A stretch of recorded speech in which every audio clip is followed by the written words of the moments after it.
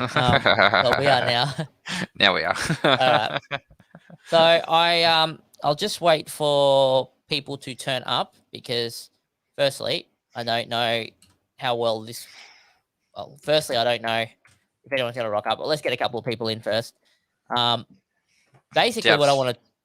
Yeah, Sorry? stats on your end. I can't see if anyone's sort of here or not. You should be able to see comments. So, can you see Caleb's comments? there. Yeah, Caleb's there. Yeah. So, look, I don't know. We're just going to go over the big desert trip, really. And what a trip! What a trip! Yeah. So, look, we got Caleb in there. See that? Caleb's and like, Wyatt. oh, okay. Oh, we got Wyatt in there. The trip where it was 35 degrees and I didn't have an air conditioner. Yes, you didn't have an air conditioner. Actually, I forgot about the fact you didn't have an air conditioner. That was fun. I don't know if there's any footage in there I can go through to remind. It was so hot. it was actually quite warm, wasn't it? Yeah, with the air conditioner on. Now, if you're chilling in chat, let us know that you're here because we're just trying something a little bit new. Yeah, no, Will didn't have air conditioning in his car. I'll just see if I can find a clip where he didn't. Where he. What day were you trying to fix your aircon, Will? Do you remember?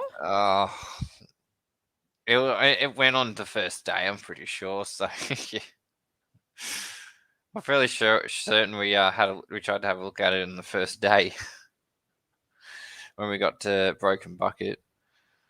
And all it did was squeak.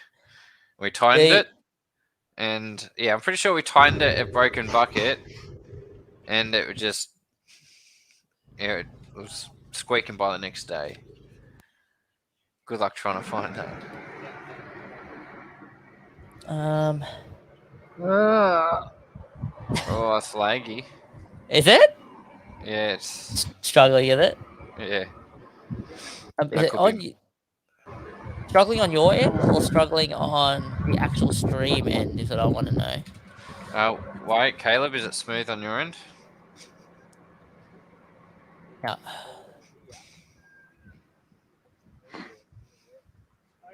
Oh, it's framey. No, it's framey. Definitely framey. Yep, laggy. It's like what, 15 FPS? Yeah, it's like playing World of Warcraft on high graphics on a shit computer.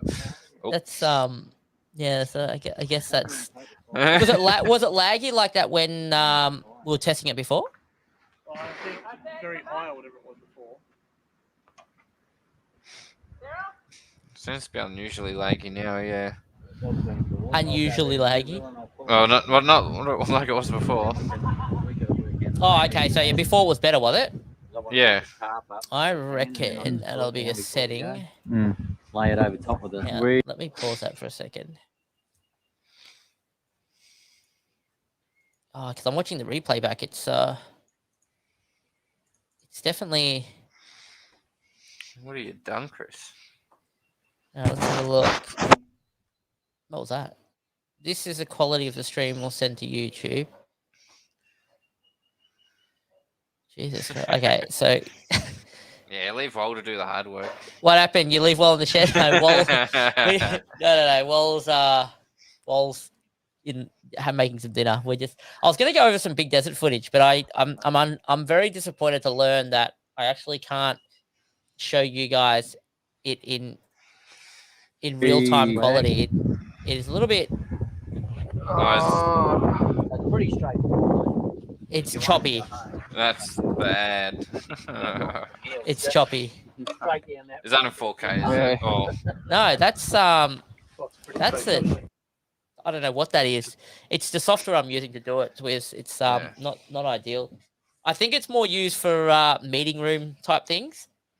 I do presentations for my work. Yeah. And we can use this system to basically bring in up to 10 people and I can run a presentation. So I thought I might try it for all terrain to see if it's usable. But Yeah, I don't. Not for video. It doesn't seem Video, to be keeping up. We're gonna leave. it we're gonna leave struggles. some You can in hear there the audio, guys. after me. Yeah. Keith, can you hear the audio? Probably won't be up that late anyway. You just can't see it good. Get home, hopefully. Is that Do a few things. Get a thing. is that what I understand? Audio is definitely smoother than the video. Oh, so the audio's fine. The audio's not choppy. No, doesn't. Oh, that's disappointing. I was hoping that would work well. Well, rip. Not what I was hoping for. Yeah, might have to. Well, is it better maybe without the cameras? Things organised, and then Wednesday we're off to Portland. Better watch the ants around here too. Same issue. It's actually a little bit smoother. Are you talking about that little spot over there? Yeah, I was were you not listening on the CB? I was talking about it for like a full minute. For fuck's sake, we have CBs and nobody fucking has one on them. Ah, it's pretty Unbelievable. hopeless, isn't it, mate? Let's Fucking Jesus Christ.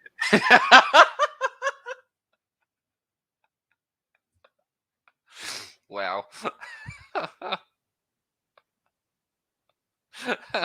Can't hear you, Chris. There we go. Thank you. Yep. I've got to realize I got to unmute myself. Yeah. Production 101.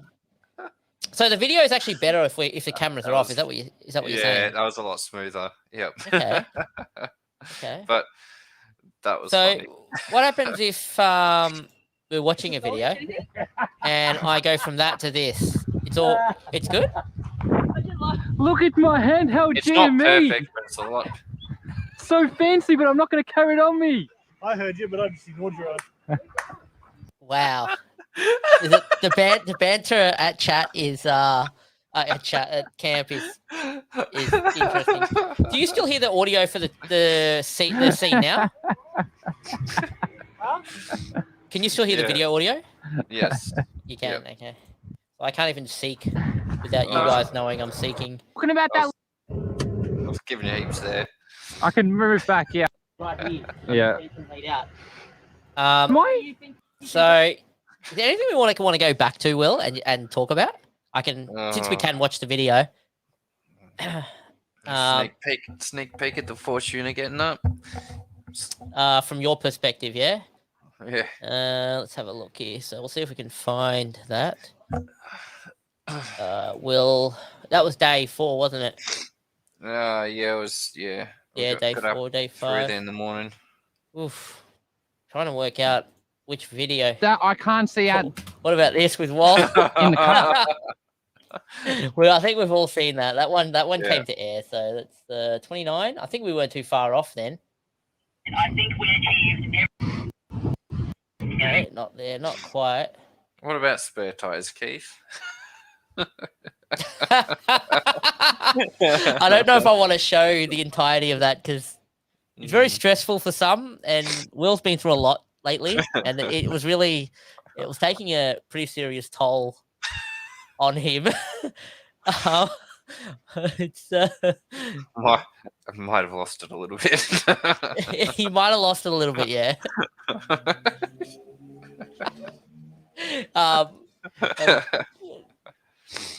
Yes, please. Yep.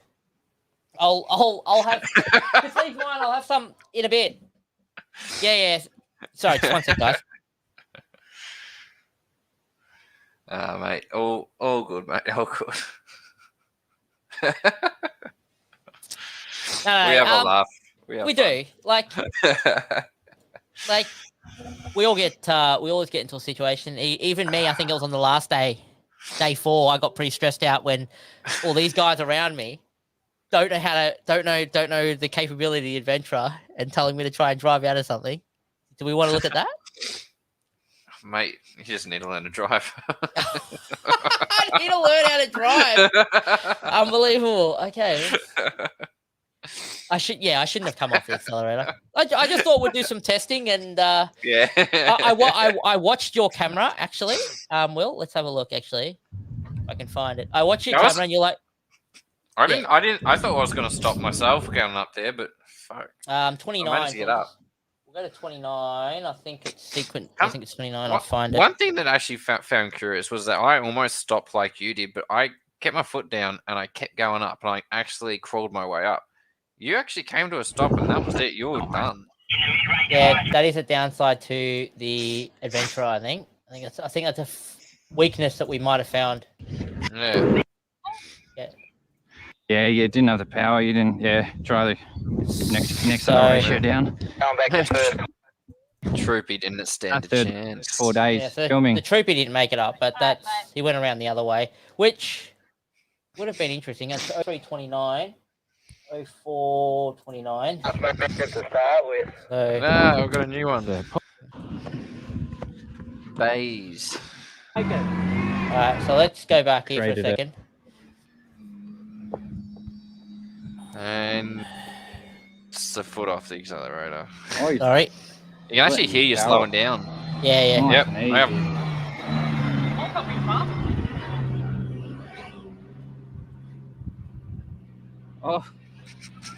Oh my god. So that's where I got to, Lol, and lol. I crawled my way up. Yeah, so you can see here, it's trying. Well, it was trying. Lol. Is this that new thing you're talking about? Keith. Nice. He tried to walk up and then didn't have the momentum at the top. That's funny. And I love you how you walk over, Will. You're like, I've got to get this. I got up. You did it. Wash off a bit of speed to see if I could come around.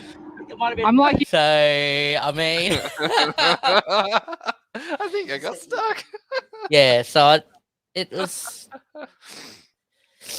And then what happens next is interesting because everyone's expecting something to happen, but it doesn't, and I end up getting a little bit pissed off with everyone. So, but we'll put that in the video for you guys to see. I'll see if I can. Pissed off's probably an understatement. You were. I think I actually at one he's point digging. I He get might be in a bit of strife. I get out the car and tell everyone. Oh, no, and I just, Where is it? Where is it? he's I think out. he's in a bit of strife here. He might be. My commentary is really good here. Oh, yeah, here. Somewhere here, I'm pretty sure, because it's where I get out after we try and recover. 35 degrees sun. We're just digging the holes for you. I won't drive out of that. I already know that. I don't know how you can't see that. Yeah, Beach, I've got no traction on the back. yeah, you got no traction here. There's one just spinning. It won't go, I'm telling you. I know. It wasn't under this wheel properly. If you give me another max track and let me dig out a path, we might go. But I can tell you right now, it won't go from that. Is that loud enough? Can you guys hear that? Climb up here, and we're weight sitting on it as well. I've done this long enough to know that. I'm disappointed in all of you. He just wants to see you try. You see that, Will? I'm disappointed in all of you. You know what I'm disappointed about? What's that, Will? Nothing. You can make it up the hill. I'm pretty happy about Oh yeah. Okay.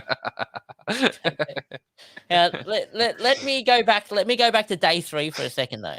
You know what? I would have loved to have seen the territory out there, mate. It would have been great having the territory out there.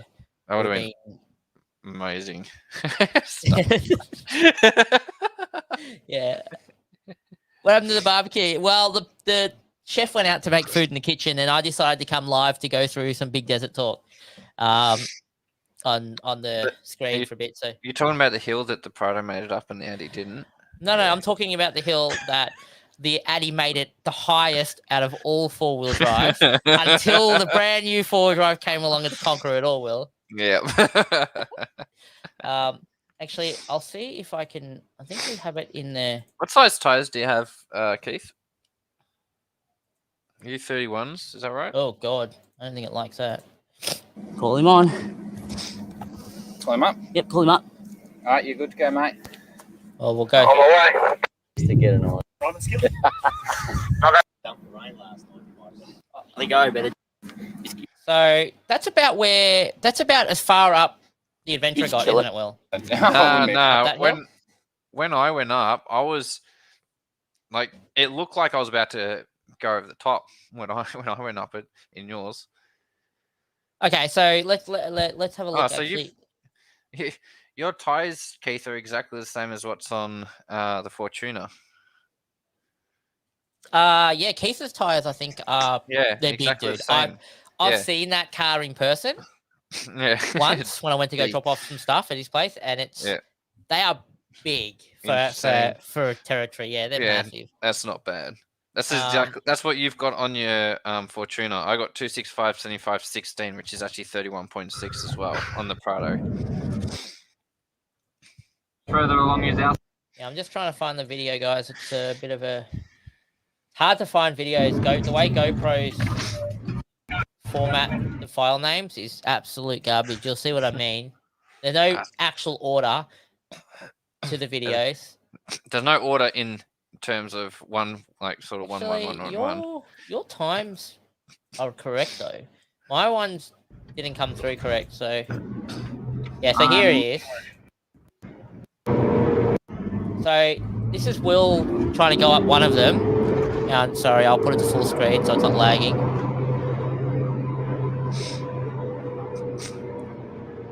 Now the depth doesn't look crazy on video, but I can assure you guys this is a pretty steep.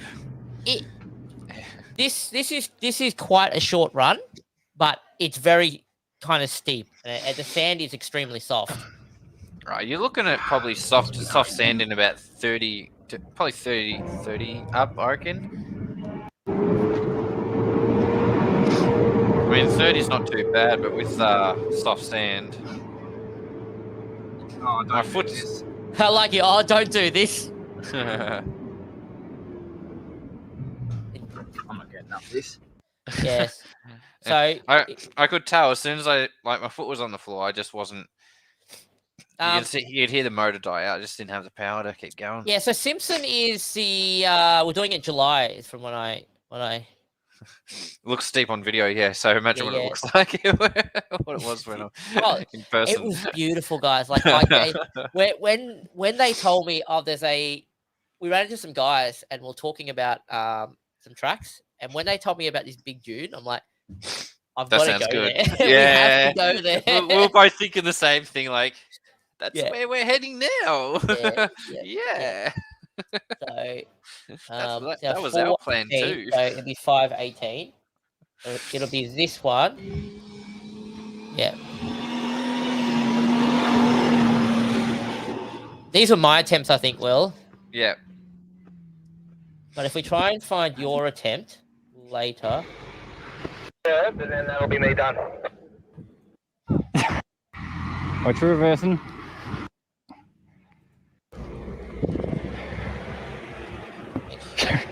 So 5:18. You're sort of right though. You can see how steep it is on video, and when you can see how steep it is on video, that's pretty steep. Oh yeah, what happened here? Whoops. Now, what was your reaction? I had speed, and then you just stopped. Okay. Yeah. Well, when I was standing down the bottom and just heard a bang. I was watching from your camera, Will, and I thought, you're like, you just stood there, and you're like, fuck. I was like, yeah, that might have just happened. But hang on, let's go to 119. We don't want to watch the forward drives get stuck, do we? Because that's what happened. I reckon that sort of control. Yeah, but we went back in the morning and had another go. It was definitely. Yeah, if you want to join the call, Ben, you're welcome to jump in. I'll send you a link on thing. Yeah, feel free to join because it'd be interesting to see. I know you are an ex-full driver, and look, it's very interesting because someone who's geared up a Prius just to go a little bit bush bashing is actually interesting because you kind of have different views than we have as well. Oh, we're talking about doing the Corolla, weren't we? Well, Toyota's bringing out an all-wheel drive Corolla, apparently a hybrid. Oh my god! I just send you a link, Ben, and you just join via a web page and give permission to the web page, and we can bring you in. It's very straightforward stuff. You don't need to install anything; it's all browser-based. So, if you want, just ping me on Facebook, and I will invite you in. I'm just trying to look for. I'm just trying to look for. Wait, have we talked on Facebook before? Surely we have. Have to have. That doesn't make sense. Maybe we haven't. What? I'll message you on Patreon. There we go. Yeah. There you go. Yeah. Let me work out how to message on Patreon first. Jesus. I'm kind of new to this. View messages. Here we go. All right. This guy's an IT tech. I am. Well, actually, I wouldn't say I'm more of an engineer now. I've left that side of the world. So, damn it! I just sent it to the wrong person. No, I didn't. Just enter your name. Enter name as Ben, and yeah, jump on. So the part I actually want to show you is the part where Will went up this climb. I was so disappointed, and I actually think about it. I actually think about it now. I wish I had have actually tried to do what the Fortuna did, and actually sort of. Because if you spin a little bit and give yourself that little bit of a mound, back up onto the mound, and then sort of take off. But I don't think the Adventra was going to. But then I actually thought about it. And then if I had have actually like held the brake on, gave it some power, and then dropped the brake, and so the power was at the engine, I actually thought about it and thought, I wonder if that could have done something. Actually given power. Maybe. Power to the wheels. Maybe. I'm just trying to find your attempt. I've just forgot what video I was on. I was on 0119, so let's go 0219. Oh, there's no such thing. I know it's not great for the brakes and everything, but just a little bit of brake, a little bit of revs, lift the brake, and just give the power to the wheels. It might have. Okay. This is your. So on your camera, you're in there. So it's from my camera. I need to see this as. That's. I mean, annoying. if you look at my camera, looking at sky pretty much. Oh yeah, a lot of your camera was unfortunately. Oh yeah. Not great. Yeah. We'll have to look. And do you know the best part? Okay, there's no best part in that.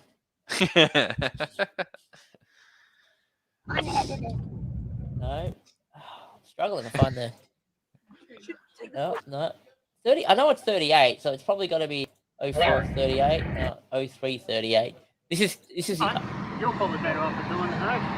Oh, here we go. So if we have a look, I'm gonna try it with the true track click.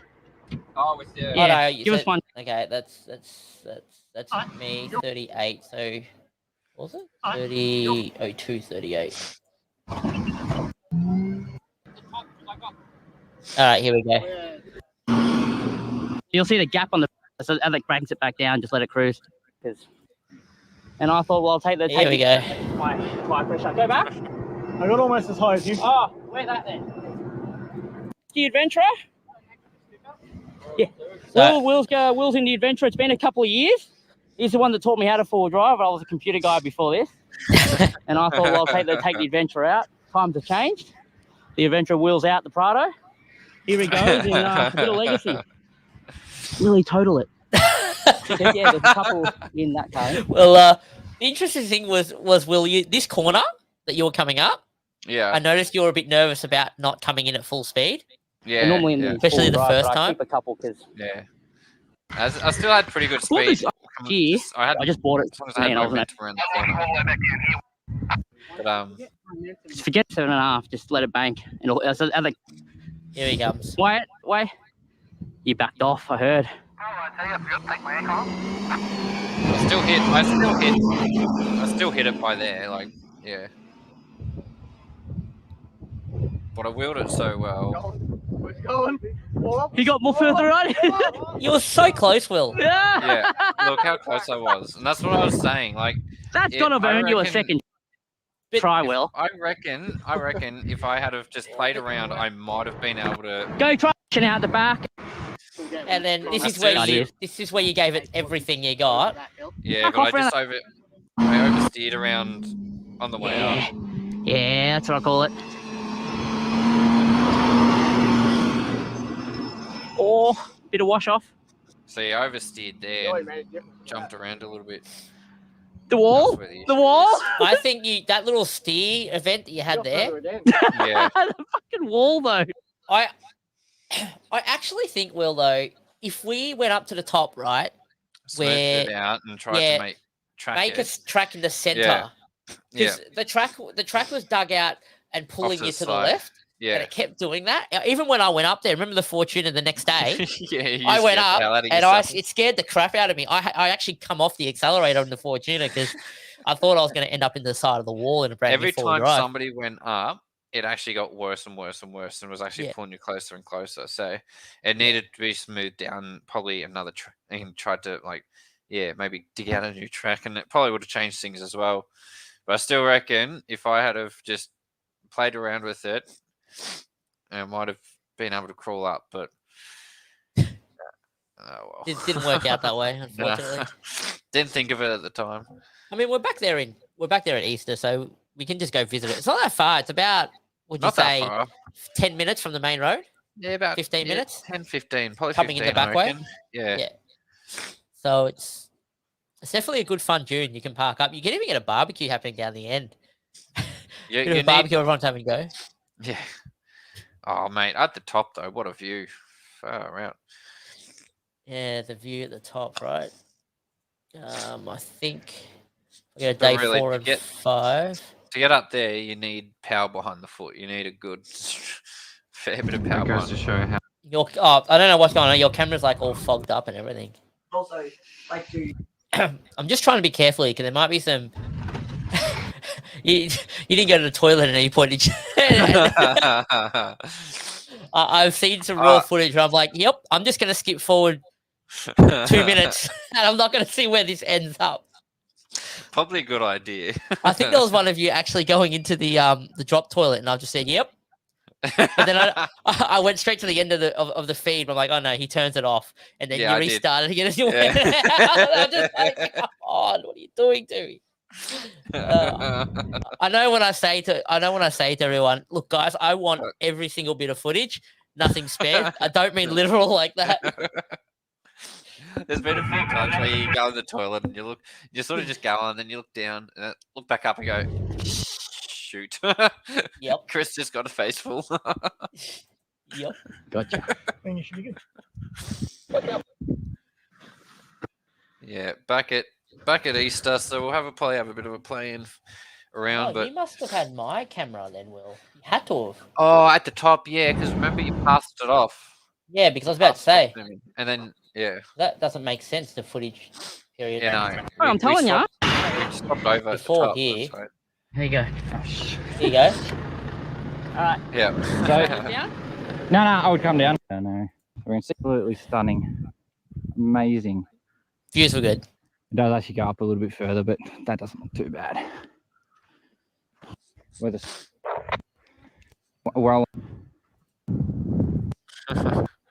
I don't know if I'm ruining our footage release here, by the way, by giving away spoilers. I mean, look. Giving it a bit more.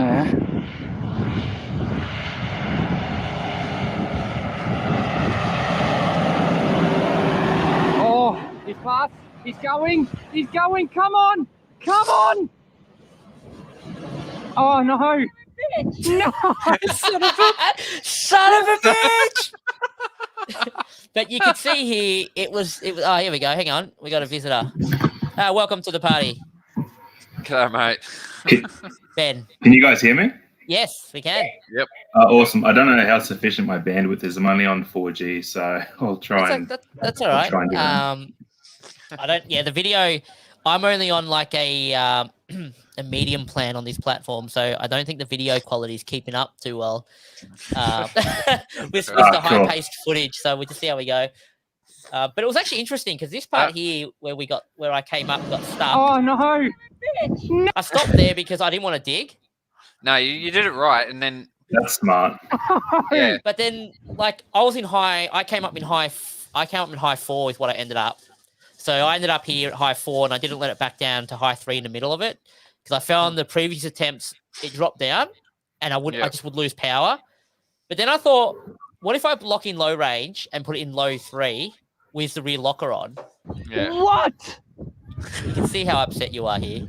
Yeah. Really, did low range do it? Because normally high range is good. You'll see. Do you have max tracks in there? Do you have max tracks in there? I haven't seen this. Well, when you started backing up, It is nice. Yeah, that's why I wanted to grab. That's why I wanted to grab the GoPro. What did you get? as soon as you backed up, I thought, nah, you can do this. Mate, they're probably curling from the top, but it actually gets a little bit more solid. Like, I reckon he's about probably a metre from the solid ground. You're digging in, you can't go forwards. Hey, Chris, that's got A-track, doesn't it? Try going Yeah, back it does. just 10 centimetres. Yeah, so here, as I'm saying, go back a little bit. See if you can rock yourself up. Yep. Feel it? Feel it? Feel the sand? Yeah, that's what I'm saying. Try from there. Keep going, keep going, keep going, keep going. Hey, Go. Chris, what tire pressure Go. did you have in the Fortuna for this? Go. At this point, we had 18? no. I dropped it down to 14 at this point. Oh, you dropped them down. Yeah. I kept every time I'd come up, I didn't make much progress. I kept going back to the bottom and dropping them another PSI. I just didn't know where my limitations were on the front, so I end up with 14, actually 14, and my next attempt was going to be 13 at the back and leave the front at 14. But I was actually surprised safe enough to drop too much. Well, yeah, but it's a light car. The Fortunas. Yeah. No, I just mean it's smart that you didn't go from like 20 to 10 in one hit, you know? Oh, okay, yeah. Well, we're still learning how, like, kind of the profiles of the Fortuna. So, You're right when you say, though, high range in the sand is actually quite... Like, I found using high first in the Prado works a lot better than anything else. I suppose it depends on the transmission, like how many gears you got as well. Well, the Power problem... in the motor, too, you know, each ratio has its own power, sort of. Is your Prado the first one? Pardon? Is your Prado the first gen one on the channel? The 90 series, yeah. Yeah, second, isn't it? Isn't it second? Is it second? So, is it? No, it's not. Second's 120. Yeah. Is it the... Oh, okay. Yeah. So I was going to ask whether it was 1KZ motor or the 5VZ. No, 1KZ. Yeah. Yeah, okay. Yeah. It's a bit Can I tell you guys a story about low range? So I had a dual cab 2002 Hilux, and it was a petrol, but it wasn't the V6. It was actually the 2.7 litre 3RZ motor. And it was a 5-speed manual. But the way that those motors rev, in low range, you could do 100 k's an hour. It would be doing like 6,500 RPM, but it could do it. Like they can't be paid for it. Wow. So it's kind of like whatever transmission you've got kind of does dictate, as well as diff ratios and stuff. But generally speaking, high range is good enough on sand. Yeah, I found in my car. I found if I go to third low, which is obviously one ratio up from first high, I just don't have the power up any hills. Like I just end up stalling out. So first high is sort of just enough power in the motor.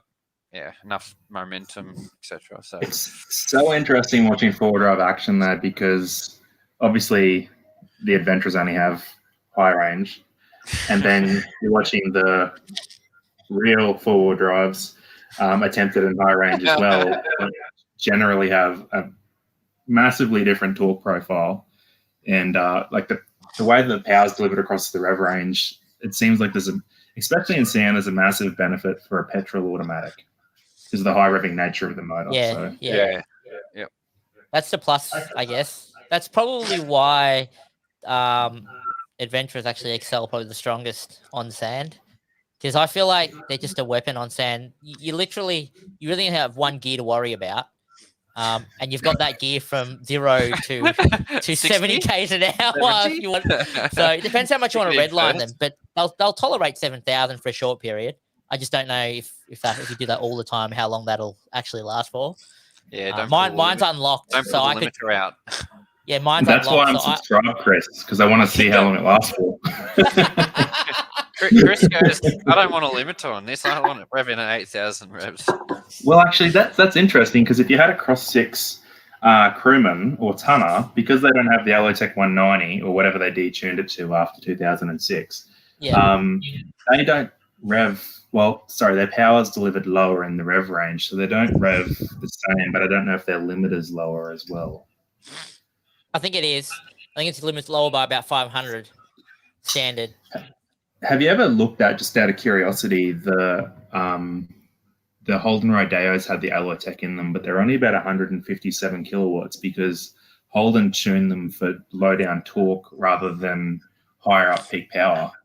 I don't know whether what's involved or how that would go in swapping that into something, but if there was a channel ever to do it, it would be all train action. It's actually interesting you say that, because a lot of our problems with the V6 is literally torque at the low end. So that could change things, maybe. Yeah, they're a 5-speed manual as well, and I think the diff ratios are changeable, at least in the Rodeo format. But yeah, it's a 5-speed manual bolted to the back of the alloy tech in those. So I don't know. My wife wants to say hello. Hello. I'm back. Actually, I haven't formally introduced myself to any of you guys. So Oh, that's my job, isn't it? Sorry, Will, this is Ben. Ben, he drives the Battle Prius up in Queensland. Battle Prius. Pretty sure we've watched some of the videos. Yeah, absolutely. Cool, thank you. Ben's been giving me the ideas about how I can go camping with the kids and make it enjoyable. Actually, his there you go. his little TV setups and consoles. It's a great idea, actually, and something like I kind of want to do more with it with my kids, because they're actually finding camping a little bit boring lately. And Caleb has decided that he wants a Nintendo Switch now. I think it's very related to me getting to camp at 10 p.m. at night. I think. Oh yeah, we've all been there. Yeah, so I think we're trying to defeat that problem. We have that problem, don't we? Yeah, it's called work. Yeah, I was running out of ideas of stupid things I could connect to the Prius, so I thought about a washing machine at one point, but I haven't done that yet. I'm waiting for it. I mean, this guy Ben, he's got. I think it's have you run a deep fryer at camp? Didn't you run a deep fryer? Yeah, I did. Yeah. And we almost caught fire. I was about to say, what sort of drawers on that thing? Oh my god! I'd seen that video. It was interesting. How many kilowatts? The deep fryer is actually really power efficient. I think it's only rated for 700 watts or 900, so it's not far off the toasted sandwich maker. But the other stuff like the heater or the air fryer. Yeah, there's some of the stuff's much more ridiculous, but no, the lower power stuff's fine. Like I took the slow cooker over on a kayak to an uninhabited island and stuff. So I mean, low power stuff's fine. You're not going to blow anything up. Yeah, Ben's definitely an adventurer. He likes to adventure somewhere. Definitely an adventurer. I'd be interested to know if we ever came up there where you'll end up taking us. Actually, Ben. That's too much pressure. I'd probably disappoint you guys because. Well, hopefully not to a deserted island. That was like 5 hours away from where I live. So fine. But I could take you to some of the local spots, Chris, because I've reused the same mountain climb a few times in my videos, and it'd be interesting to get an adventure on there because I haven't uploaded the video yet, but I failed yet again with the Battle Prius. This is a bit of a spoiler. Hopefully none of my subs are on here. But I used snow chains. I tried snow chains, and I won't ruin that too much. But anyway, the Falcon Ute, which I call the Swamp Falcon, went up there much better. But I did that on one of my not recording videos because sometimes you need to go camping and not be recording a video for your own sanity. I don't know if you guys find that, or you just record everything all the time. But oh yeah, to give you an idea, I think we're nearly about 22 terabytes of storage on the NAS here of raw footage since 2019. And you record 4K though? No, we're recording in 1080 at 60. Wow. Okay. If you add that up, and look, it started at 720, and then it just went up in quality. But we ended up banking out at 1080 at 60 because anything higher than that, well, we lose the quality on YouTube anyway. And honestly, it would not be possible for me to keep storing it. That's a lot of data, man. Like, I think you guys need some more lockdowns because you've still got so much content to use. It's funny because I actually went through a lot of it and I thought to myself, I could use this, but it's not enough to make a video that's actually interesting. There's a lot in there to prove Adventra's capability, but we're past that now, I think. And I think it's more about adventure. Yeah. You should maybe consider, because I'm considering doing this shortly, like a compilation video, like a highlights reel, where it's just like the action, like where you're doing those climbs or you're plowing through that mud, and just put it all together in one video. I reckon that'd be really cool to see. Well, as long as I we have any cards we can put in. Because Yeah, if we can put in lots of cards, you could also put in the full versions of those too, if I can find video. them all. Yeah. Just the raw footage that we've got. Anyway, Territory Offroad asks, what part of Queensland are you referring to, Ben? Shit, I need to get the chat up here. I don't know if I've got enough bandwidth to do both things at once. Can I load the YouTube chat without the stream? Is that a thing? Yes, you can pause it, I'm pretty sure. I actually think you should be able to see it. Can you not see it in the interface you're connected on? Click on comments up One the top second. right. Private chat comments. In the Top page where you're connected to for the video, there should be a comments. Oh, cool. Is that the YouTube, is it? Yes, it is. Yes, it's a feed from the YouTube. Awesome. That'll save me a few bandwidth. All right, so what do we got? Easter, I'd be keen to try if you're going again. And we've missed a bit here. What part of Queensland? So I'm about 3 to 4 hours, depending on your driving, and stops west of Brisbane. Little small town called Chinchilla that I live in, unfortunately. Immortal, the first Addies are on their way to 20, I assume 20 years. Yeah. And many still on the road going strong. Yeah, look, honestly, the main off-road adventure over on our channel, I'm actually surprised that we haven't had anything driveline go yet. Yeah. So I obtained that at 160,000, and it's currently at nearly 225. I might even be 230 now. So that's a good 70,000 Ks of brutality force. Hard work. To that, yeah. It's Very probably the hard work. hardest that adventure has ever worked in its life. Oh, the hardest any adventure has ever worked, probably. Hey, Chris, what year are your adventures? Like your V6 Altec? Mine's an 05, but the white one and the silver one are 06. So they're the 186 kilowatt or whatever they detuned it to. Yeah, those are the ones I'll be keeping a close eye on because, like, apparently they're problematic with timing chains, and 05's bulletproof. So. 06 is apparently something about them being thinner or something. Yeah, they went single row timing chain, or they changed the. No, sorry, that was a highlight. No, they changed the timing chain pitch, and I mean, stretch.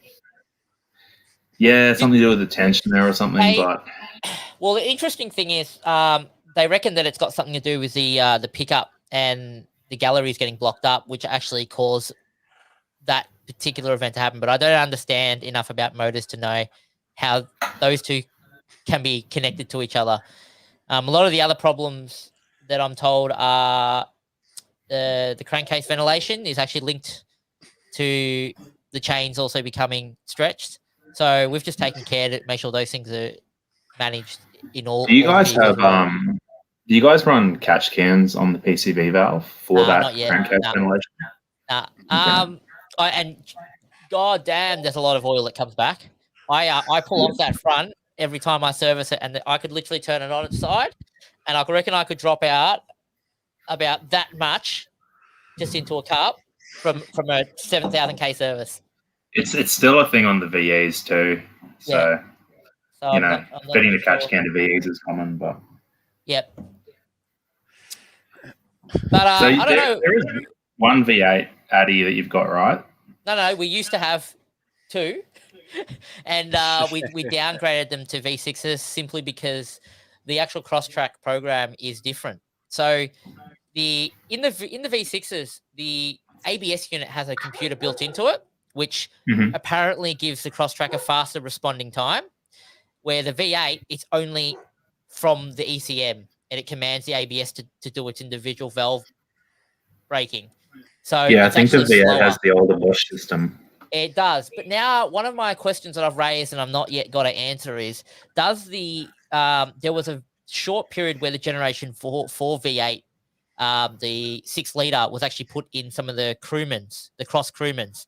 So the last of them. Yeah, the very last of them. And I'm wondering if that platform has the improved ABS unit. Sorry. Our dog Well, and cat. The Cross 6 Crewman is the only without modification. Oh wait, Chris is gone. Hold on, you're right. he's back.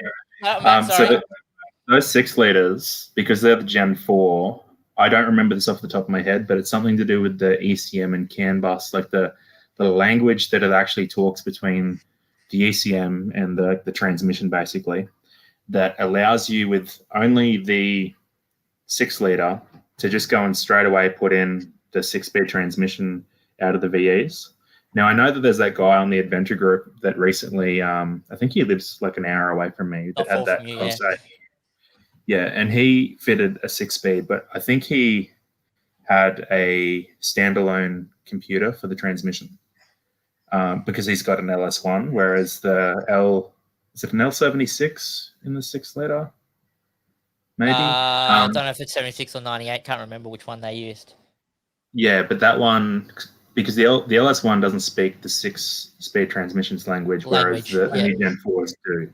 Yeah, I think he had to get some GM controller or something, a commander controller that basically tells it what gear to engage into. Because I got the whole kit list from him, and one of my projects is to actually pick up a wagon, an 05 wagon, one of the last ones in 05 to be made, so I can convert it to a 6 for the channel. It was actually supposed to be the 1,000 sub plan, but it was meant to be.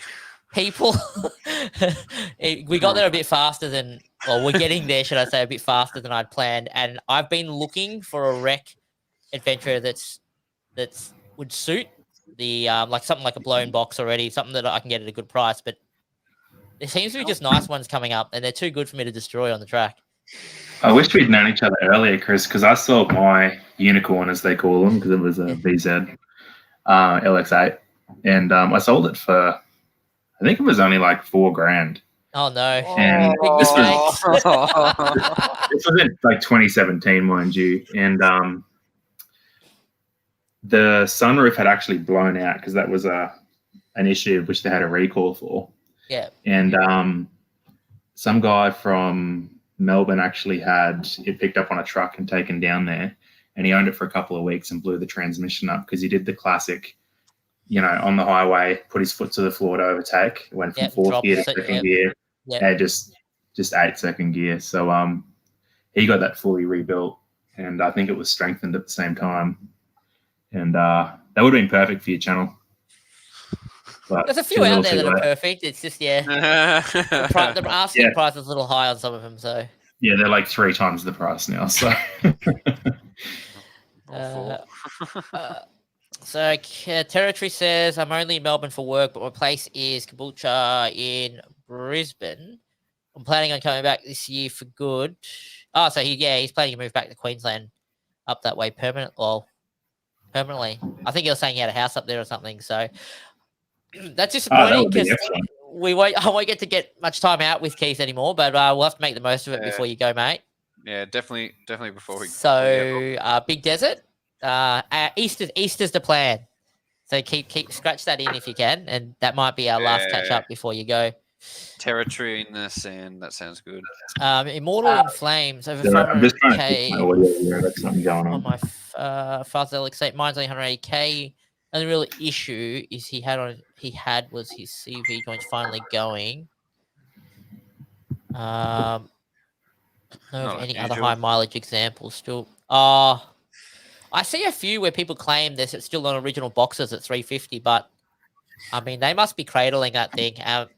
The biggest thing with the 4L boxes are the clutches, I think, going, and then once that goes, the whole thing disintegrates, and then it puts everything straight through the torque converter, and that's where you end up having a full rebuild. I think Chris, did you see? Yeah. Sorry, continue. No. I was just going to say, I think the going thing, Immortal, is if you can get the clutch packs redone before that happens, you'll get another 150 out of him without having to do a full rebuild for easily under $1,000.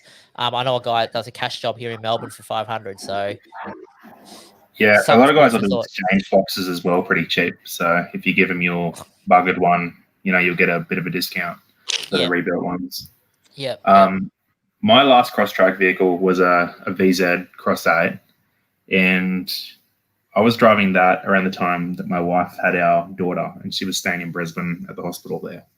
So I'd drive down there every weekend, and she was down there for about a month before our daughter was born. And one night I ended up at the Ballsy, and one of my mates said, actually, I took the bus down that weekend because we were having a big piss up. And he said, no, don't go back on the bus tomorrow afternoon. Just take my Maloo, a VE Series 2 Maloo. And I was like, righto.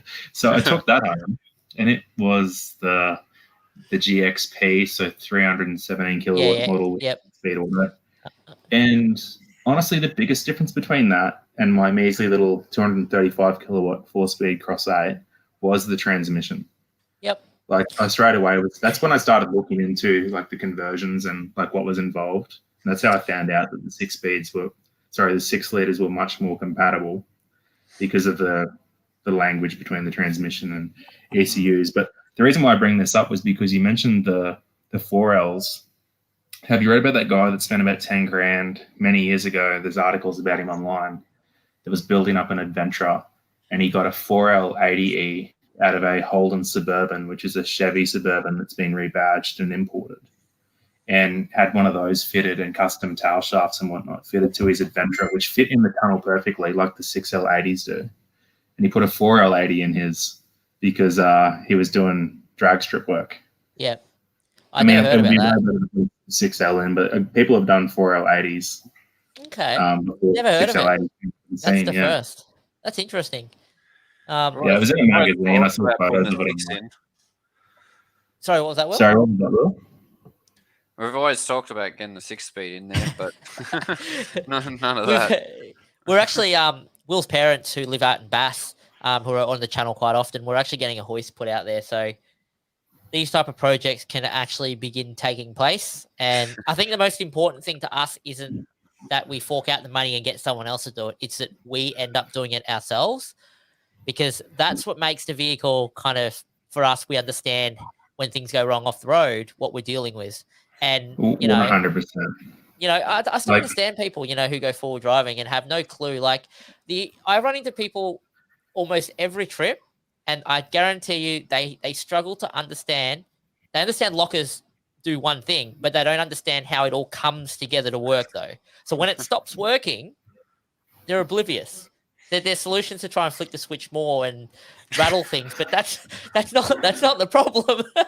Give it a whack with the hammer. Well, this is why it'll be good for you guys when you do the Simpson, because you've worked on your own vehicles and it makes you familiar with what does go wrong, how that fits there, how to replace that, how to get that going again. And so, you know, I don't think you guys will have too many problems. It's just sand. A lot of it. A lot of sand. Look, we're aiming for short days. Yeah, I've done the Simpson a couple of times, and I'm half considering just like joining you guys, whether you like it or not, because it's public area. Come, Ben. Chris and Will will be the only two that don't know what they're doing. No, don't know. Well, we're just following you guys, and if you guys are going west to east, are you? Yep. Yes. Yeah. That's a very smart way to do it. I've already done that in 2-wheel drive just to see if it can be done. For the shits and gigs. Yeah, basically. Look, put it this way, Ben. Our biggest hurdle is recording all the content and collecting all the content, not the actual trip itself. Yeah, you'll need to bring your NAS and probably your domain controller with like the full RAID setup. I'll bring my inverter so you can power it. Yeah, I was hoping Starlink was going to have their mobile version out by then. That way I could just push it all up the cloud every night. Well, that saves me trying to upload it over my Garmin for you. I remember watching your episode where you sent that picture over your Garmin, and I just thought to myself, the amount of characters needed for this to actually happen is insane. It was a very proof of concept thing. It was just so useful. It was very interesting, and that's when I actually learned you're a little bit tech savvy. I was like, he actually understands a little bit about how tech comes together, which is really good. I'm actually finding a lot of people. So we can dumb it down a little bit. To fix their shit, so yeah, understand. It's what is it? It's like 6 out of 10 IT professionals hide their profession from their relatives or something. Yep. It is a Too bit many embarrassing, favours. isn't it, Chris? Too many favors. So Yeah. now we do full price. So if you want something done, it's full price, unfortunately. And then I send Wal to go do it. So which vehicles are, I don't know if I can ask this because it might be spoilers or whatever, but which vehicles have you got planned and who's lined up for the Simpson trip? So it's me, Will, and Wal. Will's parents were the experienced one with Simpson in the troop carrier. So it looks like it'll be 2 Adventras, the Fortuner, which is what my wife will be driving with our kids, and the troop carrier, and no Prado so far. Okay. Could change, but could change. But the idea is that if we've got one person in each car, there's nobody really taking care of the cameras. So that is a problem. I have done the desert about 3-4 times myself. So, but I'm in the middle. It's funny we're talking about the V8 thing because I might be in the middle of an acquisition actually of a V8 wagon currently. That's still going on. That's still going on. Still going on. I just got rid of one, so I got rid of one Adventra last month just because I needed the driveway space, mainly because I needed to cut the grass that was growing around it and under it. But now that that's gone, it's step one for the acquisition of a wagon that the negotiations are done, but it's more when it'll happen. And I want it to happen. I want it to happen when I know I've got time to work on it. So I feel like before Simpson is not going to be it. However, if the person parting with it needs to move it along, it'll just happen in an instant. He sort of does, doesn't he? I don't know, but it involves me driving to New South Wales and driving it back. So that's also the other issue. And look, if that comes along before Simpson, maybe we'll end up driving that. Can't beat the LS motor in the comments. Maybe except for a Barra. I like your thinking, Chris. I don't know if it's Simpson ready, but this one will be. It's very well known in the community, but that's a spoiler. So we'll get good insurance if it dies. I don't think we can insure that. I don't think anyone will insure that. Let's just put it like that way. But probably not. There's a 4-wheel-drive club insurance. I think it's called. Yeah, Chris has got it. Yeah, you guys have got that one. Yeah, that's it. Yeah. Actually, they're really good. I mean, I've never had to make a claim through them, so it's pending that result. But we've been through everything about what we do, and they are fully on board with insuring. So even if I decide to accidentally, even if my brakes give up and I end up sideways off the side of Victoria High Country and it goes off the cliff, if I survive it, they'll pay it. So if you don't survive it, as your long as family he gets survives it. Pretty much, I don't get it. That's the funny joke they put towards it. So it's just like, all right, we'll end up going with them because they offer the off-road recovery too, which one day if we a little bit in over our heads. That's what I was saying. We'll insure it through them, and that way they'll retrieve me from the middle of the desert. Well, we have that, last level of defense if we have no more options for recovery. 99% of the time, though, we'll always work out a way. It would just have to be a life-threatening. One of the trips, you've heard about this, Chris. One of the trips over the desert, Dad pulled out 2 patrol and a what was the other one? He literally pulled the patrol out, went back into the desert, and then pulled another car out with his. Yeah, but weren't they on ridiculously high PSIs, and he was just driving around on 12 PSI, pulling him out? That's what I remember hearing. He put his tires down to 12. I can't remember what their PSIs were, but yeah, the troopy just pulled 2 people out of the desert and a good half a day in as well. So it was a big trip.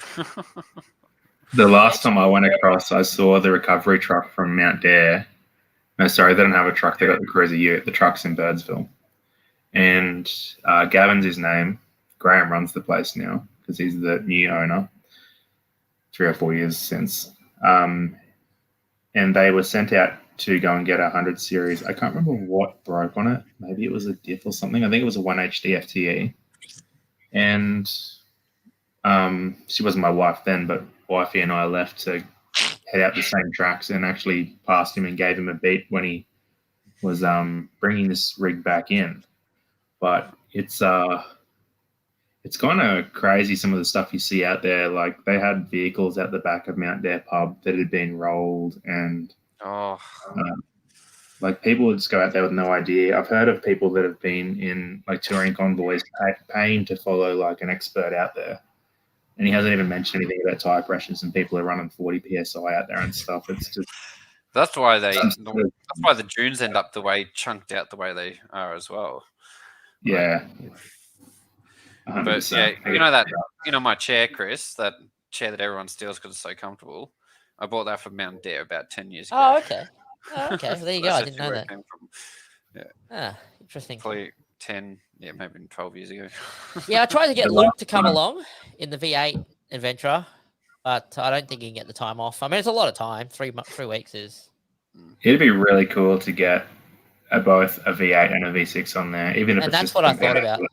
Yeah, just to also compare the differences between the two. That's probably the biggest thing. Because I think the differences would be smaller on sand, honestly. Like I know that in some of your earlier videos, the V8 did better on some of the steep, muddy stuff, and could kind of bully its way through things. But the extra gear and the high revving nature of that alloy tech, I think that it would hold its own against CLS, in my opinion. CLS might edge it out still, but I don't think there's going to be any problem with the V6 on those dunes. Okay. No. All right. It's interesting. I don't see it either, but Chris is skeptical about it. I'm skeptical because there was a member of the group that went to Birdsville and actually went out to quickly have a bit of a try out at Big Red, and apparently he had quite a few attempts at it and struggled in the V8. He did end up doing it, but to me that seems not good for the V6. Because if he went out from Birdsville, then he would have been going out east to west. So unless he went over Little Red and then came back around, so Will knows what I'm talking about. He would have been coming up the east to west side of Big Red, which is steeper, not the easiest way. Yeah. So well, we're obviously going to try the hardest, right? Right, that's the point in this. But well, we're going to try the easy way. Just go straight up the hard one. Well, the easy way is how I got up my Rodeo in that video in two-wheel drive. And yeah, I remember that. Yep. Earlier in the day, you do it too. Like if you do it at like 6 a.m. when the sun's coming up and the sand's not hot and there's even dew on the sand, which helps compact it even more. That's your best chance. Perfect time. Yeah. Like 3 in the arbo, you just no. And it's already been dug up and just Yeah, that's it. That's when I tried it, and I was getting about 3/4 of the way up in the V8 Disco, Series 1 Disco. Series 1, wow. Yeah. Did you go across the desert in that? Yes, and tell him the story, Will.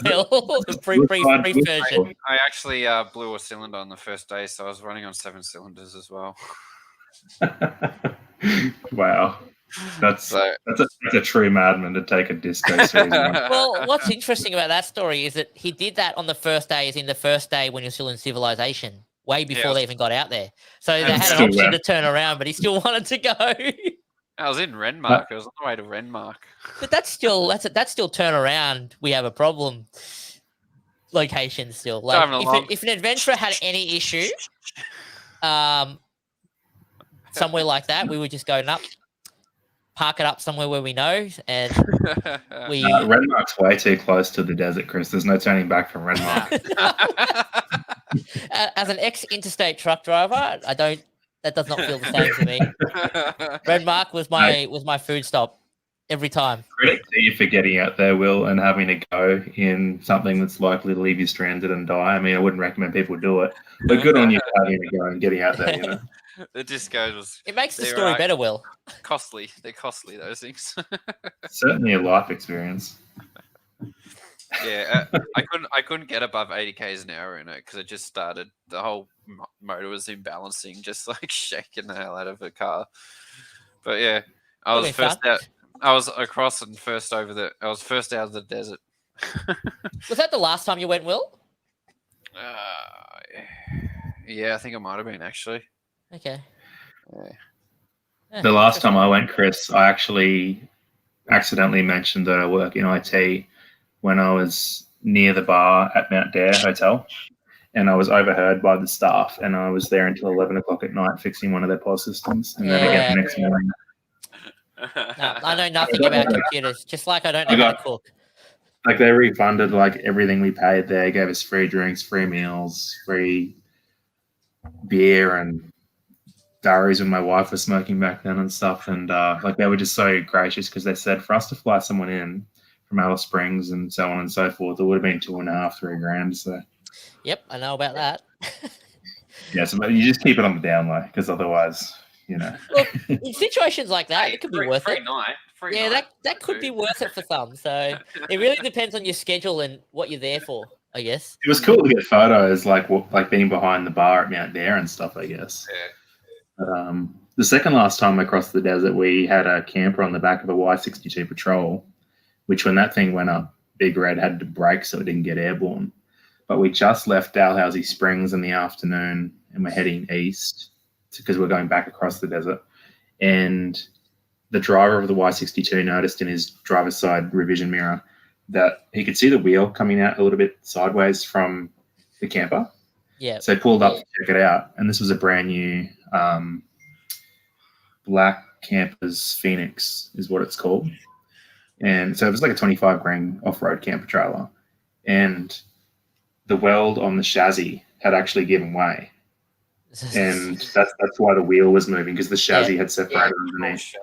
So we were pulling batteries out of cars. Guys had brought welders, but we had to link the batteries together in series to get enough voltage and amps to actually weld back together the chassis, because they brought welding rods and everything. These guys love this kind of stuff, so they hope these things happen. And they actually welded it back together. Yeah, in the middle of the Simpson desert. And it was funny because 2 batteries wasn't quite enough power, and 3 batteries was too much power, and it was blowing holes through the steel. So yeah. it was an intricate thing, but they got it back together, and we made it home. Okay. The things that happen out in the Simpson desert. And the things you do to get things working or patched up. Yeah, a lot of people just leave their campers there. I keep waiting. I just can't think of what could go wrong where we won't be able to bring a vehicle back. I just don't see it. You've got plenty of spare Adventras anyway, so. Yeah, it's the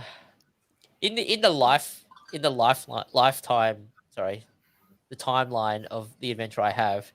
It's very young. I just don't think that the body's in great shape, like as in structurally. It's not in shape at all. No, because even when now I'm driving, as I just turn around a normal corner, it creaks a lot. So I wonder if there's something else going on in there.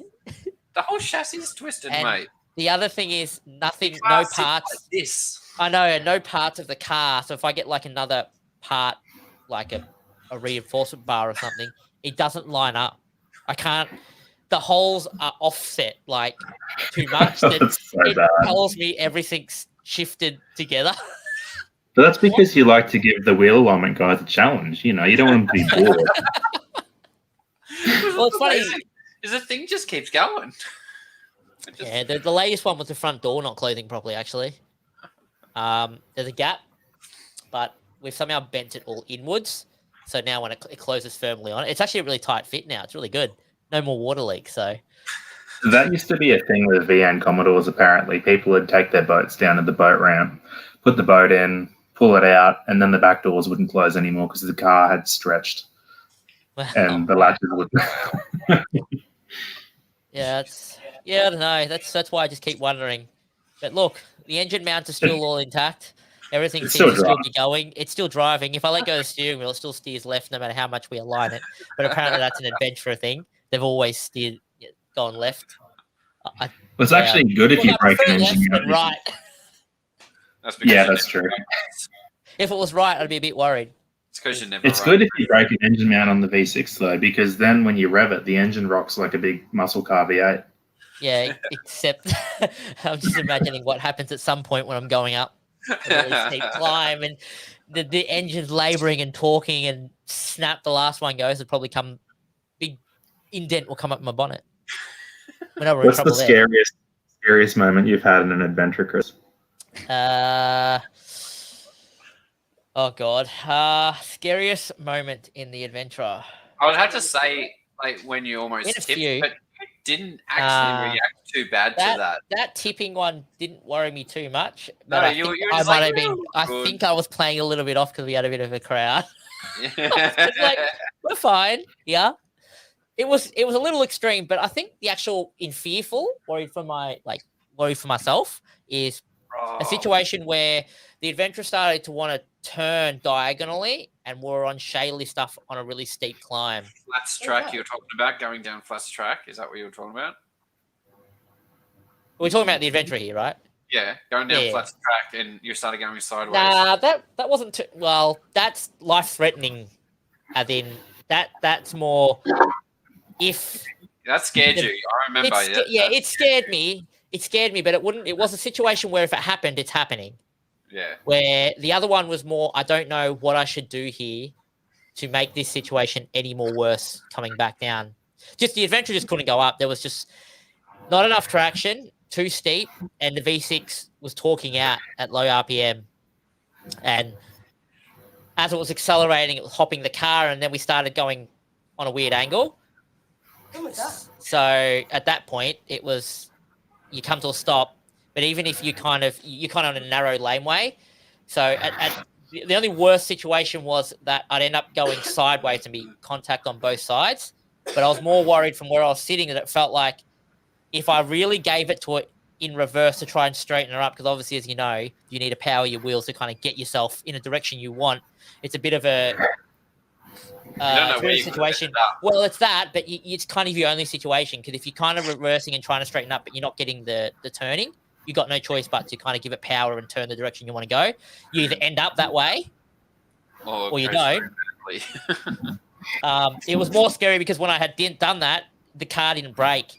I had my foot on the brake, but it was kind of really spongy for some weird reason. It didn't make sense. I was going uphill, and it's the whole lot of it. Just Maybe you were on such an incline that you actually got air in through the brake booster reservoir.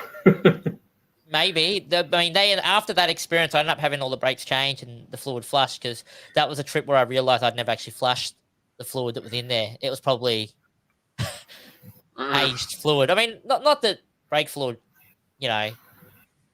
really goes I can't believe off, but it's more the water collection. Sorry? Like, you would have had to change all your brake fluid, and like that would have been boiled away by the time you guys did that high country trip, I reckon. All that downhill you guys did. Yeah. I was more worried about the V8 vehicle on that trip.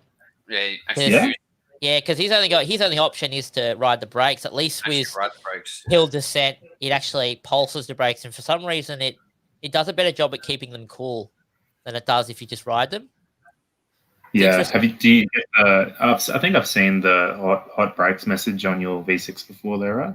Yeah, so we get that in the V6, but you don't get that in the V8. And the V6 seems to, I don't know how it knows, but it can't be a temperature thing. Like, there's no, where the hell's the sensor? It must be somewhere, something to do with the brake fluid and not the brakes itself, surely. Maybe it knows, I don't know, it knows somehow, because if you ignore that message, which 10 seconds later, I've got about 10 seconds. It's about exactly 10 seconds. I kid you not. And then you can push the brake pedal to the floor and you're still rolling. Okay. So as soon as I get that message, I know it's at any moment that's going to happen. So I just come to a complete stop no matter where I am. And that's it. I only ever had that message come up when I was a P player and I was just driving around streets, which tells you something. I didn't really off-road my adventures when I was younger, so because like my first one was a LX6, and I had the message come up on that, and I was like, okay, Friday night, I probably should slow it down a bit, At least you're on a road.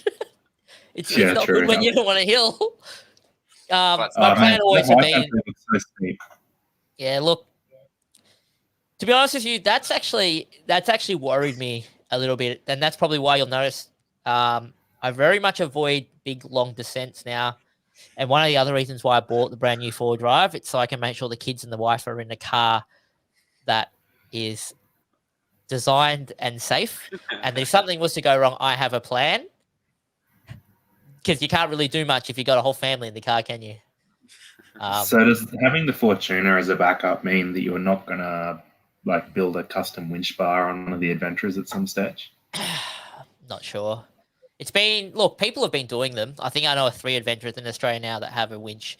They've created their own winch cradle attached to the chassis rails, and it seems to do the job. I am yet to see these applications in use because having them installed and then being in use are different things. They are certainly anyone, fashion accessories. yeah, look, if anyone would convince me to do it, it'd probably be Keith, and he would tell me how he thinks we should do it. He seems to be very engineer-minded, that guy. I mean, the amount of stuff he's done to his territory is phenomenal. I think it's been not even 9 months. It went from a factory territory to a complete weapon. One I'm yet to see off-road, but the days are coming, especially with the wet season coming up as well. We'll have to... Quite exciting. give that a bit of a test. Yeah, it's definitely cool seeing a rear-wheel drive one. You know, like it's all drives all well and good. It's fantastic, in fact. But it's nice to see somebody having to go on a rear-wheel drive model. No, his is all-wheel drive. Are you sure? Keith's one's all-wheel drive. Sure, Definitely all-wheel drive, Yeah, it is. There's another guy that has a rear-wheel drive one, with true track. with a true track. But I mean,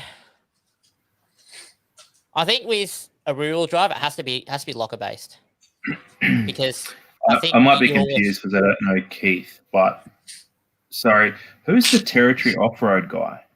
That's Keith. That's Keith. Yeah. So he has the SZ and he's on the. I think I subscribed to his channel. He has a YouTube channel, right? Yeah, Yes. there is a 2-wheel drive territory on there. Yeah, there is one on there as well. But Keith's one, which I don't know who owns that channel. I don't know if it's Keith or if it's I've forgotten his name. Mike. I don't know if Mike or Keith owns that channel, but they both. I think Mike has the rear-wheel drive, doesn't he? Yeah, he does. Yeah, okay. But I'm pretty sure they both post to that channel. So, not Sorry, sure. that's why I'm confused. Yeah, Apologies. Interesting. Interesting politics came up with that. Yeah, so interesting. Let's just leave it at that. I've somehow created enemies unintentionally in the space. Awful guy, this guy. What are you talking about? But look, we do have to catch up. So we will eventually come up to Queensland. We want to do Fraser at some point. Just to say that we've been there. We've been talking about that for a while. Big Desert came first because, well, we had the offer come past us. Oh, there we go. Territory Offroad's just Keith's channel. Oh, there you go. Very confusing. Very nice. Yeah, Okay. Fraser. We've got Simpson, so Fraser might be maybe next year, but we can work it out.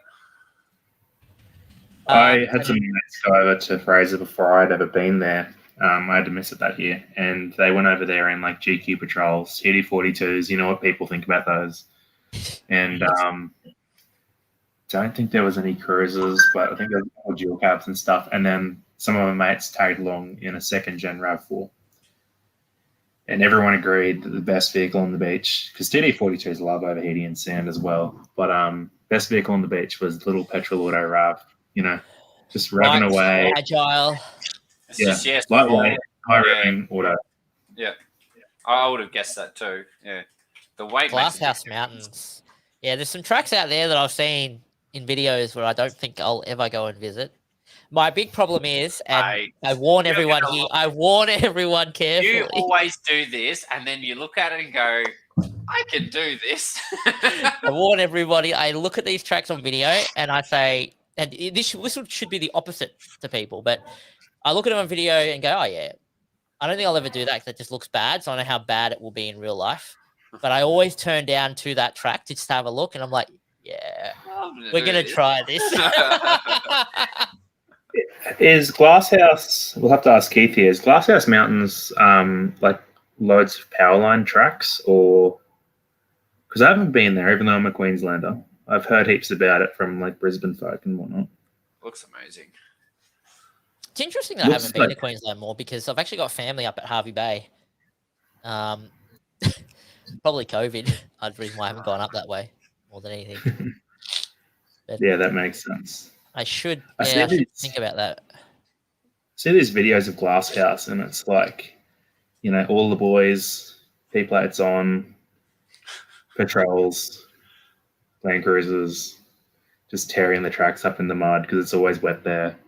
And it's just like, you need 35-inch tires, otherwise you're diffing out. It's bad. Bad It's bad, stuff. trust me. Yeah, Keith. All right, that means we're taking the Battle Prius and we're taking the Adventras. Oh god. Territory's going up first. We'll, We're going to need winches and shit. Yeah, it's Fortuna can go up first. Yeah, we use it as a tank for the winch.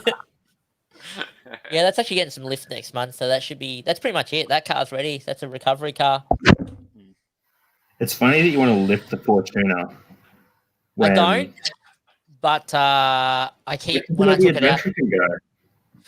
Well, There the is thing clearance is, issues still. there is massive clearance issues at the front. It saddens me that the Fortuna. It's like I just don't understand this.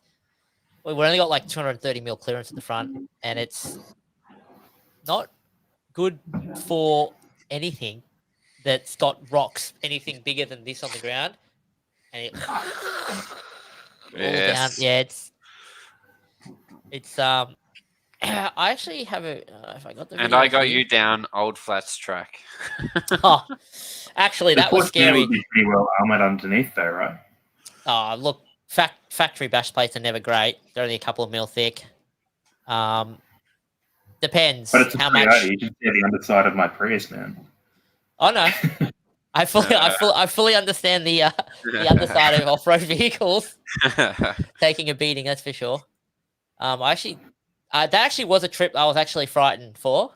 Yeah, Going down Flats track. Yeah, I went down a track that we have down here, Flats track, but I'd been down it many a times in the Adventra. So you know it's not flat. Yeah. The problem was that always went down the new Flats track, so it's still bad. You got the side of the mountain, and Old Flats track sort of comes down on the side and then sort of down, so it's nice. It's not as bad. Old Flats track just goes. Yeah, but it's also rutted, unevenly rutted, not it's even. like, you know, you have places like this where, you just got to track nice and slowly down it, and it was shocking. Tipping angles like this on, it's just, yeah, there's something uneasy about. Crazy. I actually tried to do a turn on a hill wheel in the Fortuna, actually only the other week. I'll just see if I can bring the video up because you'll see how much not on an angle I was, but I felt like I was going to tip over. Yeah, that's because you're used to the adventure, though. I know. This guy goes, almost tipped, like it was going up a slippery hill, and then he started sliding sideways, and then came to a stop. I think you're pretty good in an Addy. If it was a territories looks more top heavy. This shape, was I think. Fortuna, so because he's used to the Addy that doesn't have any body roll, it just sort of stops. Because in the Fortuna, and the Fortuna's just done this little bit of a rock, just nothing. That's always been absolutely pooping himself because he thought he was going to tip over. I'm like, you were nowhere near it. You had like. Yeah. Well, hopefully we have a picture screaming like a little girl on the Patreon outtakes it. Yeah, that's always been the case. I like that thought. Find it to show you, Will, because it didn't make sense to me that. Hey, Will, this is my little Will, William, 2 months old. Oh, there you go.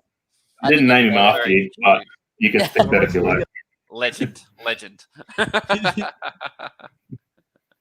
It does. This one.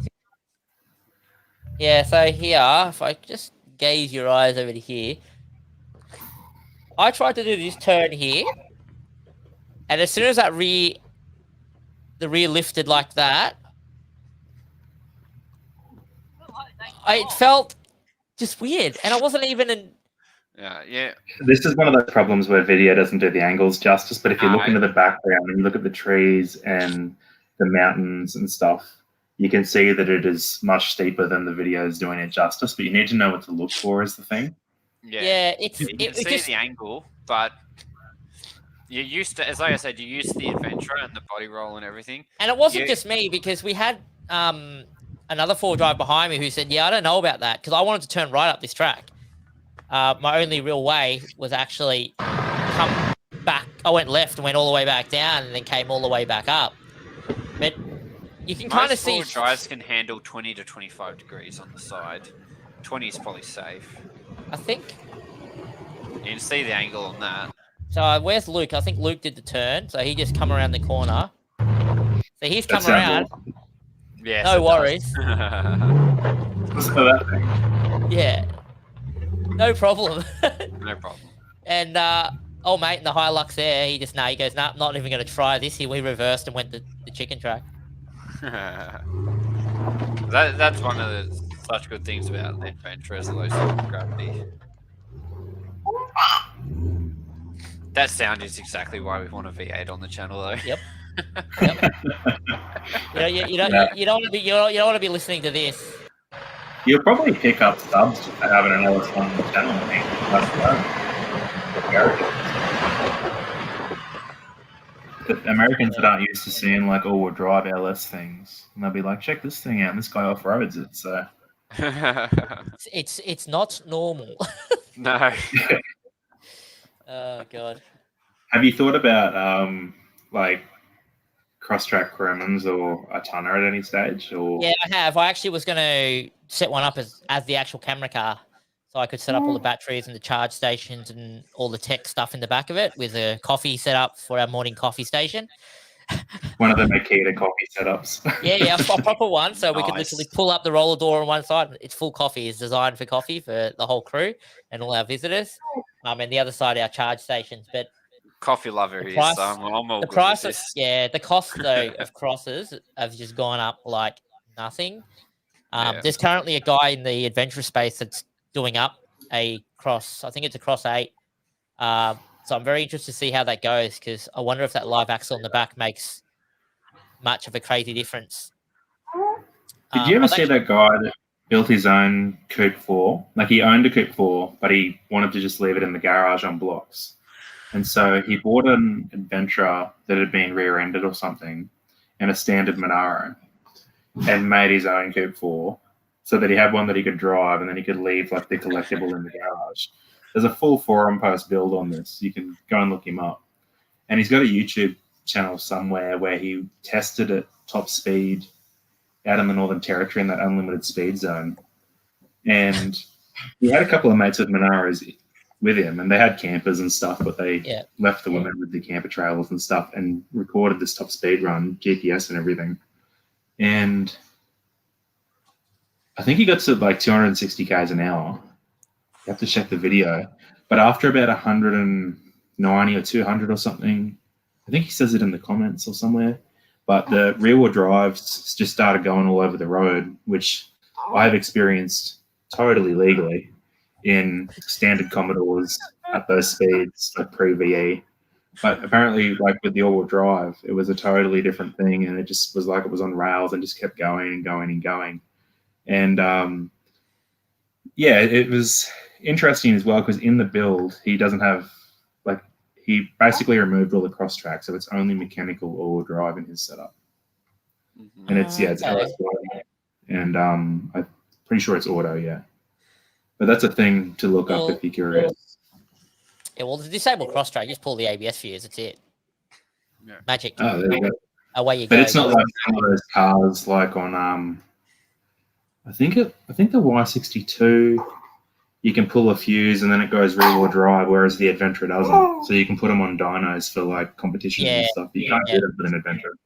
No, you can't. It's pretty much you got an open. That's weird. You got a transfer case that acts as an open differential in the center. So as soon as you lose any type of resistance at the front, all the power just goes up the front prop, and you'll go nowhere. That's one of the things that annoys me because in the magazines back in the day, and even people to this day are in forums, if you refer to the Adventra as a four-wheel drive, they'll say, nah, it's not a four-wheel drive. But Toyota gets away with calling a Land Cruiser a full-time four-wheel drive, even though the center diff isn't locked when it's driving around. You don't need to go into that discussion with me because I've We- been down it many times.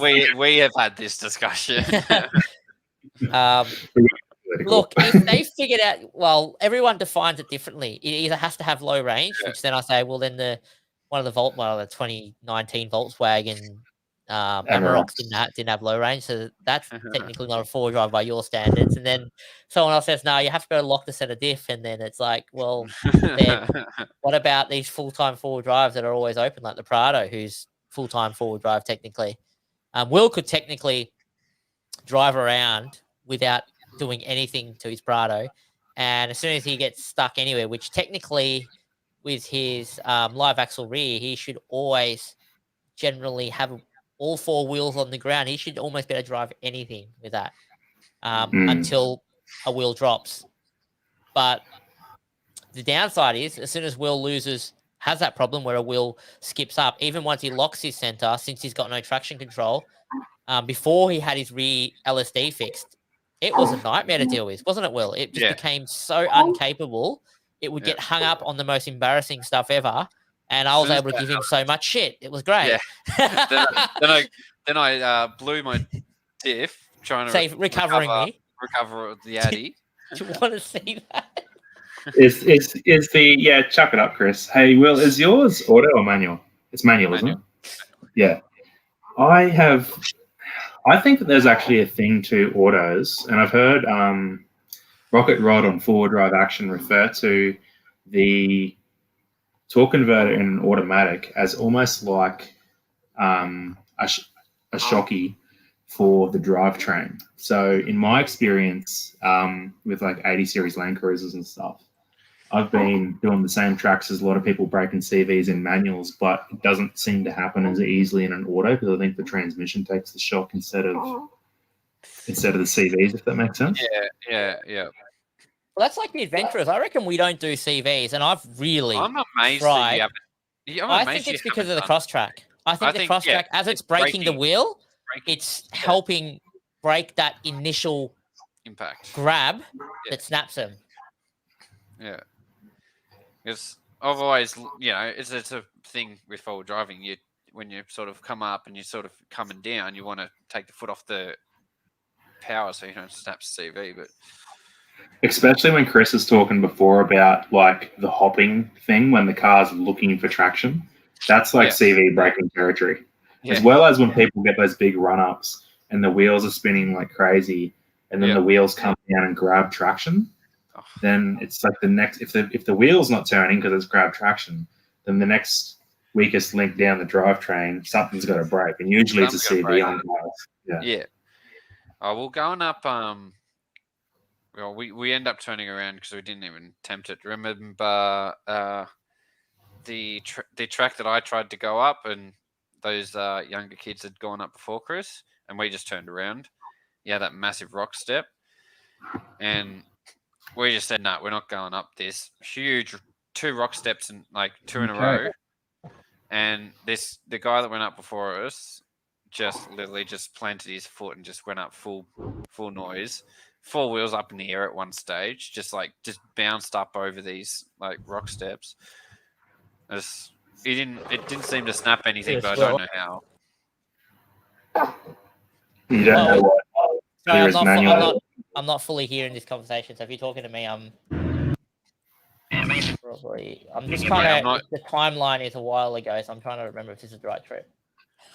Not nice. Can't exactly remember. I remember watching him going up the hill, and it looked like he just had his foot on the floor, and he just bounced up the hill. It does work sometimes, but it's either a desperate or an amateur technique generally. Yeah.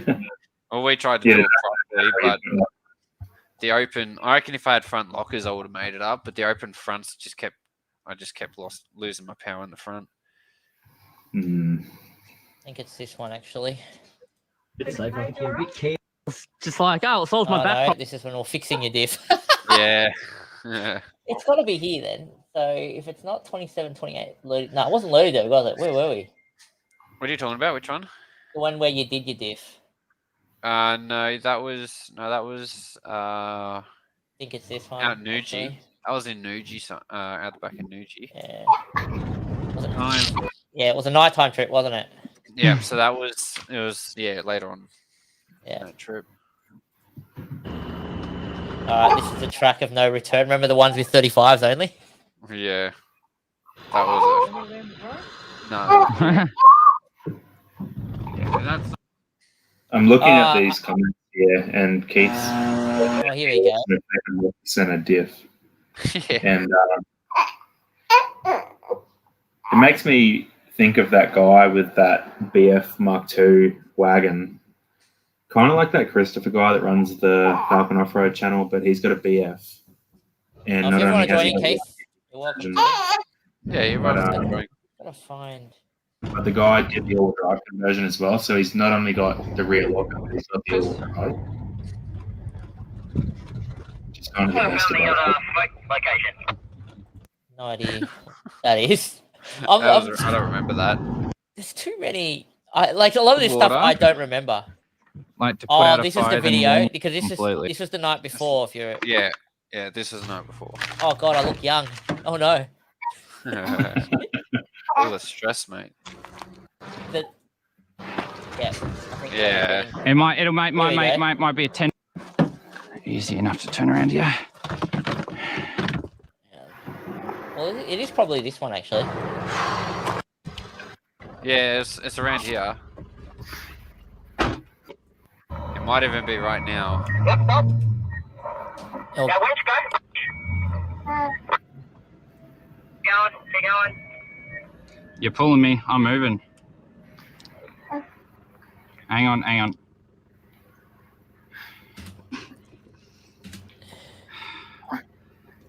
Alright, I'm gonna try and reverse. Give me 2 secs.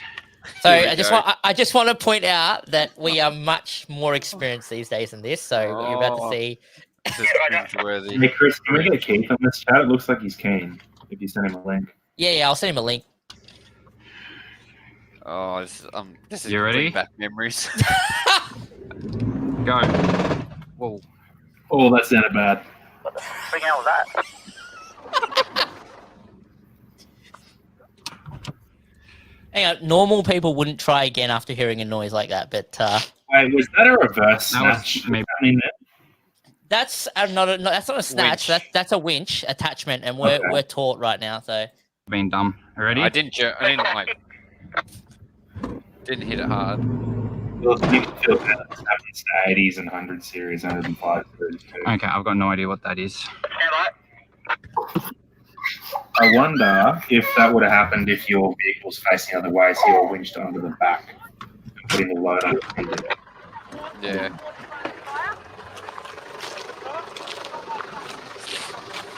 Fuck, he's doing that. So those What is being that all noise? drive, how did you get home? Did you pull a Loud, tail shaft out, or- banging. what's It, that? Sorry. Did you pull the front drive shaft out to drive it home, or how did you deal with the all drive situation? So with no, he didn't end up driving home. So we had to. Our aim was just to get it out of the forest. We got it to Nuji, so Which Nuji is about probably 10 k's from this position, driving distance. He just drove it like that with the Adventra pulling it up the hill first. But we soon learned after we got it up onto the flat and we got it up on jacks that we didn't have all the tools we needed to be able to pull the all the shafts, because all the basically the floating axle all apart, pull everything apart. So we had no choice but to kind of drive it like that. we had the shaft. constantly- No, we didn't. No, it made no difference, No. Will, because we pulled it Yeah. apart. Yeah, if- that's right. if- Yeah. Did the front diff damage the CVs at all? Well, not to the best of our knowledge. Okay. 319, 419. The car's got over 400,000 on it now. I think it was at like 380 there, so it's still. That means it's almost run in with it. It's a Toyota, mate. Come up there. Sorry?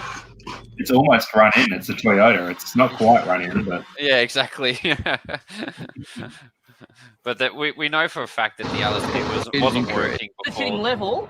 that. So in a way, it just virtually it made the car better. Although Like, I can't. It's amazing the difference after, like, when I got it back after putting the the working LSD. Huge difference. When you had the front diff brake, did you consider at all that it was an opportunity to put It was a rear diff. Just gonna try and minimize. rear diff? Okay. Yeah. Did you consider changing both diffs and putting a different ratio in at that time? No. Nah, because the thing was at that time there was no point in improving. We decided not to improve the Prado's capability, mainly because it kind of defeats the purpose of the channel's objective. So the cost was better off going towards the cheapest way to essentially fix it, which was bring it back to its factory condition with a working LSD, since his one never worked anyway. Could have actually put a lower ratio in it so that it had less acceleration to make the Adventures look even better, Chris. I did contemplate that with his dad, who's mechanically minded, and he said, whilst that's funny, we would also still have to fork out the cash to make that happen.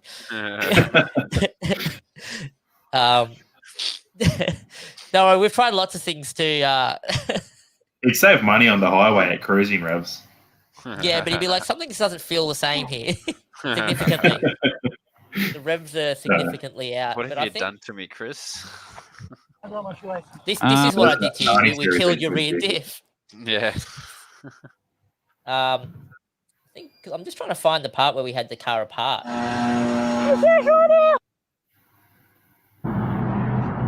Casually scrubbing through 2.2 terabytes. And this is only one day of that trip. That's crazy. I'm just trying to find a video because there was a point where he was driving it and you just hear it go bang, and his rear wheels would lock up briefly. This looks like an Apache web server or something. Are you in a browser? Yeah, I'm in a browser. Yeah. Okay. Because we got basically drive letters for which year and range and quality and all sorts of stuff. Different drive letters, man. Synology RAID setup, NAV setup. Sorry, but very good. Yeah, well, there's no real organization to it. We only recently, during COVID, we started organizing it. I've actually got a rack unit sitting over there, which has multiple NASs now. And we're just trying to basically pick out the content we want to keep and put it onto the more reliable one and put all the stuff we may end up giving up on the other. And if we don't use it in years to come, we'll just discard it and then move this new stuff to there. And all the new stuff will then take over the safe space. Move it to tape drives, move it to tapes and just bury them in the backyard in waterproof containers. Well, I ran out of space. Like there was a point where we actually started running out of space, and that was my fix, and that was to stick actual drives into this computer, which I started stacking up two 10 terabyte drives. But then long term, it didn't really make sense. So that's why we had to upgrade the NAS. A lot of fun things. It's a struggle. It is. And now we just want to buy more GoPros, so we got more angles. It never ends. To be quite honest with you, it's just one of those things that we'll just keep doing until when are we stopping, Will? Never. Yeah, until we can't afford it anymore. Yeah, pretty much. Or until I don't know. I don't know where that is because I was never interested in camping. I don't know if you know that, Ben. I was not an outdoor person. I'm actually a Twitch partner from another world, and I did come across that from your t-shirts and stuff. Yeah. So no, he's and then I lost my license a couple of times, didn't I, Will, with my sports cars? Couple. So yeah, okay, we won't go into it, but yeah. Yes. What was your work car that was pretty fast? I'm surprised you haven't taken that off road yet. It's a Skoda. That's it. Oh, Skoda. No. So I basically got rid of that, and that's why I replaced it with a Fortuner, essentially. Okay. Which somehow has better fuel economy than that. I don't understand. It's that Fortuner is incredible. I'll be back in a sec, guys. I gotta go and put this little guy to bed and grab another beer. So. That's all right. Oh, don't get cranky. All very interesting things. Yeah, so Ben comes from a very interesting I've actually known Ben for a while through YouTube, and I watch a lot of his stuff. Very interesting. Never really thought. I mean, what he does with the Prius is just insane. Is weird. It's weird. Like it's not like what we do, but his idea of taking it off road to weird places is kind of interesting. There was even a point where he stayed in a cabin, like just a random cabin, overnight with his son. Why not? It's too creepy for me. I could not do this. Yeah, if you did it with me, I'd totally pull a prank on you and scare the shit out. You would. You would. We've been going for nearly 2 hours here. Wow, okay. I didn't even realize that. Yeah, I was ready for bed at 8 o'clock, so I thought your day was easy today, Will. Isn't that what you yeah. Maybe that's the issue. I went to the gym for 2 hours after work, so. What'd you do? Went to the gym for 2 hours. Oh, okay. 12 workouts. So. Yep. Walt's probably wondering what's going on. He's like, you guys still going? Yeah. Well, he didn't know. He just started dinner, and then all of a sudden, in a live stream. Well, are you gonna eat? Yeah. Well, the daylight just kind of ran away from me there. Yeah. I looked outside before, and I was like, "What? When did it get dark?" Yeah. You haven't even eaten dinner Yeah. yet. Well, you can come on and have a chat with the boys while I quickly eat my dinner. Ben's just putting his little one down, and Will's gonna get himself another beer. Hey, look at that! The child whisperer just done. Apologies for that, gents. He handed him off. That was a palm off, wasn't it? There's no way you could put one. I was about to say, if you can put one down that quick, you're coming to my place. No, it took 5 seconds. Then I went and got a beer and went for a piss. So efficiency, mate. Yeah. No, wifey was expecting him to be asleep when I handed him over, so I might be in trouble for that later. But I mean, it happens to the best of us, right? You can only do what you can do. I think. I mean, it's a live stream. I don't have time for this, you know. Well, it was an unplanned live stream, both from my end and everyone else's. Just don't tell her that you had more important things to do. That might not. Yeah, well, I'll have to go sleep in the Prius.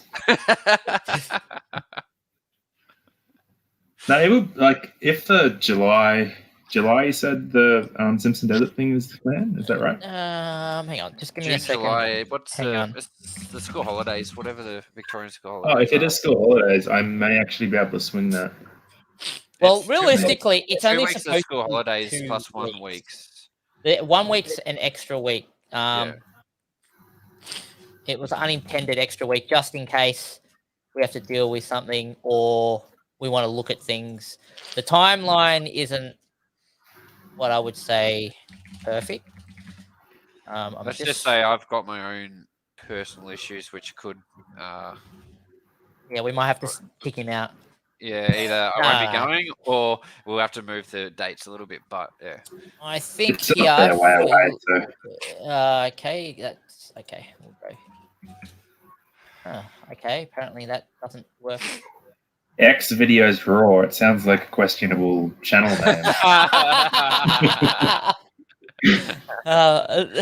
Lovely voice. Chris, what are you doing to us? And I'll just let me just fix that. Map a different drive letter, damn it. Yeah. This is the one I kind of want to show. So, it's June. Well, it's June school holidays. Yeah, because. Yep. I don't know if this was the up-to-date one. Is it? I'm not sure if it's the up-to-date one, but yeah, this gives you date approximates. This looks right, though. Are you guys taking any kids on this one? Yeah, so the Fortuner will have my 2 kids, and we don't know if there's going to be any more at this stage. Okay. Wifey's birthday's in the state range, so... I don't know if that... abandon her on her birthday or bring her along. Well, put it this way, Ben. So Will's parents, like, were very laid back, and it's not a rush trip. It's a very much do as we need to collect the footage is objective, and content. So we are if there's a situation where we see something where it makes sense to stop and record and do stuff, we're going to do that. Yeah. And if there's a situation where there is a bit of a breakup, maybe one vehicle wants to go on, there'll be plan point. So they'll get to the next point and where we're going to be for the night. So even if there's a bit of delay in some of the vehicles, your meeting point's always going to be the same at the end of the day. And they're short days. I think we're looking at, what is it, Will? Be out by about 9 and land at the next spot by about 2. Yeah. So that's kind of the movements that we're looking at. Hey, Will, I'll let you know about some crazy stuff I've done in the Simpson before, time frame wise, because I know that you'll get this. So I think woke up at Dalhousie Springs. Sorry, not Dalhousie, at Pony Bore. Yep. At 4 in the morning, maybe it was 5. Set an alarm, got up, packed up camp, which was just the swag pretty much. Yep. And set off on the French line and then turned off onto Rig Road. Went past Lone Gum, then went past Tora Knolls, and then turned back onto the French line to head towards Popple's Corner. Yep. And that's where we camped that night. And then 4 hours later, the next morning, we were in Birdsville. So it took us 17 hours of driving. One morning we were at Pony Bore, and the next morning at 11 a.m. we were at the pub. That is not the way to do it. It's not the way to do it. But no, that's interesting. That wasn't our first crossing either, though. So we're just trying a different way. You can cruise on the rig road, so you can go pretty fast on the rig road, but you must have been going on the French line. Well, there just wasn't that much of it with the detours on the rig road, so yeah, it just makes it so much easier compared to just doing east to west on QAA and French line. Like that gets a bit wild, especially east to west. It just gets so chewed up. Yeah. But that was when I was doing that 2-wheel drive crossing, so I was in high range and moving. Yeah. It's still The only reason I did that was to prove to a mate that he could take an RTV out there, because my Rodeo and his RTV ground clearance realistically was pretty similar, and he had about twice the power of my diesel Rodeo. So I was just trying to say to him, like, look, if I can do this, you can do this.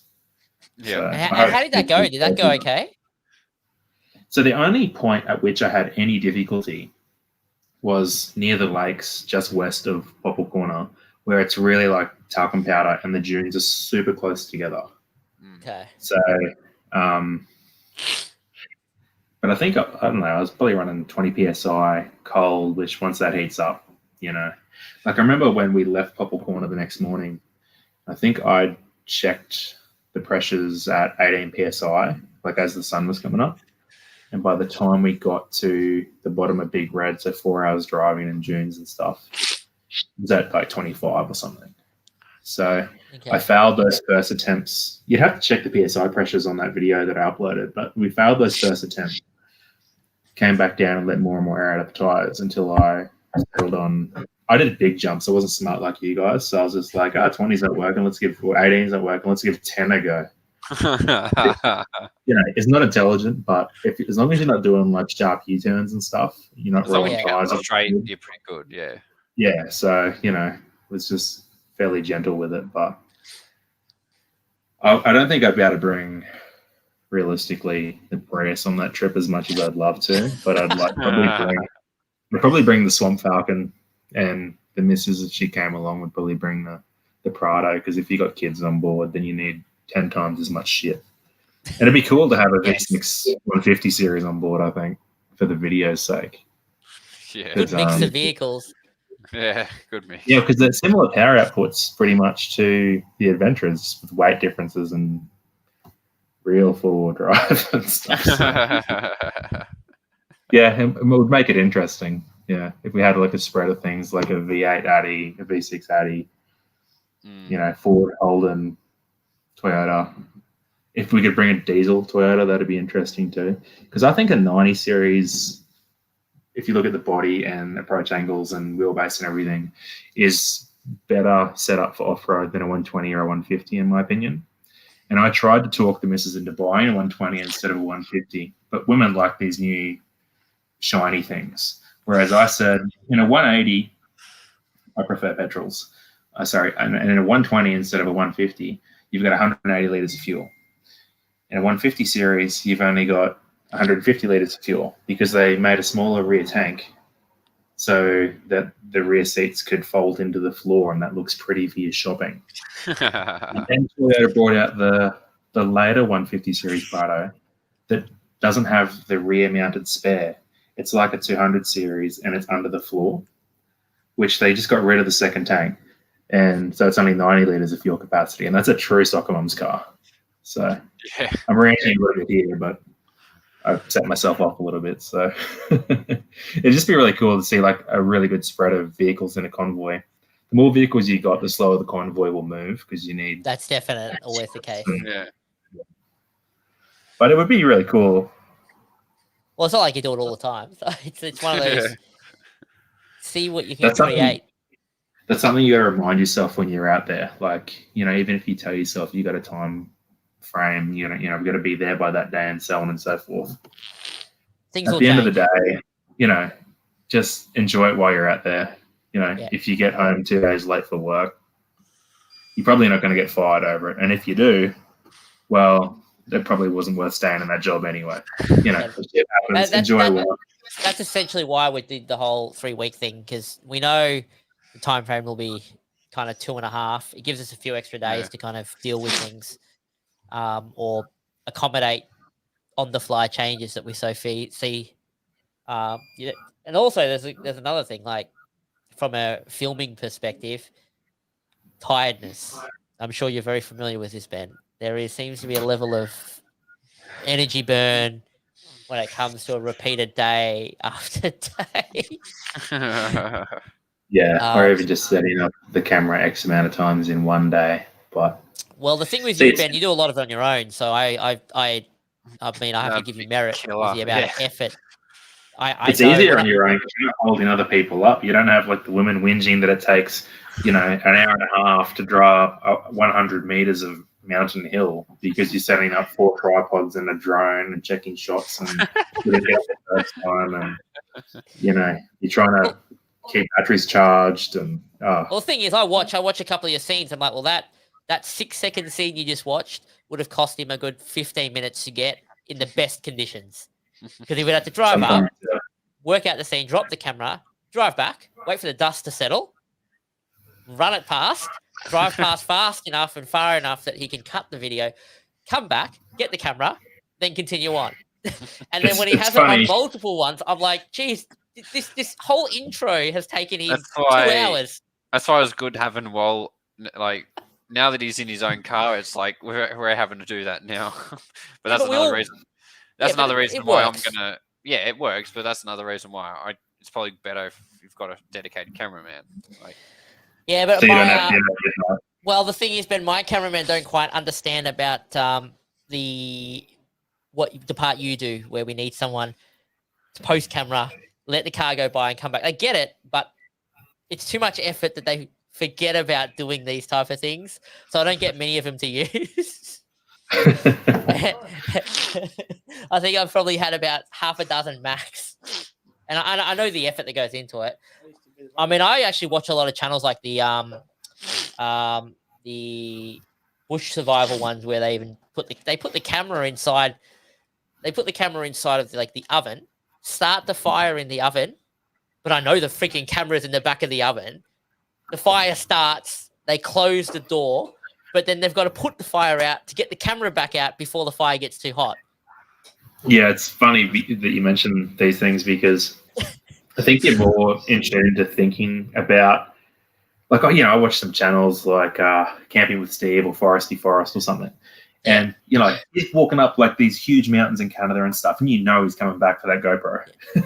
Like people in the comments say, "Rumor has it he has 100 GoPros and they're disposable and just wirelessly upload," because it's just ridiculous the efforts people go to. Where he goes, like where they go to, because if you look at it, Will, it's like that. If he comes back down, he has to then climb Back all up that again. Like get a little blizzard or something, just the things that people do. So. Yeah, I think that I kind of paid attention to some of this stuff before trying to make any videos myself. Like you're kind of aware of that if you're watching somebody on a YouTube video. But then when you start making your own videos, like as you mentioned, like angles and it's another game. I wonder if it makes you not enjoy the videos as much because you're thinking about it from a creator's perspective. So you're just analyzing what other people are doing. Like, what camera is that? Or, That's actually what happened. Like, even when we watch movies now, I have a big problem with, like, now I've figured out how many times I would have to actually take a scene from where all the camera angles are in front of the person, distance from the person, and they would have to run the scene. And I just think to myself, and I even said, I was watching a movie last night, and I said, in a moment, there's going to be a scene that's got to be, like, frightening because it's been that much of a dense scene. It's just been slow going. That it feels like right now something's about to happen, and sure enough, it happened. I'm like, this is ruined watching movies for me for life. I guess on the same vein of conversation, as somebody that works in IT, Chris, you'd know that if you watch a movie that's about like doomsday hacking or something like that, you can like pick what's Hollywood and like what's actually plausible, and it ruins the movie for you because it's way too Hollywood. Yeah, I've even gone to the point where I've actually seen something on a computer screen, and I just say to myself, yeah, that's not possible, and that's not even a real IP address. Like, it to the point of where it's outside of the standard range or there's too many decimals. I'm like, this is so fake. It hurts IP to watch. address starts at 256 or something. It's very interesting. The whole where they type faster to make it look like they're hacking fast. So it just reminds me of when I'm on a phone call and I'm just tapping away to make it seem like I'm actually doing something. And yes, we really do that. Yep. Sorry, Keith. Keith is here, guys. Oh, he's in? He will be in a second. And we welcome Keith to the All Terrain Action Friday night show. Now, guys, just because he drives a Ford doesn't mean we hold it against him. Good evening, Keith. How you doing? How you going? G'day, Keith. How are you, mate? You have no idea how hard it was for me to get this to work. Really? It should be very straightforward. I'm not a computer guy. Okay. Oh, he's in the shed. I'm not a computer guy. So. Well, actually, you can kind of tell because he's sitting in the shed having a beer on a Friday night and he's wearing high vis. Yeah. I assume he's getting paid cash in hand for this just because he's in high vis. I wish. Oh, God. So what's going on, Keith? Oh, pretty much just as you heard. Sitting in the shed listening to you guys. What mods have you done on the territory lately? What do you got planned for it? I've got to put the winch on it at some point soon. I thought you'd redone that. I didn't realize you hadn't. No, I still haven't done it. It's sitting there. I wanted to have it done before the Queensland trip, like back up home, but I never got around to it. And I really wish I had, because a lot of the tracks I went with my brother in his Triton, and he wasn't too keen to do the tracks that I wanted to do. So, is that the guy in the four-wheel drive, is it? Sorry? Is this the guy in the four-wheel drive, or is this someone else? Yeah, this is that Triton that you would have seen me tow out in one of the videos. Yeah. He stopped giving me crap about the territory after this, but yeah. What year Triton is it? No, it's not the newest one. Probably I want to say MK or something like that. Like approximate year, like 2010, 2013. 2010, 2009, 2009, 2010, something like that. Yeah, okay, I'm familiar. I've seen two of them broken in half myself. Oh, yeah, no. Yeah. There's actually a photo you can look up online. I think you just type in Triton broken chassis camper, and there's like 12 of them lined up, because one of those companies that rents them out put those giant campers on the back, and they all just split in half. and still went out at Dalhousie Springs. And check this out. I didn't see it move. Apparently it could. The guys had jacked up the front and rear of the vehicle because it had split just behind the cab to try and straighten it up, and then put a giant ratchet strap over the nose, under the body, and back up over the roof, and got it as tight as they could, let the jacks down. And it did sag, but not enough that it couldn't move. Yeah. And that was how they were driving away from Dalhousie Springs out near Mount Dare. The one I keep getting with is I tell him every time I'm going to the dump and ask if he wants another motor.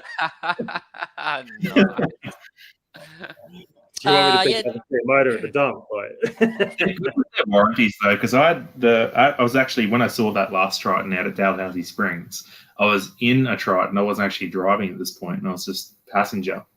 And about a week after we got back from the Simpson Desert, this Triton must have had 80 or 90,000 Ks on it. I think it was 2013. This model, and the timing belt broke early while he was towing another car, and Mitsubishi actually fixed it for him. And this was after he'd already rolled it at not Glasshouse Mountains. What's that track down in New South Wales that's really muddy and bad that everyone talks about? A lot of those. Yeah, there's heaps of them, but there's it might come to me later. But anyway, he rolled it, and this thing's like got a legal lift and diff drops, and like it's not really insurable, but he rolled the vehicle, ECU tunes and everything, and Coffs Harbour. That was it. Yeah, Coffs Harbour. Yeah.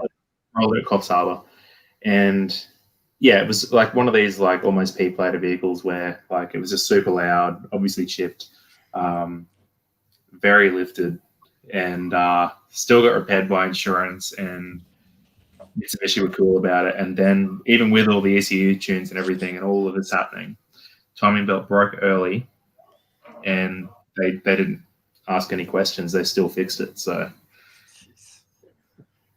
as much as people call them Shitons, at least they stand by their warranty, I guess. Yeah. What is it, 10 years now? 10 years warranty? That's hard to walk past. It's funny, I've actually never really seen a Triton out for driving ever. No. We don't really come across them, do we? No. Or we just don't notice them, Will. I don't know. I'm not sure. Now our problem is we get to a place or a track or a pass of some sort, and we try and navigate our way through last. We let everyone go first, just so we don't hold them up. But it seems to be the way that they end up all waiting for us anyway at the top because they want to see.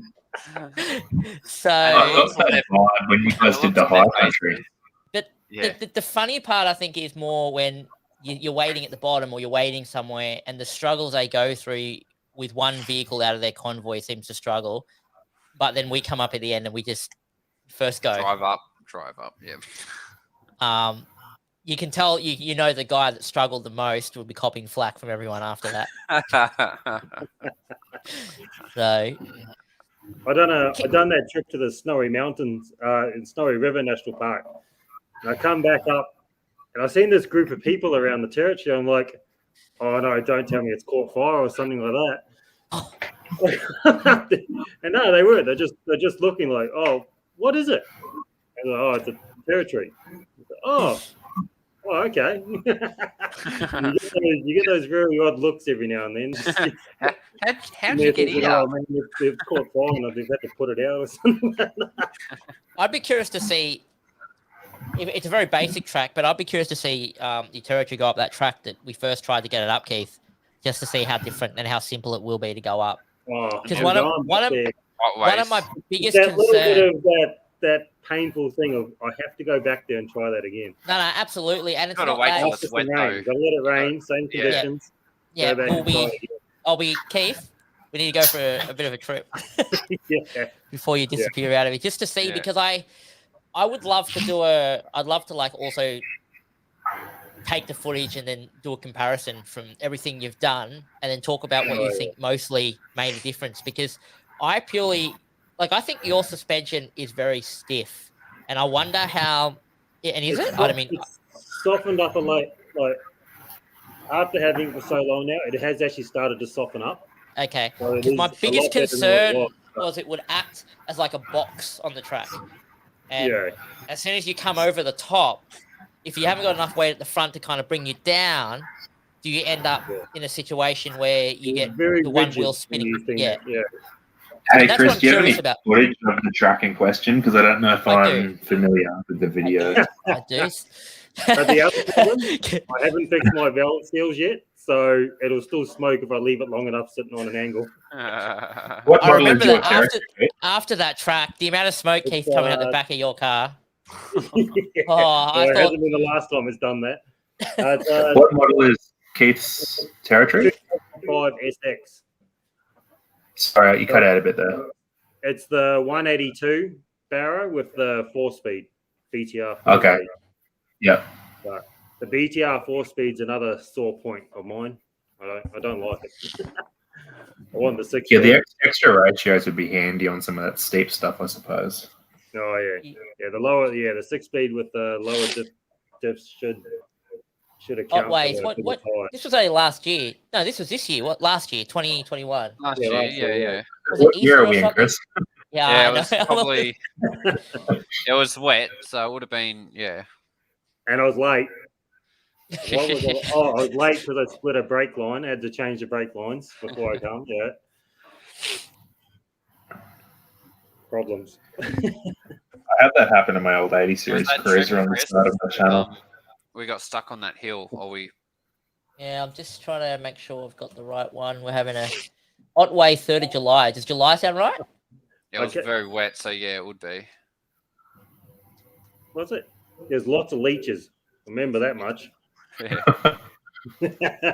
Wildwood Sounds like a remember nightmare. Yeah. They love the wet.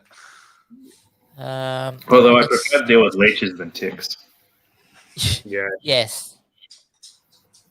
The Go leeches through. were quite interesting. Entertaining. I look at we're off X Drive Raw. X Raw, what was it? X roll. So the X Drive is the new system. We go by year, month, and then the name of event, so we can break down the events. So you've got to wrap up all terrain action within 26 years. Oh, it's not this trip. I don't think it's this trip. July seems too late then, because this looks more like. No, I don't think it would have been. July was my birthday. July was when we went to Mount Disappointment. Remember? Yeah. Yeah, I have a heap of that. At least a couple of months before that.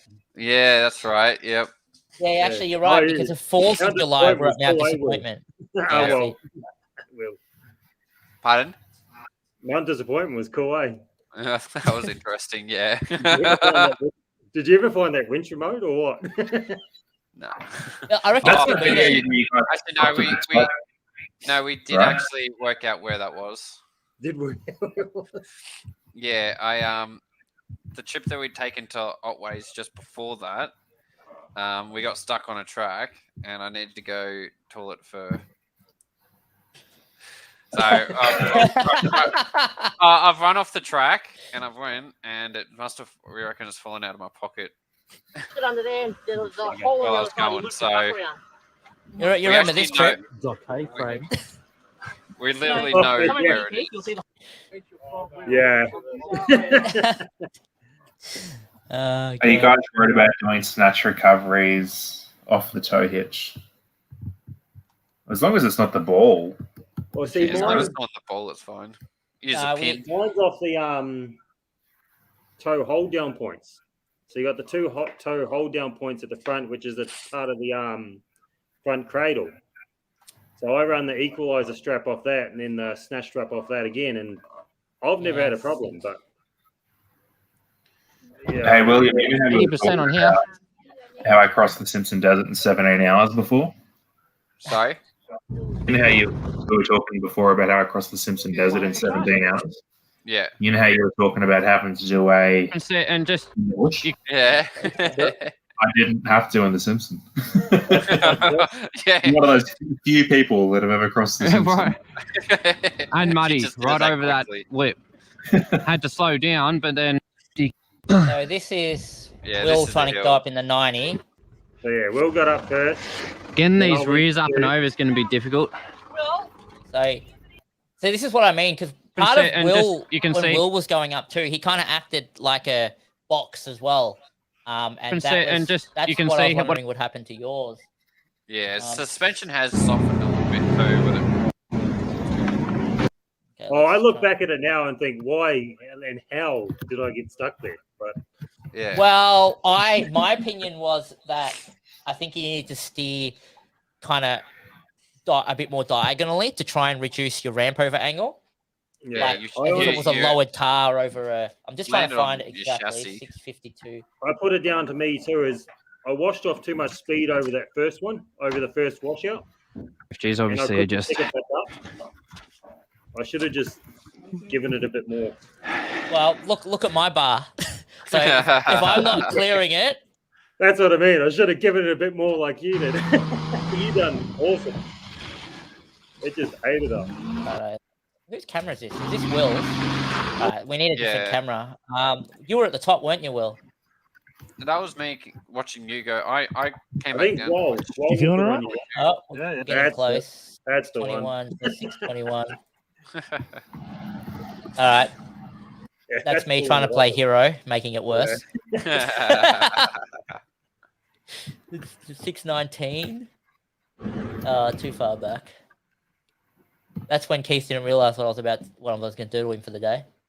619, 20. 20. Where's our 620? Oh, it's here because I marked it. Okay. Man, that track looks crazy. So, yeah, this is a good indication to show you how Will went over. What are you in second live? Right in second. I need enough power to get over to that. I'm missing chat here. Sorry. You guys worry about doing snatch recovery. Oh, you guys covered that. My bad. Yeah. Don't worry, Chris, I got you, man.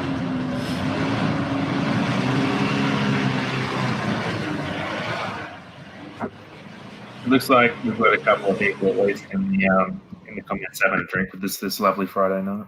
Yeah. Cheers, well, everybody. Cheers. Cheers. So you can see here, like, given the four-wheel drive, how much it's struggling. I mean, it's generally tire based at this point. Yeah. Well, And he literally just couldn't collect traction at the front. Probably what it's.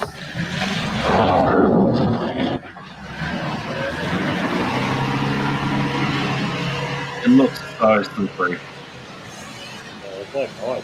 Yeah, I would be looking at the tires on that really, but look how steep that is. Because look at the trees. You know, knowing video, I look at like things like the angle of the trees, and you know that's steep. Oh, it was decent. How old is Bashplates? I don't mean steep. I just mean it's steep enough when you're on a slippery surface. That When you're on clay. Yeah. Yeah. Bashplates are going really well. I mean, the one I've still got on my Adventra now has been on there since 2016. And that was the first. That was actually a prototype, I'm pretty sure. And it's still going. I've actually got another one, a brand new one, but I'm contemplating and just kind of patching up how this one's kind of coming off from the rails and putting the other one on the other Adventra. So they definitely hold up really, really well. Yeah, Ben, as well. I've did a pretty major upgrade on the tires since then. I've got much better tires as well. What now. the funny part of this? So you have a place outside your car which for these, tires?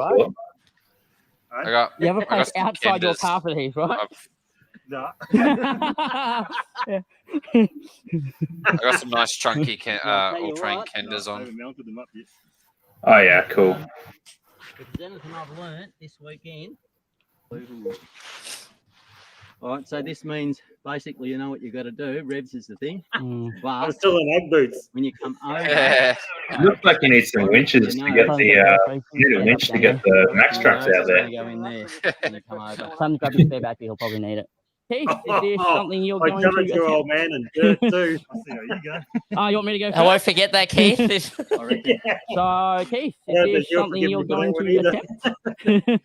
I see how This you gets confusing want me because I don't know whether it's talking on the video or on the chat. No. go. Sorry. Yeah, it was confusing me too. Although I have had a few light beers, so that doesn't matter. I knew you just needed momentum. So I just... This is you. If you managed to jump up and out of that jump, yeah. I couldn't do that.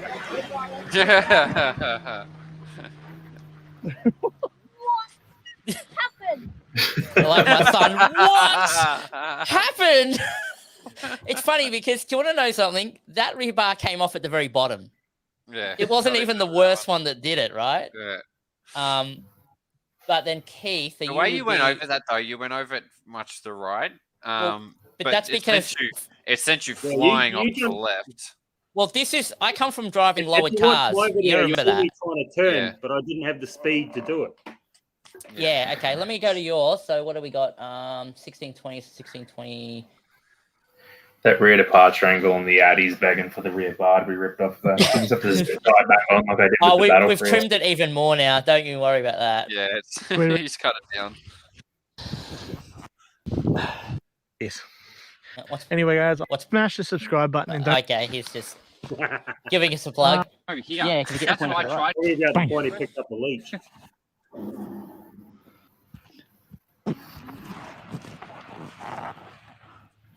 So this should be the territory.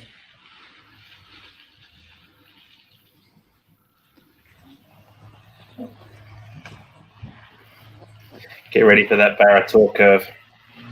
We're good enough. We're going over the next one on the right.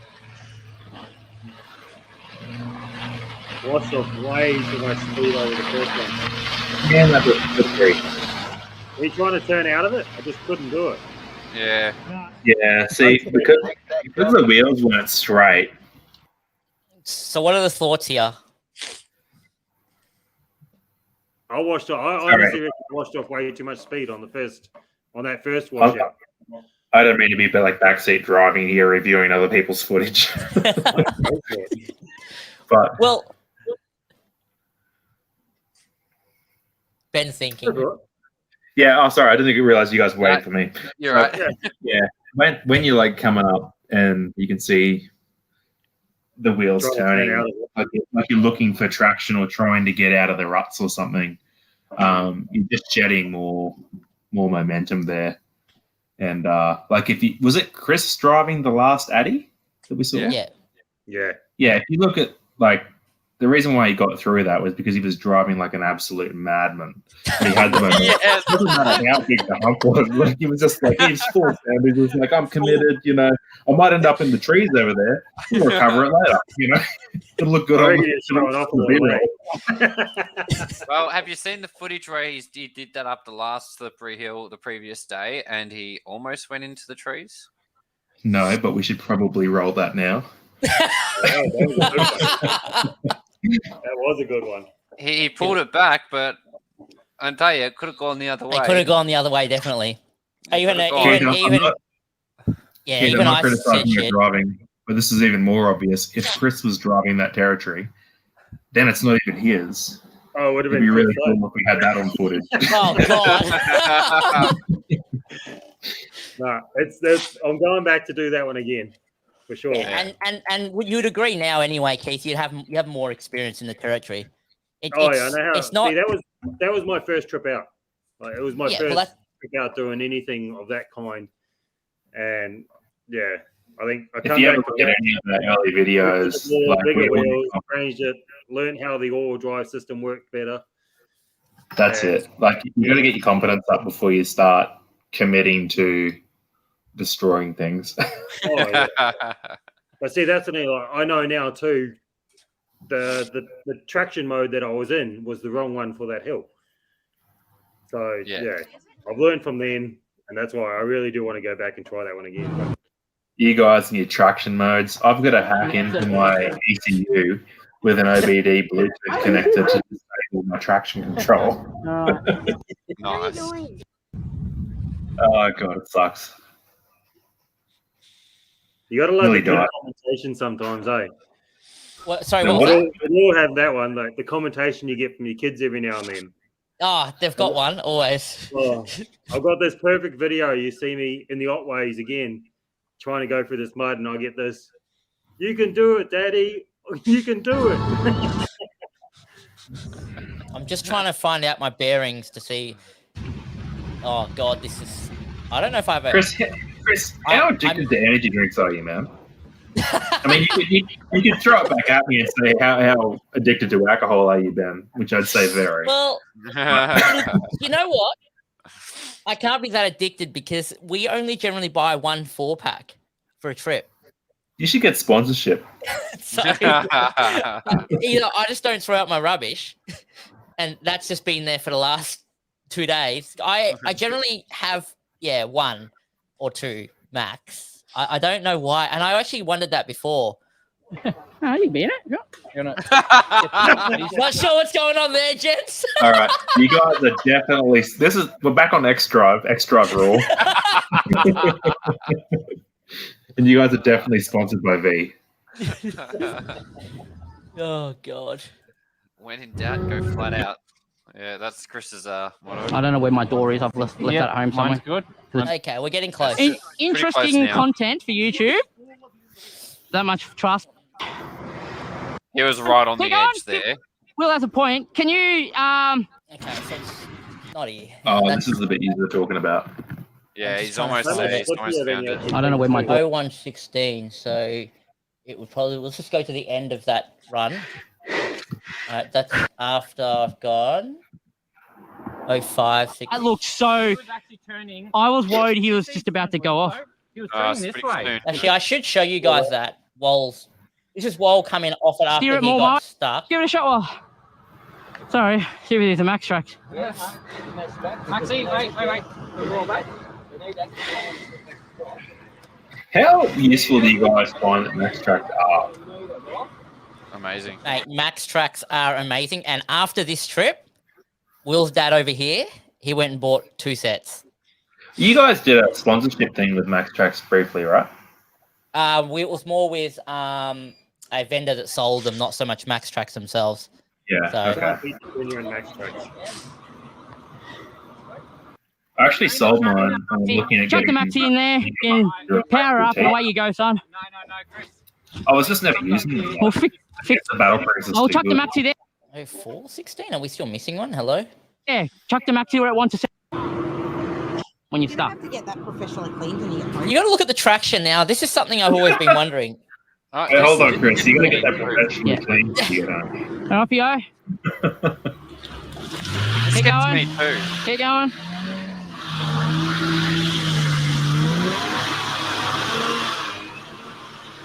I don't know if that's me or you guys with the Keep video. going, Nah, keep going, keep going. You need it's speed. lagging Pick up real speed. Keep Can't going. really see, Chris. Yeah, it's like a spot covered.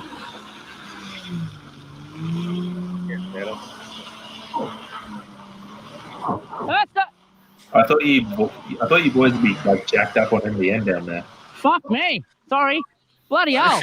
That looked a bit sketchy for a second. I think Chris just replied to me in the video. When I was like, I thought you guys would be jacked up on NBN. Fuck me, I'm sorry.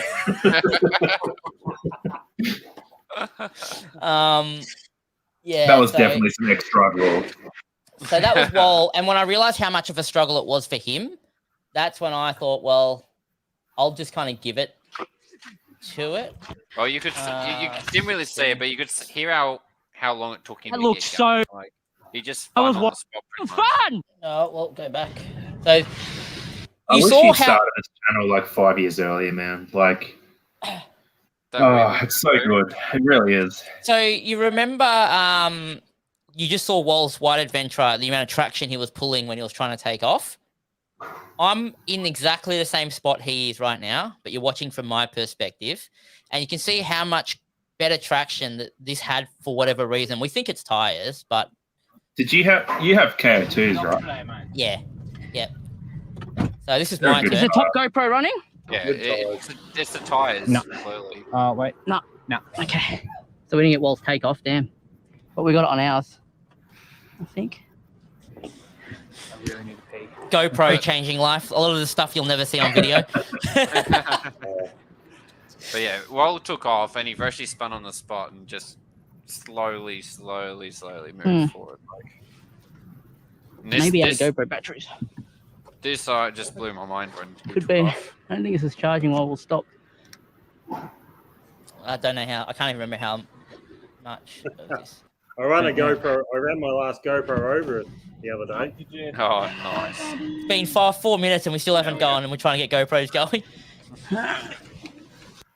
All right, here we go. Yeah. Chris, I probably should have thought of this an hour ago, but I'll quickly post it on the live stream on my feed. Did you see how much traction we collected? Taken off, just like that. I don't know if this is a good camera angle to look at, but No, you got have I got a better one? yeah, The one from the outside. but you sort of do see like Alright, Chris, call me up you when lose you're it done. twice, but one Yeah, was really I'm bad. still going up. Just taking my time. It is. So here we go. There's the first time, but that was. Oof, almost lost it there, boys. Yeah, I haven't said that. But it's worse. The second one's worse. No, I did this one for camera show because I saw Yeah. Wall was rolling, so I purposely oversteered this one. But You ow. got close. You got close to the edge.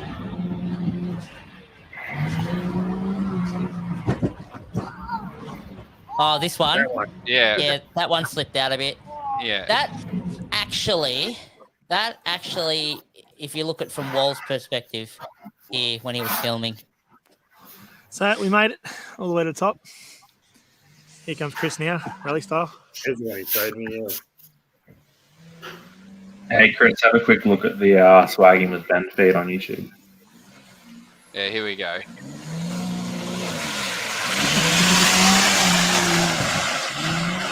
You can see that rear bias on the Adventra there, hey?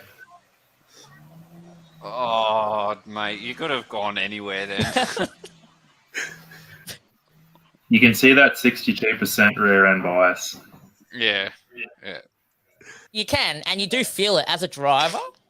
You really do feel when you give it to it, you get that rear wheel bias really kick in. It's a good feeling, but It's less good feeling in a VZ Cross 8, which doesn't have the stability control. It has the longer wheelbase. Yeah. Because I accidentally gave it a little bit too much up. It was they're kind of like rear wheel drivers, those things. Like I did a gravelly corner once, trying to be a bit of a hero, and it didn't work out well. But they're kind of like the V8 Adventures in the sense that they don't have that stability control where you're like on rails. It really does feel like you're on rails on those things. Did you Chris, check out the Swagging and YouTube feed. I just plugged you with my small subscriber. I don't know if it'll bring anyone in. I don't know what countries they're from or whatever. Either way, we obviously didn't plan this, but No, we didn't. We just look. What happened was, so this software I used to do presentations for my clients since COVID kicked in. So I thought, I actually think the format of it would be very, very useful on YouTube for like an interactive thing with people. So that's why I started it tonight. But it looks like it does work. It's just the quality's a little bit lacking. I think it's all right. Videos. I think that's you and I just being like critical creators. Like we're just too judgmental. This will probably turn into like Friday nights with All Train Action or something, you know? Yeah, all the stuff that we don't put on video that we can show you. Yeah, there's a lot of that, and Patreon without paying for it. In a way, full interaction, I guess. Where's Wall? Is he still cooking? No, he came in before and looked at me like, "What the hell are you doing? It's 9:30. You were supposed to be doing something. I don't know. I was supposed to be doing something else, but this is like time travel. This is like time travel. Yeah, it's a little bit like I'm in Queensland, so 2.5 hours. Oh yeah, right. Quick, so yes. Oh, yeah, now we're behind. Yeah. I can't. That means you guys are older than me, kind of. Not really. Depends which way you look at it. Yeah, well, don't look at my baldingness. That doesn't help. Put the that looks better. The shed lighting does me wonders. Really how are you connected, Keith? Is it a laptop or are you on your phone? No, I got the laptop. Okay. Did you try it on your phone? I'm not a computer person. It's the missus' laptop. It's I don't know, what do you call them, MacBooks or something like that. Oh, God. I'm amazed it works on a MacBook. Oh, wow. And I still edit my videos on the damn Actually, phone. I was about to say that I'm actually considering a Mac for editing, so they can't be that bad. Yeah, I got to get Final Cut's pretty good. on a computer and start doing it properly. But although, Chris, if you do jump into the Mac side of things, you won't know this until you dive in. You got to pay for Final Cut, which you'll probably get as a bundle, which that's expensive. And then if you're used to something like, do you use like Premiere Pro or what do you currently use? I use Premiere Pro, yeah, but I'm so garbage at it. Premiere, well, that's okay. But in Premiere, you can just be like, okay, I want to like export in H.264, H.265 or whatever, and I want to use this bitrate, this res, set my audio settings, and I'm good. If you want to do that in Final Cut, even though you've paid for Final Cut, you can't. You've then got to go and pay 80 Australian dollars like I did a couple of months ago, which I don't even really use Final Cut that much. Like I dart between different devices, so Premiere, LumaFusion and stuff. But you've got to pay for compressor. You got to export a compressor and then do, like if you want to export to a different res or a different bitrate, or you got to do it all through as another app you got to pay for. So just so you're ready for that. Not really. Tax, you'll be right. Thanks trying to reduce the costs, yeah. Thanks for the heads up. Yeah. It's just that the MacBook's very powerful. But use Adobe Rush. Use whatever works for you. Like we used to use that NCH video pad editor. You remember, that thing? NHC video pad editor. We used to use that's what. Yeah, it's some really nasty one. But we used that for ages. And then I magically had access to Adobe Premiere Pro for free, thanks to a work requirement of needing it. So Photoshop. It just happened to be that I have a free copy. Oh, I can't discuss this with you because we're live. I was going to say maybe I could hook you up, but oh no, this is all happening live. Oh no. Anyway.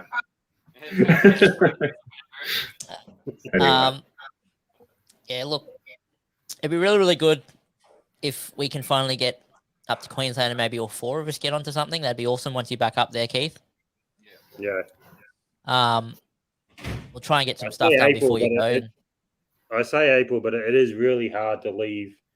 Not so much Melbourne. I hate Melbourne itself, but the Victorian countryside is unreal. There's just so much I still want to see and do. You should definitely try and do that before you go. I know. But I highly recommend, being that we are like the type of vehicles we have, you travel a lot of it in summer and autumn. It's a good time. Yeah. I broke my aircon the other day, so not so much a good time in summer. Yeah, well, we talked to Will. He knows all about having no aircon in summer. The old Toyota trick. Yeah, trip. It was 30, 35 degrees every day, and I didn't. We can't hear you, Will. Yeah, something's going on with your mic, dude. Yeah, can you hear me now? Yeah, you did. Yeah, I didn't have air conditioner for the entire big desert trip. So 30, we got up to 37 degrees one day, and I didn't have aircon, so it was. GoPro's even overheating. That's how hot it was. The GoPros are overheating. That's how hot it was. So I still enjoyed myself, but geez, it was hot. Yes. Bloody GoPros. Actually, I'll show you something here. Actually, while I've got you, I just want to show you guys the one of the things in Big Desert where Walls Adventra struggled to climb up a climb, and then because I swapped ours as what happened was he's like steep. Yeah, Wall's like, you don't understand. Like, my Adventure is so much more difficult to drive these tracks. I don't know what you mean by it's so easy. And I'm like, yeah, nah, it's got to be a driver thing. Swap cars. So I jump into his car and he jumped into my car. And I said, oh my God, the difference between these two adventurers is crazy. It's day and night difference. And I said to Will, hold on. What describe the difference for us? Go into detail here, because it's interesting. Look, it's insane. Okay, putting Crazy. things aside, like the mods that are done, I don't understand how it can make this much of a difference. But the difference is, it's like the cross track or something. The power's there, but it can't get it to the ground. The tires He doesn't are following. have an LSD, does he? Either he doesn't. But I don't think the LSD plays a big part. I mean, we did a test. I don't think so either. We did a test on one of the bigger dunes with the four-wheel drives, and we asked some people who were trying to get up it to try it with lockers on, lockers off, and lockers off is truly the winning point. Okay, you get further and it makes sense as to why. I don't see how an LSD would make that much difference. Chris, if I can chime in there just for a quick sec regarding LSD and Crosstrack. There's plenty of videos online. I don't know if your Fortuna has a rear diff lock, does it? It does. It does. So exactly. So there are videos online which show you doing the same track with the same driver, doing the same technique with a track versus rear diff lock, because rear diff lock's pretty standard on a lot of Toyota off-road vehicles nowadays. And there's no clear answer. It depends on the terrain you're on, the track you're on, a million different variables. But sometimes you're better off with A-track. Sometimes, and I know a lot of old people are old school and saying, no, computers and blah, blah, blah. You need to have a rear diff lock. And sometimes, the locker is better, but not across the board. And so I think the same thing is kind of applicable to an Addy, because if you think about an Addy, Crosstrack's basically A-track 15 years earlier. Yep. It was. It literally was. Yeah. And I believe Holden got it through GM, and it was actually in one of the H2 Hummers or something over in the States. That's correct, and then they calibrated for Australian conditions. Now, LSD in that argument, I think you're better off having it because you can use both at the same time. It's not like a locker. But going back to those videos where it's one or the other, I think that there are circumstances where Wells, if it doesn't have LSD, it might be at a detriment, but a lot of the time Crosstrack may be sufficient, much like those videos of A-track versus rear diff lock on Toyotas. But when you look at these videos, like the difference is just ridiculous. Like Chris's Addy virtually just crawled up the hill slowly, and the other Addy Wally's Addy just dug in, just kept stopping and spinning. Like we put it down to a little bit with the I'm just trying to find it. It's not an extra throttle controller too. That's now become a joke on the channel, I think. Yeah. The Friday night X-Drive Raw stream. we got the name. Okay, let's have a look. Yeah, it's the way that it delivers power, obviously, but yeah. So we're on Big Desert. It actually is an X-Drive. It's current. December. So Big Desert. Now I'm just trying to remember what day was that, Will? That was day. That was the big day, wasn't it? Yes, so day big 2. Day 2. Yeah. Keith, does your territory have one of those auto locker things in the back? Nah, it's all open. All open. Bit of it. Some people swear by the. It relies on its traction control system. I've got a true track sitting here in the shed, but it's one of those ones I've got to get it in. Been saying that for like 6 months. All right. Now, it's going to take me a little bit to find my timeline of the day here, so we'll just sift through. I picked the wrong one. You went there? Was it before or after this? Oh, that's what I was just trying to remember. thought it I was don't know just if it's before a this, shitty actually. 4G bandwidth or not, Before? but Chris's video seems smoother earlier. I don't know if the missus is torrenting or what's going No, on, but this is smoother now. It's because go. when I have us in the visual field like that, it seems to struggle. Okay. It doesn't play smoothly. No, it doesn't.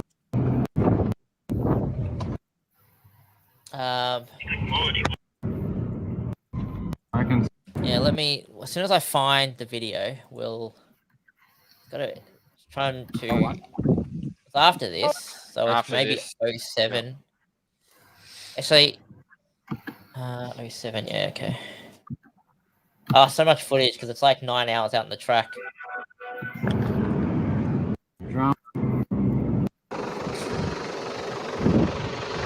No, it's after Do what you this. do where you siphon through so much footage. Oh mate, it's murderous. But people don't understand it there. either. Like, unless you do it, people do not understand. Yeah. Hours you spend doing this sort of stuff. 07. But if we don't do this, we miss out on some of the most interesting things that just kind of happen. You know what I mean? Yeah, I'll give you that. Yeah. It has That's the first hill. Doesn't always work out. Oh, this hill. Do you know what? This hill, I found. I was on Aussie Arvos, and That looks nasty. It is like if you actually go watch Aussie Arvo's visit to Big Desert in November last year in 2021, they did this track in some seriously geared forward drives, and they struggled so badly. And like, look at how far down that hill goes. I couldn't believe the Adventra did this first go. Like I was You went up full noise though. You went up full maybe, noise. but even then, like from where I'm sitting, it was a bumpy ride. It was Yes. I told you. I reckon 4 wheels off the ground at one stage. Yeah, it was interesting. But it was after here. Like even okay, this is Wall's attempt coming up actually. Back to the left. So we'll look at Wall's attempt going up this. This isn't the one we're looking at, but yeah, talking about. No, this isn't the one we're looking at. But this, while we're here, I guess. Yeah. So he's coming up full noise as well. You can hear him just foot on the floor.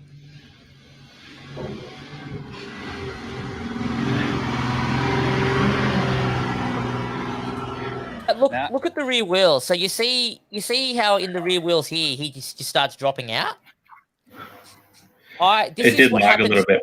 It lagged a little bit, yeah. What was that? It lagged a little bit. Oh, did it? Yeah.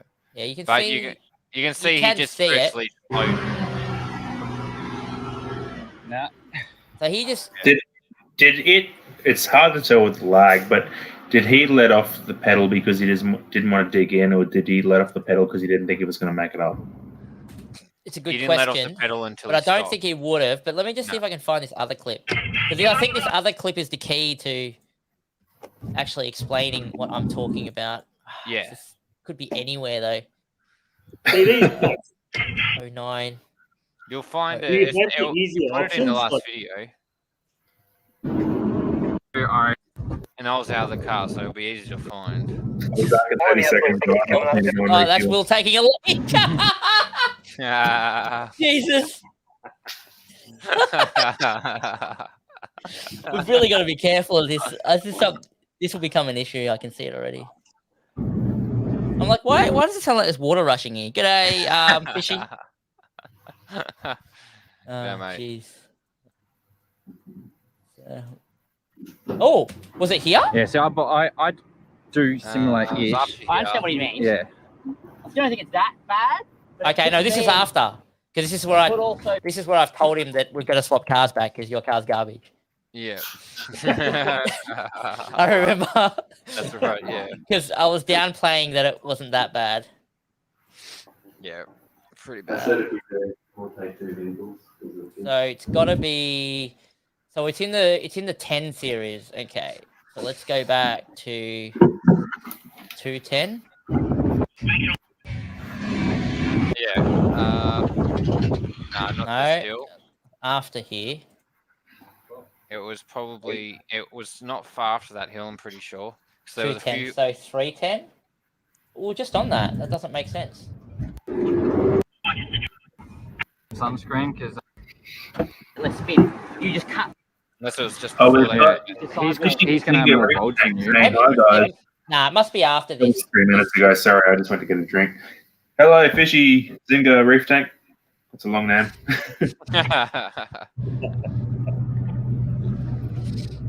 We're just trying to find a series of footage that I want to share with everyone to get their opinion on 11.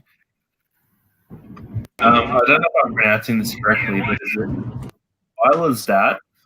Is that how that's pronounced, guys? Here it is. Here it is. Here it is. All right. What'd you so- say, Ben? Is it? I'm just looking at the comments. Is that pronounced Isla's dad? I'm just not sure on that first name. Isla. That's how I would have said it. Isla's dad. Yeah. Yeah, Not Isla's sure. dad was saying like these obviously aren't daily drivers. I Mine don't know is. about Chris, but like my Battle Prius is my daily driver that I drive to work and drive 12 hours to my dad's place and drive to Brisbane 4 hours for medical appointments for my kids. And yeah, I probably should A lot of people don't understand. Mine still does the school pickups. It still takes me to work. It still does the shop runs. It goes from Melbourne to Brisbane and back. It does all this along with me abusing it off road. All my Hey, daily. I need to double check with you. You've got a YouTube channel, correct? Yeah, So can you tell me, is it just Territory Off-Road? it's just territory off road. Simple as that. Yeah, okay. Because you would have heard what was going on before. I'm sub 297 now, mate. It was a bit of confusion Yeah, earlier. I had another one in my name which I uploaded a few videos to, but I uploaded a couple of territory ones and people seemed to really like them. So I thought, oh, I'll make a channel just for that. And I actually have got you on my other channel. I've already subscribed to you on that one as well, and I just subbed to you as well. So get on this one. Thank you, sir. You're too kind. Oh no, it's very interesting seeing someone in something different. Like, Yeah, someone this retarded. I'm bored watching the same Prius. Taking it to No one extreme. does that for Prius. Yeah, no, Yeah. and actually, it's funny because Will, you know that track, Digger's track that we went on, the one where it doesn't look too bad in episode 3, part 3 that we uploaded. Someone else in a lifted Prius actually went through that track and tried to do it.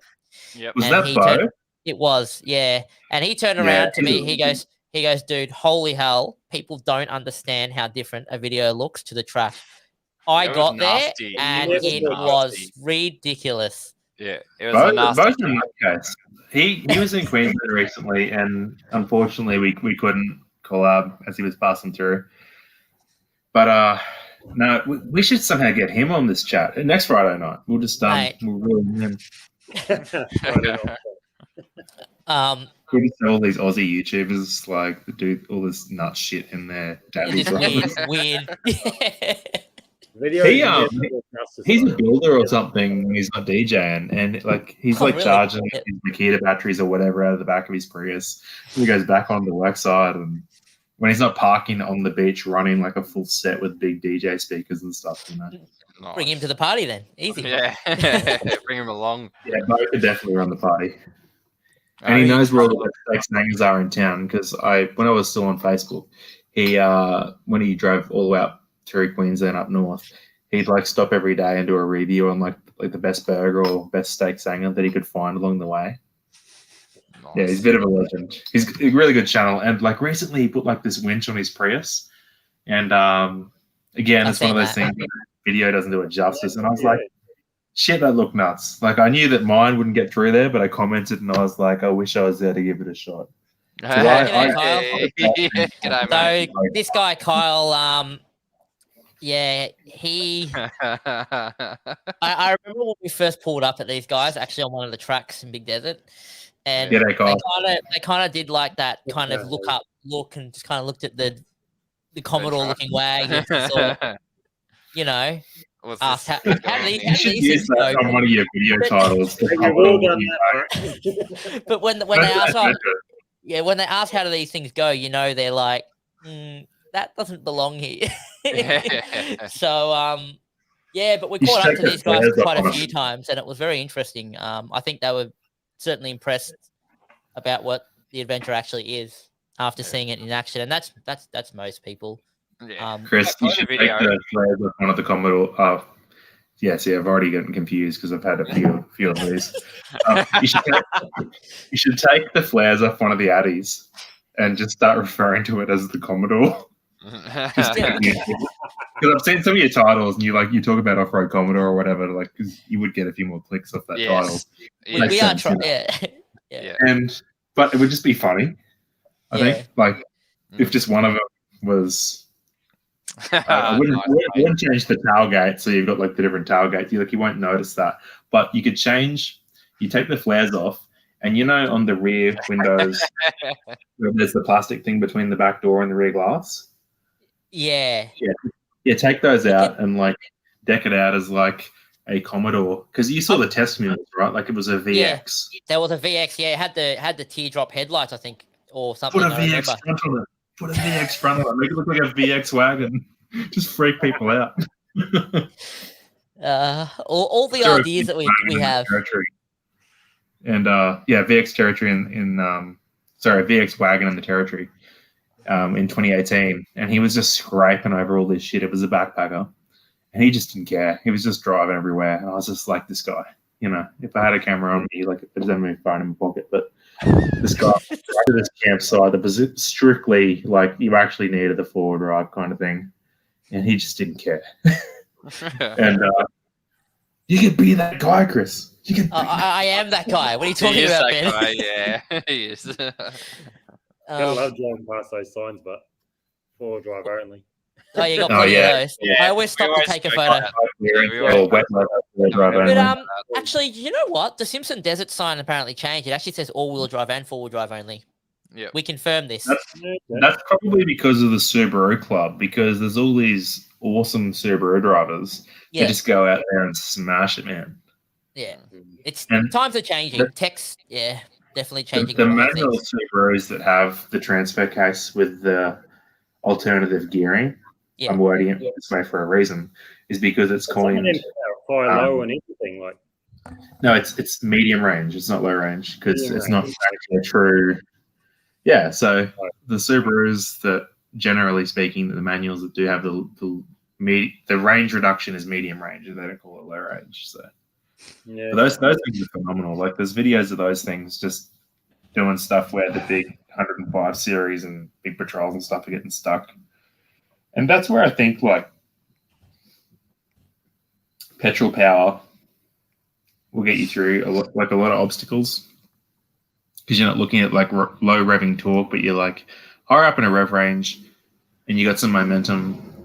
And that's why I've got some confidence in these V6 Audis in the desert. And I really want to see an LS1 out there too, because I want to be proven right. I reckon I reckon. There was a sign, because every time we see one, we I mention it to Chris and say, "Nah, you're not allowed to come down this track." It'd be neat to find that says like when the desert's closed, like December through whatever time of the year it is. Hang on. I think I should have it. So the desert still closes, and it will, but it opens in late February or something, early March. You know the signs I'm talking about, right? Yeah. It's been there's one near 24, and then one is west of Big Red, because Big Red's not actually in the desert. Yeah, it's outside. Yeah. So you don't actually need sand flags or anything to go to Big Red. You can drive out there in your VX Commodore wagon. Yeah, any car. Yeah. Yeah, it's something you probably don't realize as just a four-wheel driver, but yeah, in our situation, you always notice those signs. 44676. So 4. Is this a two-factor authentication code? Oh no. Okay, he's looking for a video. There you go. Four-wheel drive only.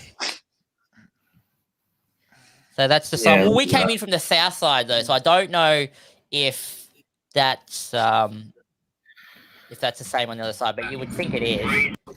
Even turning into Bushman, I think it was a Bushman's track, Chris, just outside Yeah, I think. Look, campground. I There don't was a notice Have them we full- still anymore. got Keith with Yeah, us? no, there was because there was a full drive only sign on that one. Just Is outside. Keith still?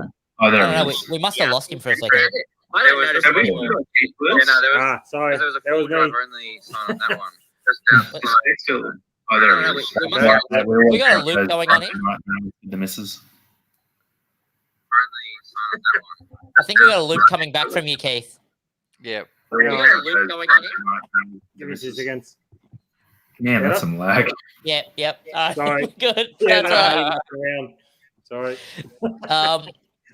Yeah, look, once upon a time, those signs used to make me go, ooh, I don't know about that. But now I just ignore them. So So here's the interesting thing, Chris, because you guys were talking about Fraser. I was wondering, like, okay, well, can such vehicles get onto Fraser? And I was talking to the guy on the barge the only time I've been there, and they don't care. like, they say it's four-wheel drive only, but it's on you. If you rock up in a Camry, well, good luck, They don't- what if you get it off? not taking money, so, Actually, there was a guy.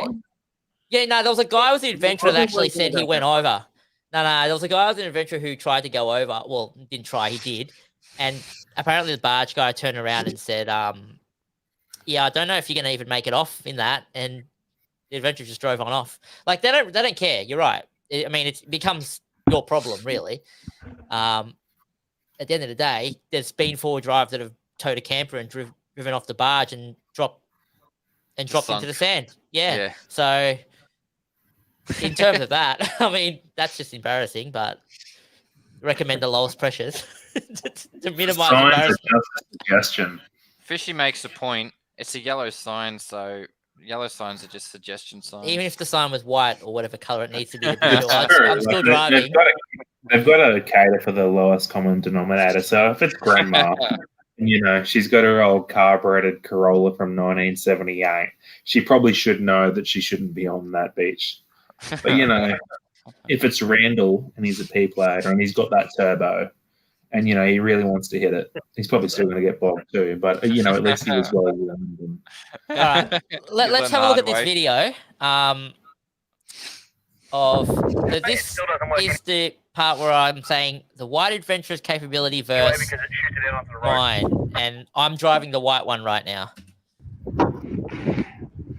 So I'll try and. I can't believe he found this video so quickly. Like, did they he's have got white that video. Cards, isn't it? Sorry, I'm Dying. oh, so here we come. First attempt. Here we go.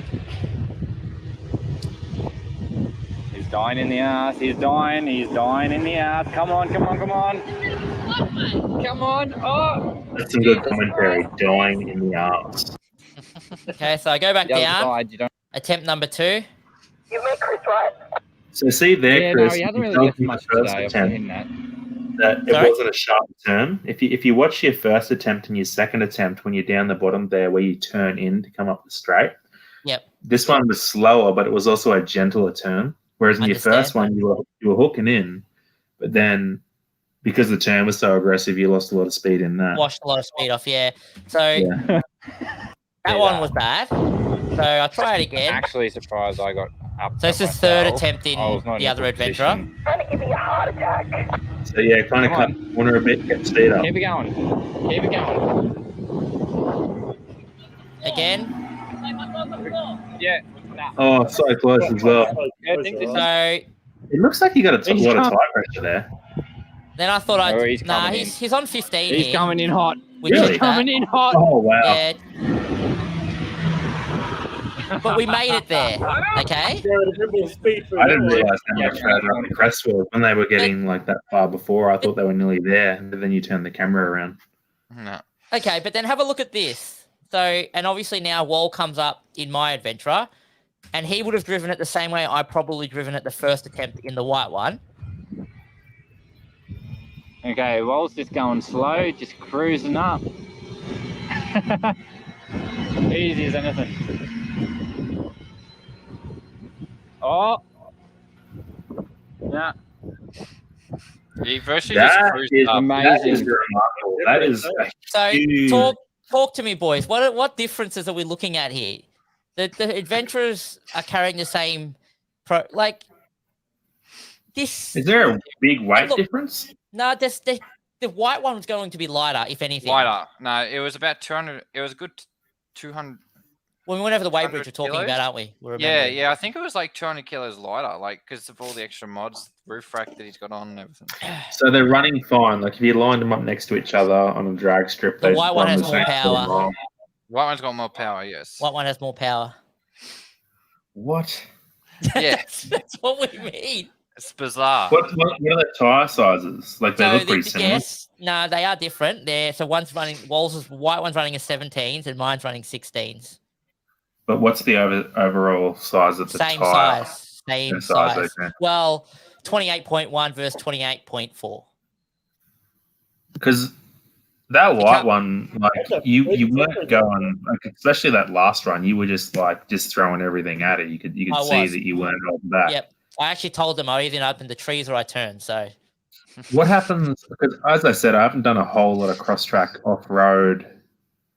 What happens if you just try and idle up that? Like you just try and feather your pedal up, it does cross track get you up or no? Yeah, so with the throttle controller set to like economy mode where you've got more of a ramp over angle.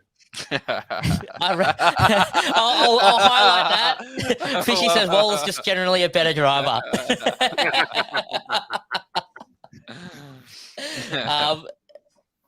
Could very I don't well know. be It's going slower better on this track. I don't know how cross track works at slow speeds in sim. The thing is, cross track, it wants you to increase. So if it registers an increase in throttle, so a progressive increase in throttle, it applies that braking system.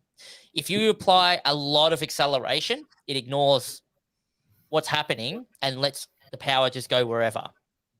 Okay, so that's why the throttle controller comes in, because what it does is in economy mode, it opens up that range where you can just press on the accelerator slowly, and the curve to get higher is much longer than if you don't have the throttle controller. So you don't just go like that, you go kind of like that.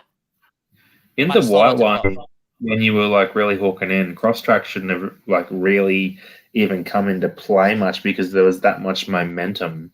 Yeah, it was just spinning the wheels all the way. But up. obviously, even when I went slow, we weren't seeing much difference. So the other difference between the two, besides the tires, is the brakes. So in my Adventra, they run like a hot brake, a more aggressive brake that eats rotors, but they brake well and they work better under temperature. And they're vented brakes, but not that makes a difference in that scenario. Are they physically the same size? Physically the same size. What about the tune in the car? Is it tuned differently? Like, nah, unless it's been tuned without our knowledge. Nah. Wait, is one an 05 and one 06? Yes, the white one's an 06, and mine's an 05. There you go, 05. No, I've got nothing. That's weird, man. I'm just gonna write it off as a junior thing. 05 but for the win. Even if you get in both cars, they feel different. But you've got how many more kilowatts? 3, 4. I mean, it's funny because they got rid of the 190 kilowatt badge on the 06 or Model Euro 5. 187 because apparently Euro 6 dropped off 3 or 4 kilowatts off its. Yeah, so that was the same on the VZ SV6 Commodores. They didn't have the 190 kilowatt badge anymore because it wasn't 190 anymore. Yeah, I was disappointed. I want my 190 badge. You can find them on eBay. Yeah, I just feel it's a bit wank if I go and stick it on there when it wasn't on there originally. I'll be that guy in the comments that's calling you out. I'll be like, I know that's an 06. No, that is weird. Do you guys have any ideas of why there's such a massive? Changing. We're going back out there in April, and I'm going to give Wal the exact same 16-inch set and tire type to run another comparison, and then it will come down to the true track and brakes. I just think it's the throttle controller, because even when you got up there and you tried to put the foot down, you just spun and you just sank. You weren't going forward. Even Wal sort of started losing it towards the top, and he just pushed the foot down a little bit on the accelerator, and you saw him just keep climbing, keep going. Well, the reason why I end up coming to I watched this video for about 2 hours after. Trying to study it. No, it's because I need to understand. So I just need to understand. Myself. It just looks like to me that the 17's cut. There's less sidewall. Doesn't look like you see. I know you guys probably way better. Are the tires the same width, Chris? No, Walls is wider. He's 235 and I'm only 225, but not by much.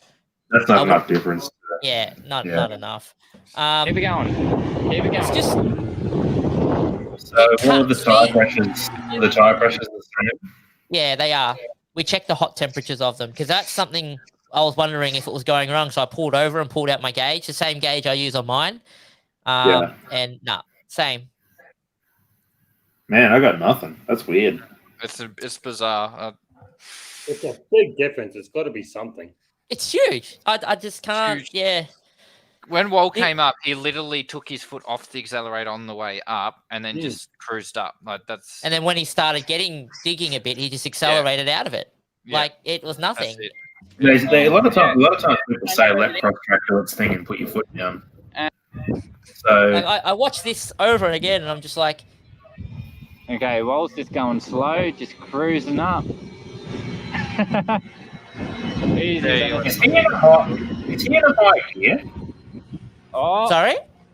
Is he in a high gear? Just listening to the motor. No, we were full. No. Amazing.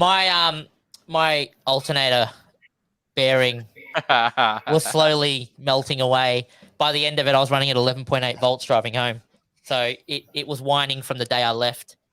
Okay. That's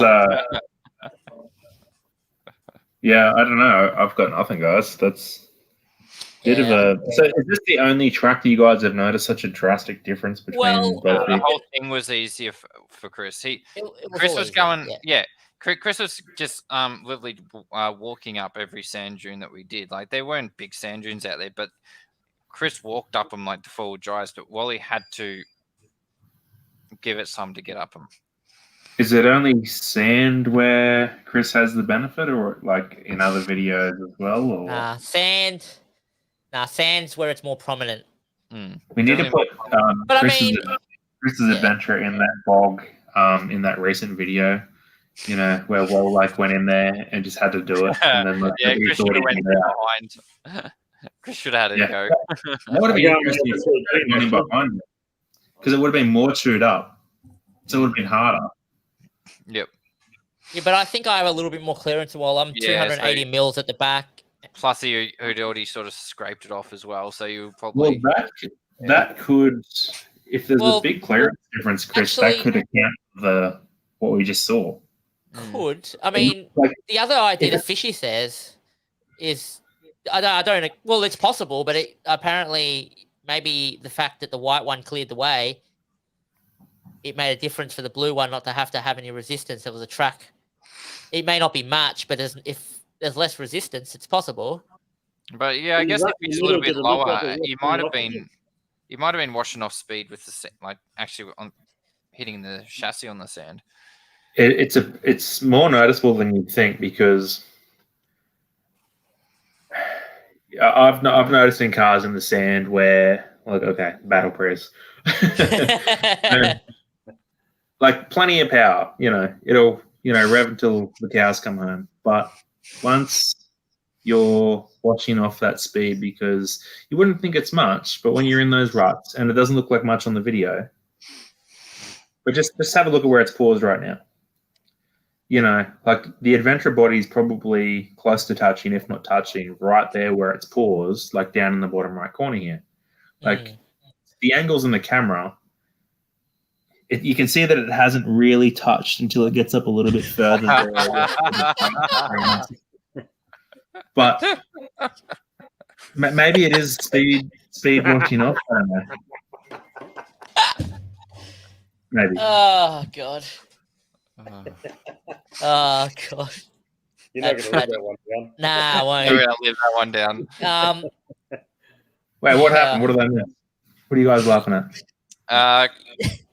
You know I ran into the back of Wall, yeah? Wall was going, yeah. Oh, the comments, sorry, yeah. Yeah, no. This guy was actually there and actually watched it happen. So I did see that in the video. It looked that was ridiculous too, because it looked like you could see it was going to happen. It was like, actually, that's another good example of how that much is actually different the two cars are. That is actually another good example. Chris just had power at his foot to keep going up that hill, and Wally just washed off and died. Like, it's a tires around. I want to see it. Hang on, let me see if I can find.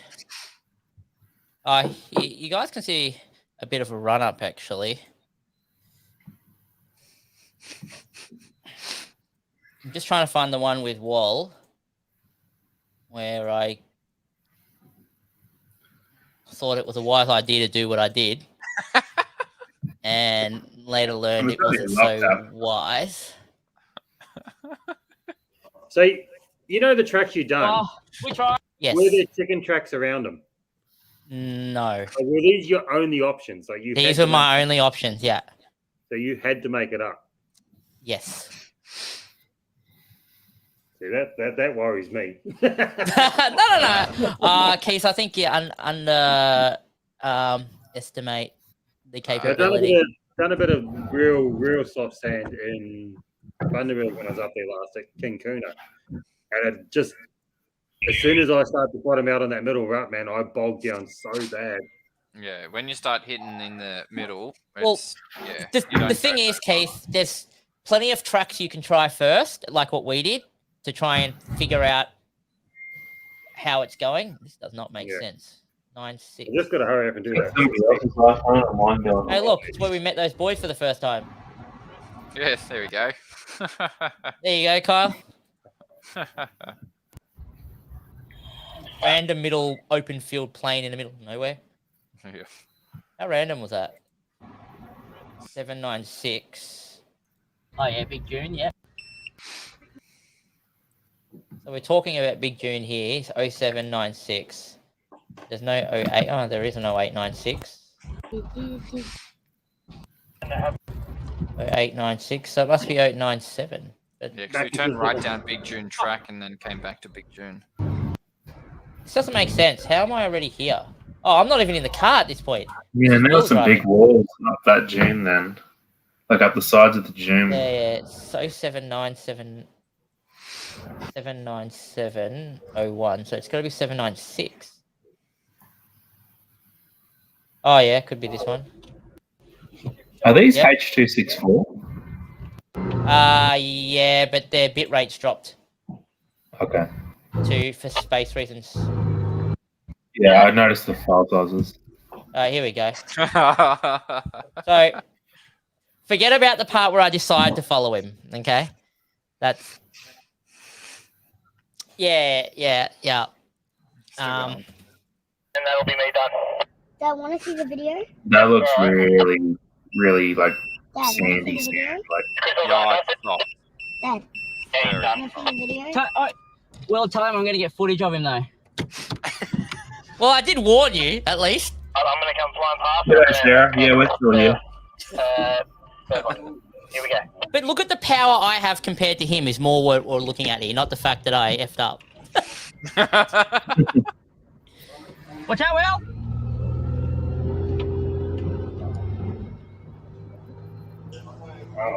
He's moving. He had a bigger run up than you did as well. Oh, listen to it, Rev. He washed up and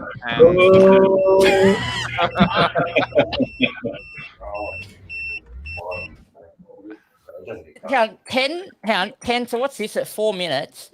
At 10,796. So if we go to my cabin. That's not the first time I've seen this on this channel.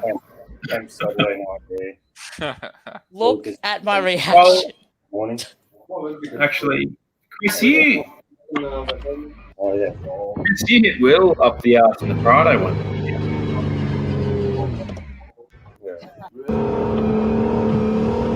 I think it's this one.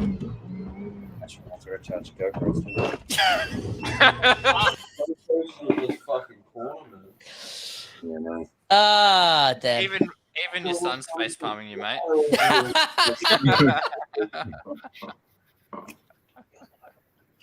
Oh shit! Oh god. But Chris, there was a video recently where you hit the back of the Prado, wasn't there? No, I don't think so. Uh,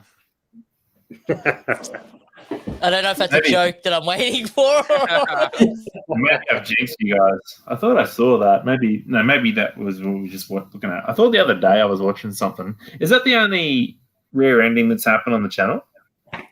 On the channel, yes. Off the Off the channel. No, What are you? must have had a few. Oh, I should have worded that better. oh my god! Oh, I was trying not to say anything, but no. Sorry, guys. I should have worded that better. I've had a few like individual mums or whatever. I don't mean to delve into people's personal lives or ask about extra. You know, what happens when you're ex-drivers with you guys? It's fun. No, that's why we go camping a lot. It's amazing. Laugh it off. It's fine. It's fine. So, Keith, what do you got planned, like, for the territory other than the True Track diff? I'm going to start. Quite a lot of things whilst reversing. I've got another low kilometer motor I picked up. So my next thing is start the turbo rebuild. So I'm going to whack a nice big turbo on the side of it, give me that extra bit of power to compensate for the low range, and see how that goes. So is that is your territory currently naturally aspirated, or have you got a turbo on your current one? It's the NA. It's the 2005 model. It's still the 182 kilowatt. It's the I think we were still laughing at the joke from before. The V8 Nelson motor. Yeah. Okay. So the 182. Yeah. Cool. So you're just going to go. Have you already got the new motor? Yeah, I've got another motor here. Yeah, low kilometer motor. Okay. I've heard that some people go for the green tops instead of paying big dollars for the burst motors because apparently the lower compression on the LPG motors and they got stronger rods. Yeah, that's the biggest thing. That's the biggest reason why people go for the gas motor is because they have the stronger rods already. Yeah, and they can handle more boost. But yeah, I'm going to go all out, do the rods, pistons, complete rebuild. Oil gears. So are you just going to go for a small turbo that spools pretty quick? Or yeah, see, I'm not going to go massive because I don't want massive power. So I'm still going to go. You said you want to slow down, right? Yeah, I'm still going to go the 3582 turbo. So the smaller turbo, which is pretty much a stock size, but it'll still run from 300 to 400 at the wheels, depending on your children. Does that need a different pump or?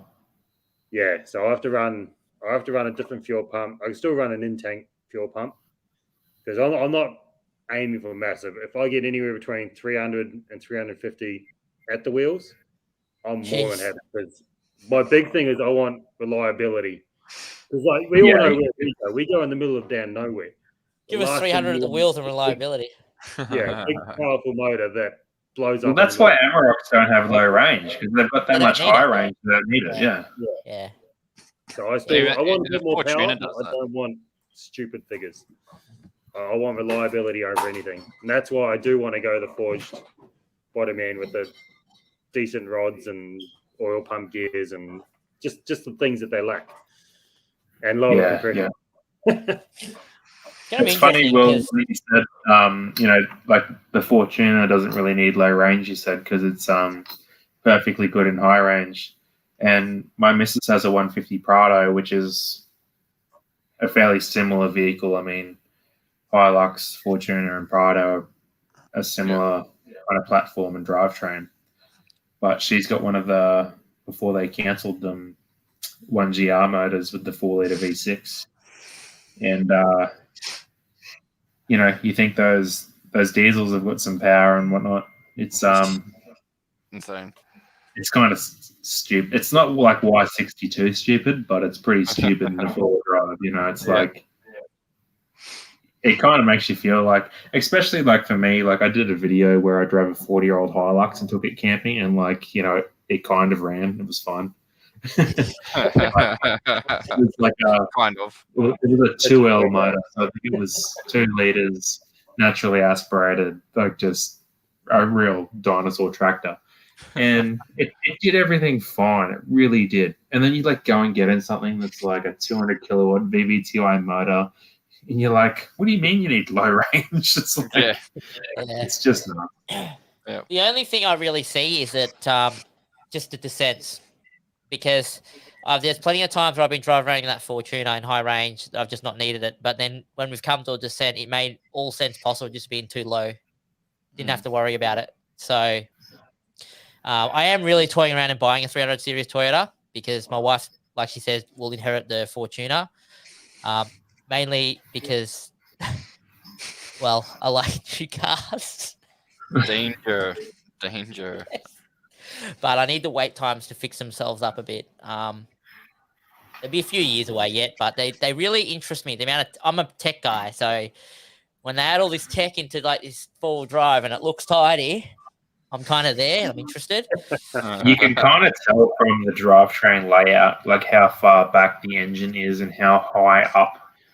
Like if you go and watch some of the videos on it, it gets a lot of points, like for how tucked away everything is underneath.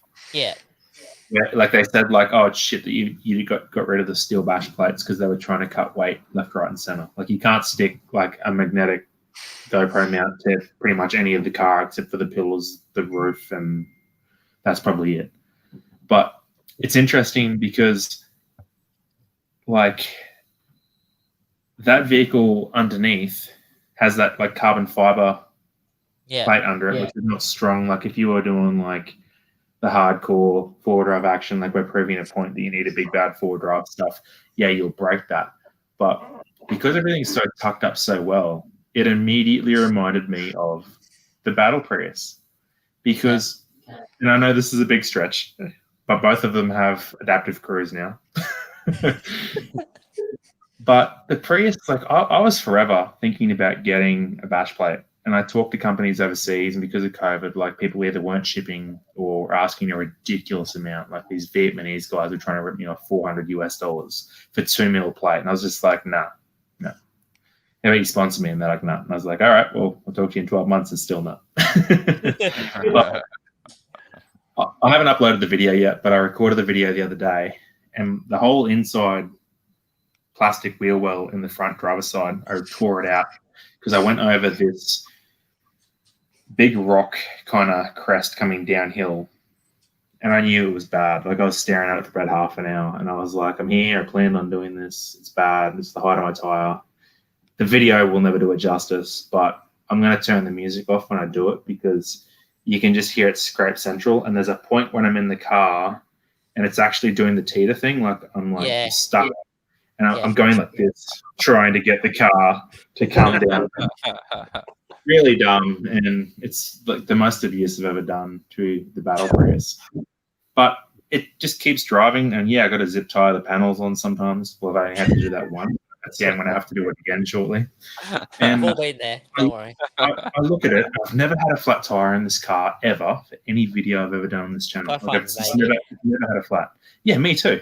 That's a whole other rant. But so Toyota has done a really good job because they don't want to give a bad name to their hybrids, right? So they tuck everything up that's important away. Yeah. And the 300, like all of the rest of their range, is supposed to have a hybrid option by 2025. So when you have a look at the underside of that 300 and everything's tucked up well already, you can see that when they go hybrid drivetrain, that it's already ready to go. Yeah. With the exception of that diesel pump near the spare under the arse end, which really should have, I'm sure they'll do it aftermarket, but there should be a shield over that or something because it's like in the corner of the chassis there.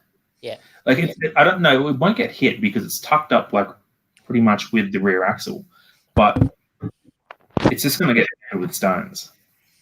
And it's plastic. It's got a plastic cover. Over time, it's just going to my main bash plate.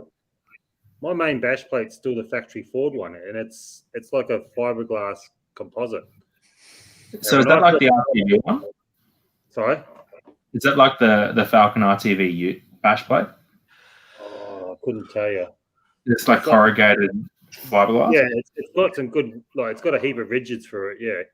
But it's like a fiberglass plastic sort of composite. But when I first got it, I thought, I'll see how it goes, and worst comes to worst, I'll model some steel ones off it. And I'll put that thing through hell. And it's held together and put up with everything I've ever done to it. So I've never worried. The only thing I worried about the front, it never had the lip up. So I got a piece of stainless and made my own sort of ramp bash plate at the front. But other than that, you are wearing a shirt. We do believe that you could make your own bash plate. I couldn't do it, but like I can tell you can do it. I'm going to ask Chris this because I've read about them, but I've never seen them, and I've heard like, oh yeah, LX come with, or LX8 at least, or Cross 8s come with, steel bash plates. But I've not seen one. Like my Cross 8 came with like a checker plate aftermarket thing that some guy must love to ride gutters with or something. But I've purchased on Gumtree and had like sent interstate years ago police bash plates, which were thicker than the standard Holden ones that were available as part of Country Pack and whatnot. Yeah. But because the police bash plates were about twice as thick. And I've owned twice of that. I've owned two of those, a few rum cans tonight. And I've never actually bolted one to a vehicle because I change vehicles so often that this will be a great idea. And I've never bolted it on. I've unsold the part. But Falcons don't seem to have, unless you go back to like XYs and like real old school Falcons, you can't find online like steel bash plates for them. But like VYs, VZs and stuff, there's like all these police special ones and like Country Pack special ones and stuff you can find. Market ones for them too, like a lot well, more. actually, it's interesting. Kyle in chat actually says that his front part of the bash plate is flimsy. I don't know if mine's alloy, but mine's already got dents like that far in, and it's wrapping around that bar at the bottom of the diff. So I don't know if they've changed the way they make their factory bash plates, but I think I'm looking at having to buy one. It's ridiculously low at the front. I just can't believe how low that front independent really is. I've just been waiting to punch holes in something. It just hasn't happened, so I don't know what's going on. Yeah, see, that's what I was able to use, like the pliers and just kind of move the factory bash plates side. So I don't have much faith in it. Like at least wanting the Adventra, I couldn't go bend that myself without a machine. It just wouldn't be possible. So your Adventra actually had a steel plate on the No, it's an aftermarket one. But some did come with the one you talk of. But it's not a standard thing. You had to option it. It looked like I feel like the SX6 or that rare SX8 police one, they should have just been like 16-inch steelies. Have you guys seen the new Defender 110? That thing looks ridiculous because it's got steely, but it looks like a new car kind of. But they should have just had like 16-inch steelies and like bash plates and we're talking maybe no flares, skinny tires on it. So that's that's what the factory Adventra Holden one looked like. But I mean, the one I have is similar to that, but it comes over the K-frame. It's a bit more agile than the factory one, and I think it's thicker. Maybe all the Adventras that I own, people just left them off for easier servicing or something. Well, that's the good thing about the one that I have. Actually, here's a good picture of it. Let me just show you. My four-wheel drive Corolla had the plate missing off one side where you could access the sump to drain the oil. Somebody just didn't put it back on that one side, so it has like a 3-piece plate under the front.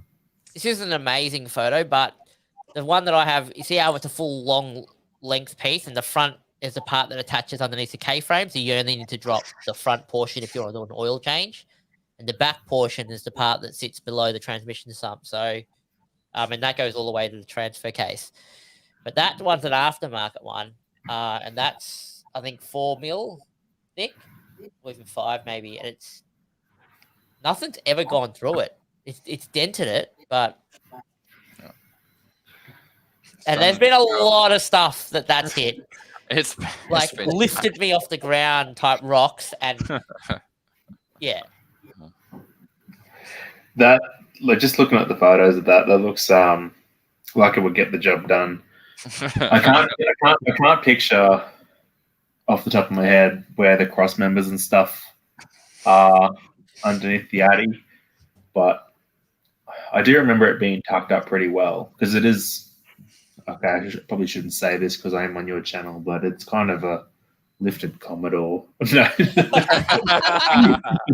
it out, boys. I just get banned. No, but it does make sense because the underside of a Commodore is pretty good. So if it's just higher, it's But at the same time, like, there are differences between those vehicles. Like, my first V8 Adventra that I bought, it was a CX-8 VY Series 2 from Sydney. Well, by Sydney I mean Blacktown.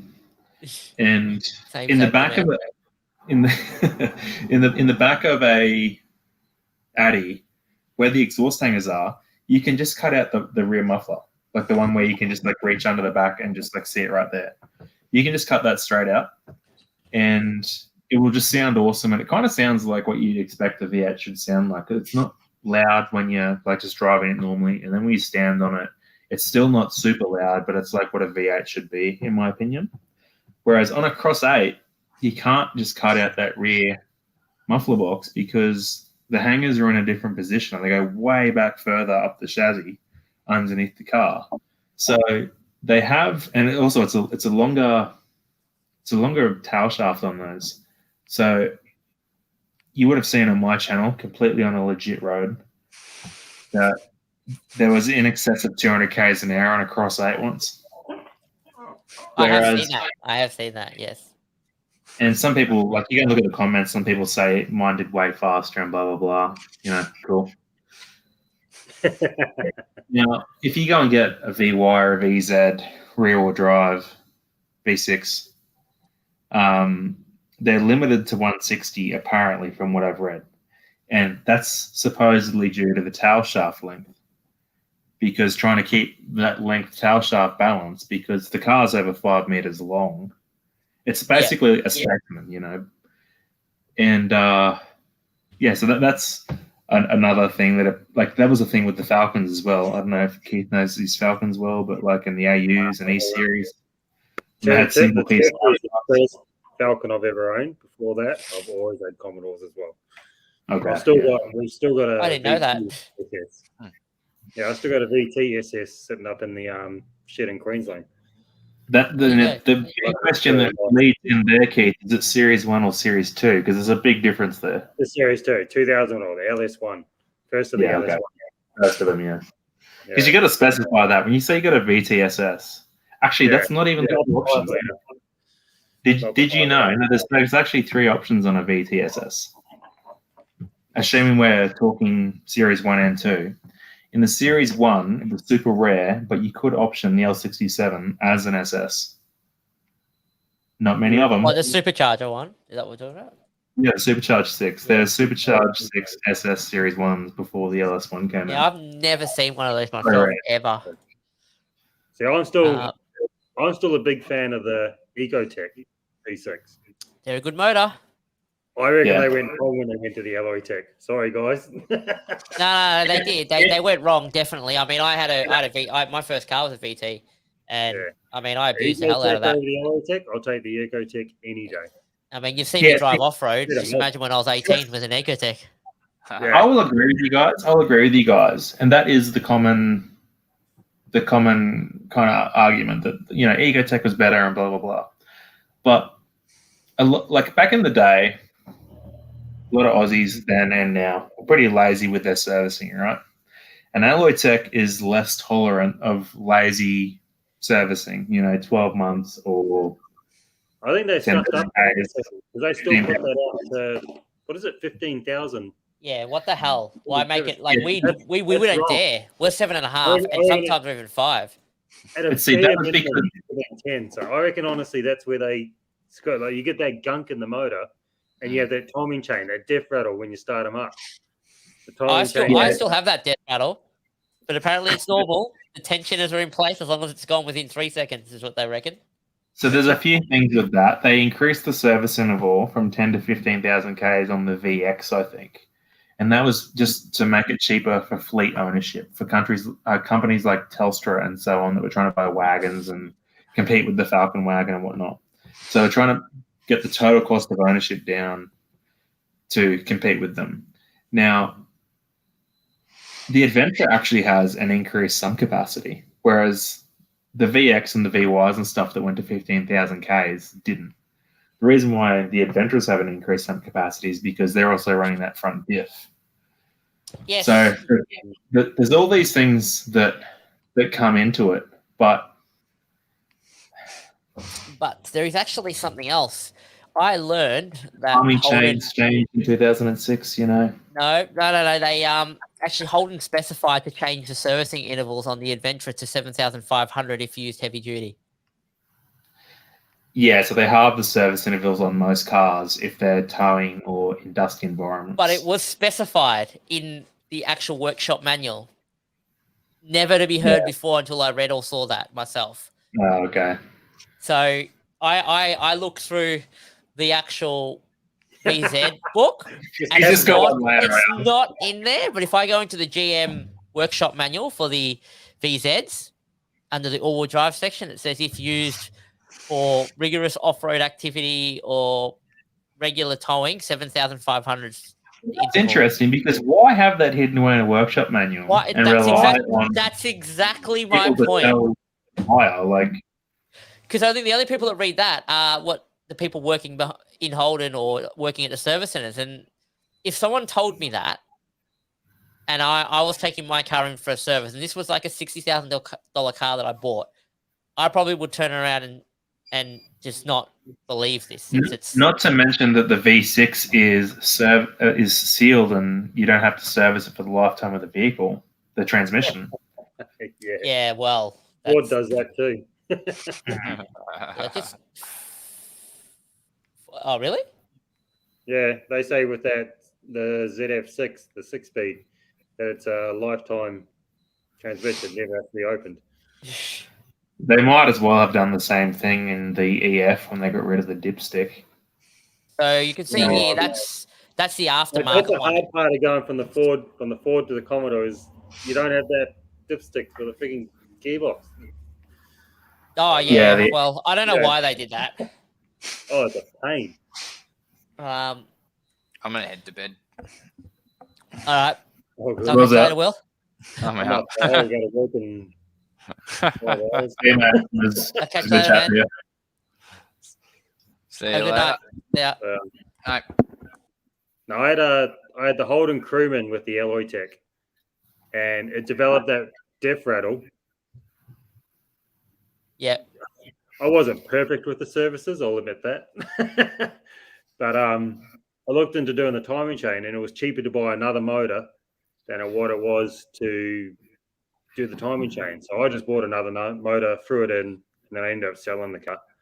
But the old Alloy Tech, when I built the house and moved in, I literally dug a hole in the backyard and buried it in there, built it back in as a reminder never to buy another one of those motors. Yeah, I'll respond to that in just a sec. I just want to reply to Sarah here because she's talked about the price of the Fortuner versus the new Addy. And this is only a minimal thing, Sarah, but there is also inflation there. So, like, let's just say for a rough number, 50 grand in 04 is totally different from 50 grand in 2019, like 15 years of inflation.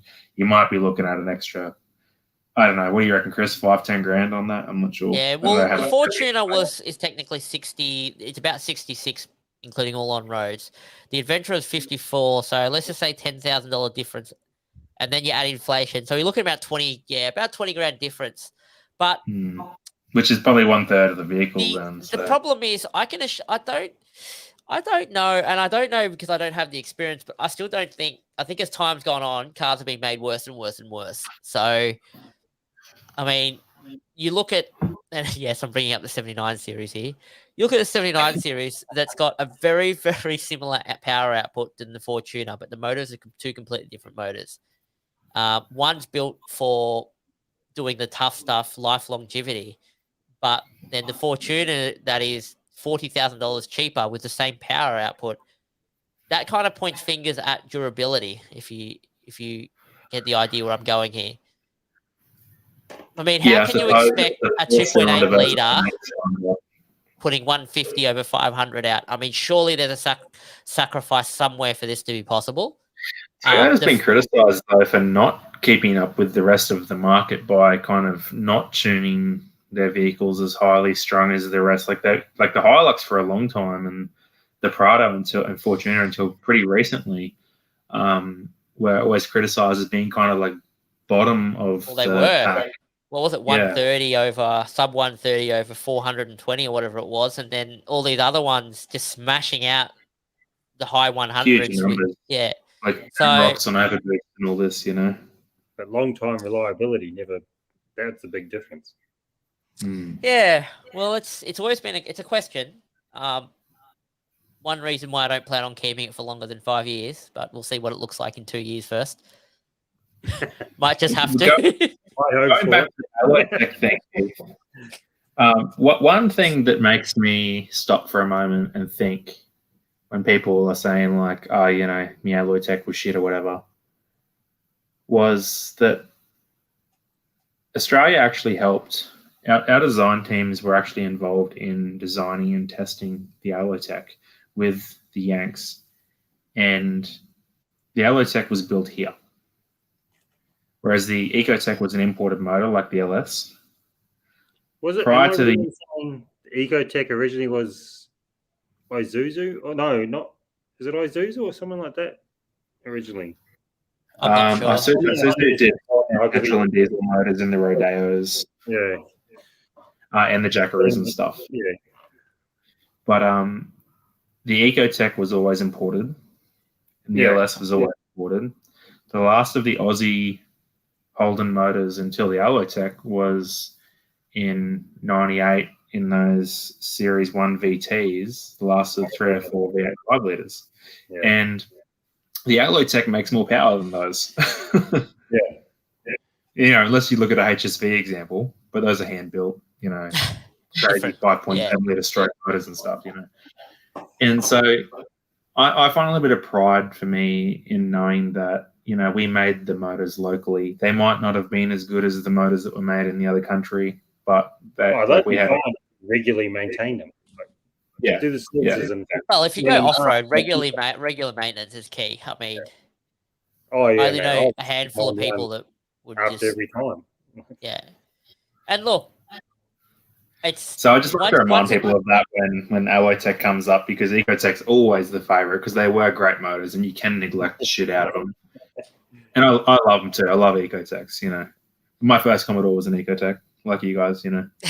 But well, there's got to be something, right? They're still using them. Well, at least the main design of them. So it was just something that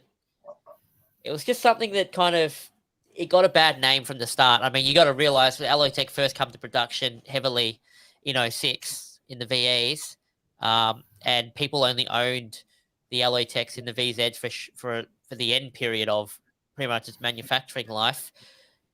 People probably stuck to regular servicing intervals till, let's say, 3 to 5 years, and then second owners took place.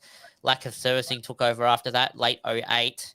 Going 08 to 2012, that's where it all started going to shit, because owners were not taking care of the servicing, or the people servicing weren't doing it correctly, because there's not just the interval servicing that's important. The Alloytech has a lot of other properties that enthusiasts have discovered, like the PCV valve needing to be cleaned.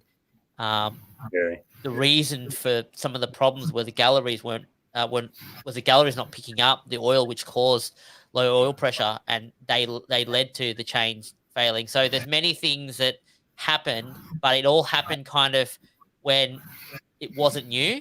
It happened where it became an older motor, and it was only because of neglection by the new owners. So now when anyone thinks alloy tech, it wasn't as. The other thing too, you got to give it is it's not as easy a motor to work on. No, that's true. It's true. It's harder to get to everything. That's a pain. And Your thermostat. No, Series 2, the direct injection made them foul up more as well with the Series 2. They weren't as easy to work. I think that's what also gives them a bad name sometimes, is because they're not as easy. Ecotech is derived from a Rover V8. So I didn't know that. That's No, I didn't know that completely either. But Really? That's surprising, because Rovers are normally well, the old ones were reliable, weren't they? But the newer Rovers were not brilliant. The electrical systems, at least, on those Discoveries and whatnot. As no wonder Will went to bed. He knew we were going to bring up Discoveries again. I'm just going to grab a drink, guys. Just give me 30 seconds. The motor looks like a clusterfuck. Look at that, Keith. Oh, yeah. Like it's a mess in there, isn't there? Everything's kind of just everywhere. I had a fault where I was dropping the coil pack, and me being lazy replaced the coil pack that needed replacing, and pulled all the pin in, pulled all that fuel engine, replaced it all, and then literally a week later another one went. So I had to do it all again, but at least that time I bought all 6. Done it once and for all, but it is it's just difficult to work. I found it a difficult motor to work on.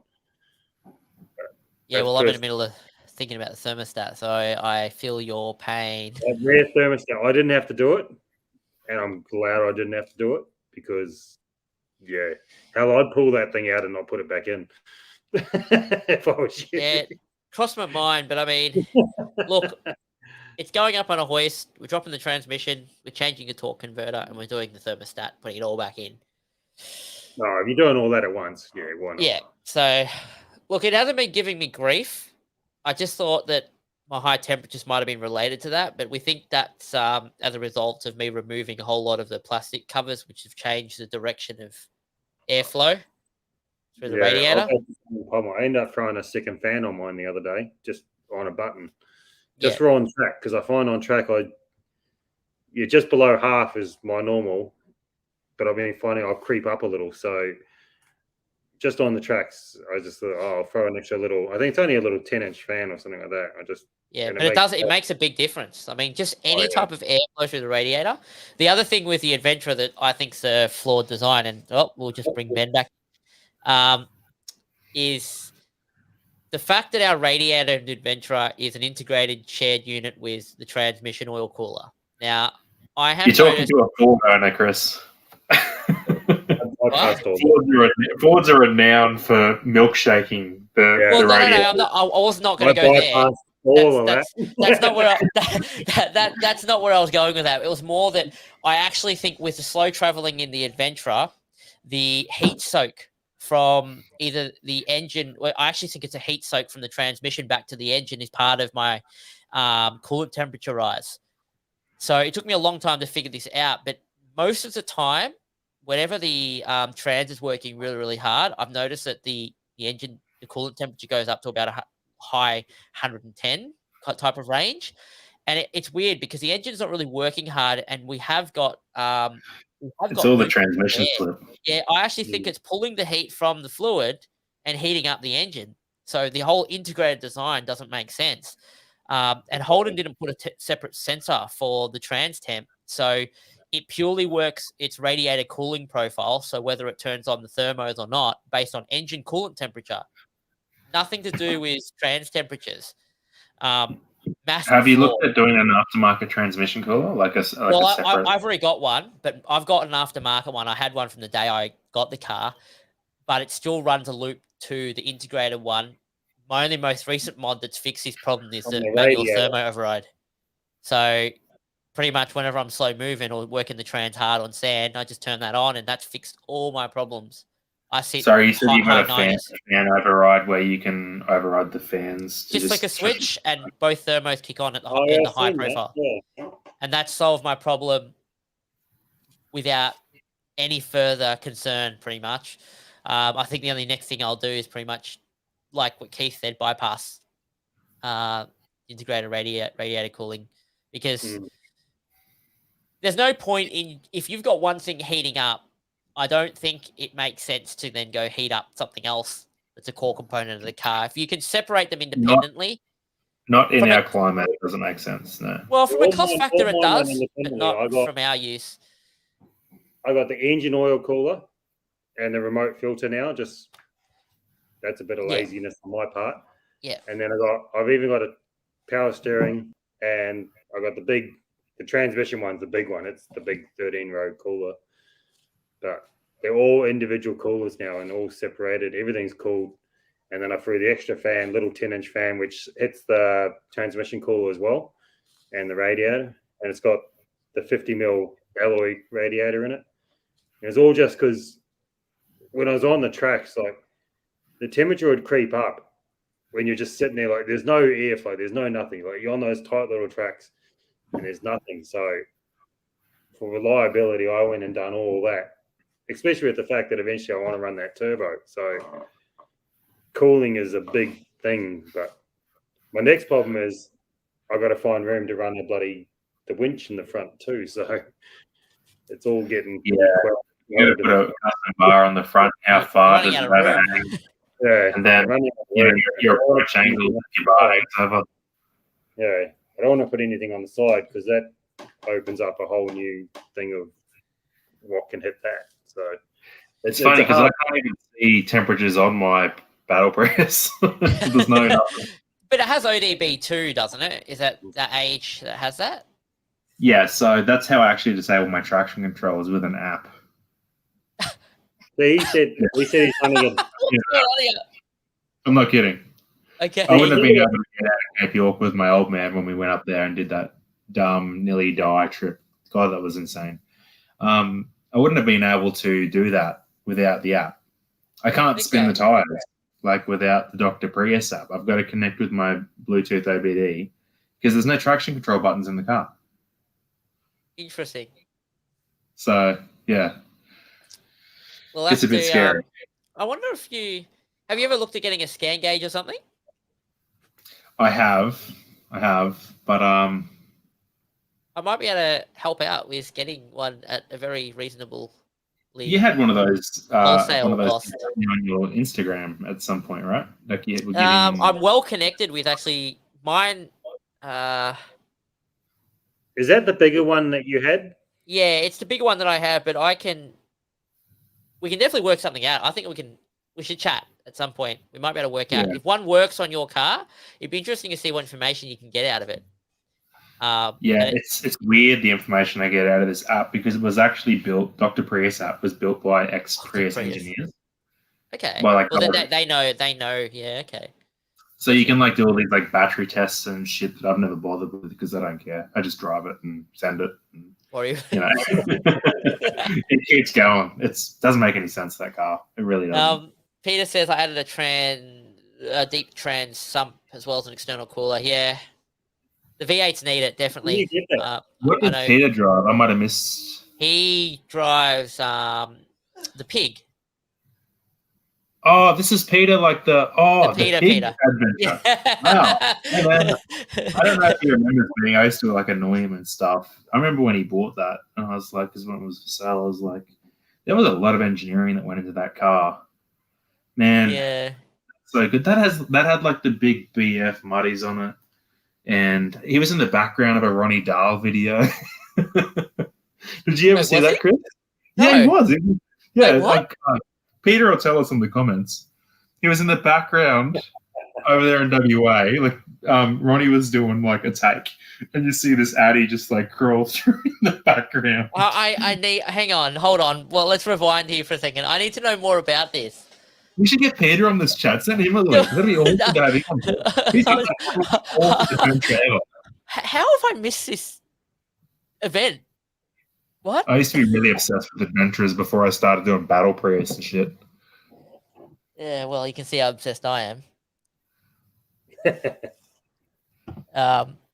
Peter, do you want to like jump in on this? I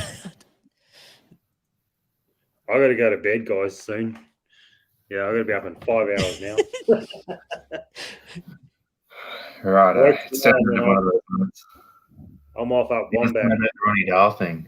Shit, it definitely happened. I'm pretty sure it was yours, the same color, and you're in WA, right? It could have been that he bought that car from WA, so maybe previous owner. No, I don't think. I think Peter already owned it because Peter's had that for at least 5 years, I think, or close to it. Like, no, I don't think so. I think he's had it for. No, I don't think so. I remember when he took acquisition of it. I remember when he took acquisition of that car. All right, we'll see what he says in the comments. We need to reserve this for another night to discuss this further. Peter's also not really tech savvy, so I don't know how simple that will be. But I don't blame him for that. We can. What's simple? Yeah, we definitely should do more of these. We definitely should do more of these. You guys, sorry, I keep forgetting that I'm in a different time zone. So yeah, no we're at midnight. Yeah, it's midnight. Yeah. But look. Honestly, I started this at 8 o'clock. And I didn't expect it to last 4 hours. That's definitely. I haven't eaten dinner. So, okay, so it has been 5 years. Me talking shit for 4 hours, 3.5 hours. No, it's good. Well, I've learned more about you, Ben, in 4 hours than I have in the 2 years that I've been in contact with you, back and forth. So, yeah, it's a bit like that. And it's always good to see read into the minds of others who off-road in not so ordinary cars, because I had someone at the lights today. They pulled up next to me in a Navara. They looked over and all I heard was territory. I looked over and I'm like, it's different. Like, it's different. Keith, in one of my videos recently, I was driving a four-wheel drive Corolla. It was like a 92 model four-wheel drive Corolla. And I got it up this hill. And then later in the night, we were camping up there, and all these other people rocked up at the campsite after us. And it's a small area. And it took like an extra 20 minutes for the last member of their party to get up the hill in this four-wheel drive Navara. When they got up there, they had the shame of looking at a Corolla at the top on just normal highway tires. So I know what you mean. Yeah, when a Navara can't keep up with the Corolla. Raise his eyebrows. But yeah, I know Chris was like looking at those AE95s for a bit. I was until I realized how difficult it was to get parts. What's this? Yeah. And the way I drive cars off road, they don't really have enough power to break anything. Those things. I'll find a way. I'll always find a way. I always look at the tracks and. Are you getting a massage at the moment? What's going on there? He likes to show off. Yeah, I like to show off. That's what my wife calls it as. Yeah, we're definitely getting onto the X drive now. Especially if there's someone there that can't get up in a four-wheel drive. Yeah, definitely. If a four-wheel drive struggles at getting up something, and I see in my eyes, I get those mathematical equations, and I look at the track, and I see a way. I'm Homer Simpson with a hold my beer stance. It's like that. It's like that. That meme with all the maths. Yeah. And I just sit there because my wife knows. I'll sit there in the driver's seat and my car's idling, and I'm just staring at the track. And she turns around to me, and goes, "You're going to try this, aren't you?" Truth behold, I get the whole. You're not going to do that, are you? I'm like, oh, yeah, I am. I certainly will try. As the doors open and they get out. Yep. Peter, how many adventures do you have now? I don't know who has more, you or Chris. Who has the most in the group, actually? Because Peter sent me cards years ago, and I started carding like someone has a collection of quite a few. Some members have quite a well thought collection of lots of cars. So I don't know, Keith. We need to get the cars up to scratch, and probably Well, actually, you're coming to Mount Terrible, aren't you? So Wait, what's happening? Yeah, absolutely. When's that? I have the End of LSD. in Feb. my- Yeah, I have the LSD. yeah, in we'll probably run that little bit of a day walk around the park. But on Sunday, you or me should really try and look at some harder D stuff. or double diamond tracks up there. Yeah, I'm keen as well. That'll actually be fun because I don't know how we probably might not get another good opportunity Before Easter. before you go. Hmm. But You got me tempted with the Easter thing. Yeah, I'll have see you how got I something go. on for Easter or something? Or come if you can Well- come. I highly recommend it. We're going to do border track as well, and Yeah. we'll have a couple of forward drives. So worst case scenario, we can. The border track. You know the other blue territory that I lifted up and I've done some work to. Yeah, I seen Yeah. that pictures. Yeah, he's an old fella. Same thing. He wants to do that border track. He's been out. Bring there, him along. Got to do the border track. Got to do the border track. Yeah, So, it's a one-way direction track. You go from the north Yeah. to the south, and what I understand, that track has bypass tracks. So, Yeah. so that tells me that Dune is some serious tunage. hey, hell, I'll give it a go. Like crap. Yeah. Right down, but I'm not even like experienced. That's right. yet. We'll send her up. She's got to get practice anyway. She's got to wheel the Fortuners through Simpson Desert on her own. So that's.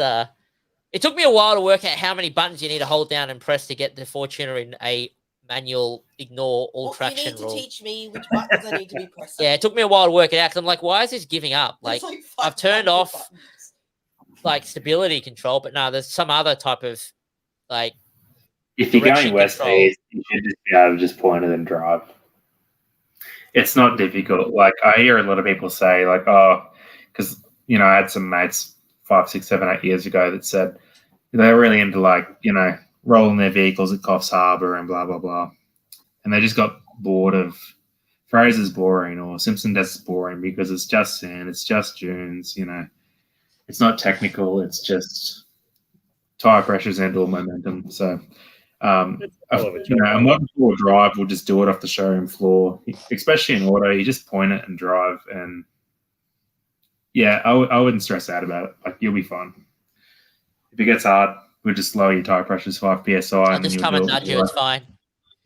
Yeah, Chris is good at that apparently. Yeah, I'm never going to live that down. That's going to be going on for another century. That joke. Yeah, I need to make that. Well, at to least make that you moved on into from a the mailbox incident. Yeah, I reversed into a mailbox once upon a time. With reverse Mailboxes this wide. The pole to the steel mailbox is in the middle, but my reverse sensor's reading what's down here, not what's up here. I went to the. Yeah. Not the mailbox. You're really good at reversing or driving into things. Yeah. It's fair that you'd miss that on the sensors, but the real question is, why is your mailbox so big? What kind of mail do you get? It wasn't my mailbox, it was the neighbour's one. I was moving my car. No, it was the neighbour's one. I was moving my car out the way. So You said it was our mailbox. Then you've got nothing to be sorry for. If it was your mailbox. No, the mailbox was fine. The mailbox copped nothing. It was my rear tail light. It smashed It's it not the because it was first on the time angle. it's been hit because it's now moved to the other side. Yeah, but anyway, that's like everyone says, you like actually look out the window? Mirrors? Nope. Whoops. You do now. And there was a bit of an incident in the Fortuner just before we went away to Simpson Desert. I accidentally reversed someone out in the street in the brand new car because I couldn't see them. I was looking out my rear vision, and the car's so low, and since the Fortuner's so high, I'm so used to the Adventra, I can see if they're in the rear vision, they're there. I decided just to go backwards and. What about the reverse? Wasn't it in the reverse camera? Huh? Didn't you see them in the reverse camera? No, I didn't look at the reverse camera. I was looking out where I normally look in the Adventra, Because he doesn't have one in the Adventra, he doesn't look at it. But what's the amazing? It's like when you get used to. It's like when you get used to driving with a reversing camera and you get in a car that doesn't have one, and then you're like, "Oh shit!" And then you go like look around and stuff. It's the same vice versa. You're not used to looking at the reversing camera if you don't normally have one. Too far. Keep going up. Oh. Yeah, I get out of my Ute that's got column shift, and I get into the Prius, and I'm reaching for like the transmission shifter on the column, but it doesn't exist there. You just get like a handbrake that's on clutch position next to your left-hand side of your brake on the floor instead of like. You guys ever get that? Like a handbrake that's in a different spot, or What's that? Sorry. I could tell you guys some stories about that, but it's too late in the evening, so. So, yeah, have a quick squiz at this. This just to show you forward drives, man. Unbelievable. Can you zoom in on that photo? Yeah. So I can actually see it. So you can see that's the back of the Fortuner. I've reversed into them. You might not be able to see them. But look at the car that I reversed into. That is actually bent all the way back. Okay, all the way back. It's bent all this. It's a write-off because of the age of the car. Oops. That's a bit more better story than you let on, hey? Yeah, you can see, but see, he was on the right side. You can see his Toyota badge here embedded. That looks like a smiley face almost. And mate, the words that came out of my mouth when I realized what I'd done, I was just fucking. At least it was on At least he hit a Toyota in a Toyota. It was on Christmas Eve, and I was running errands around to deliver gifts to my clients. That's a good point. At least it was one Toyota taking another one off the road. Yeah, well, the actual funny thing is, actually no. I'll show you something else. I took it to one of my friends who just wanted to take photos. My guy who does my panel beating because he's done my cars. You've got a panel beating guy. What kind of driver are you? Yeah. Well, he used to do. Yeah. But look at that. After he cleaned it up for half hour, he just told me. It sounds like you've given him lots of practice. You could see. I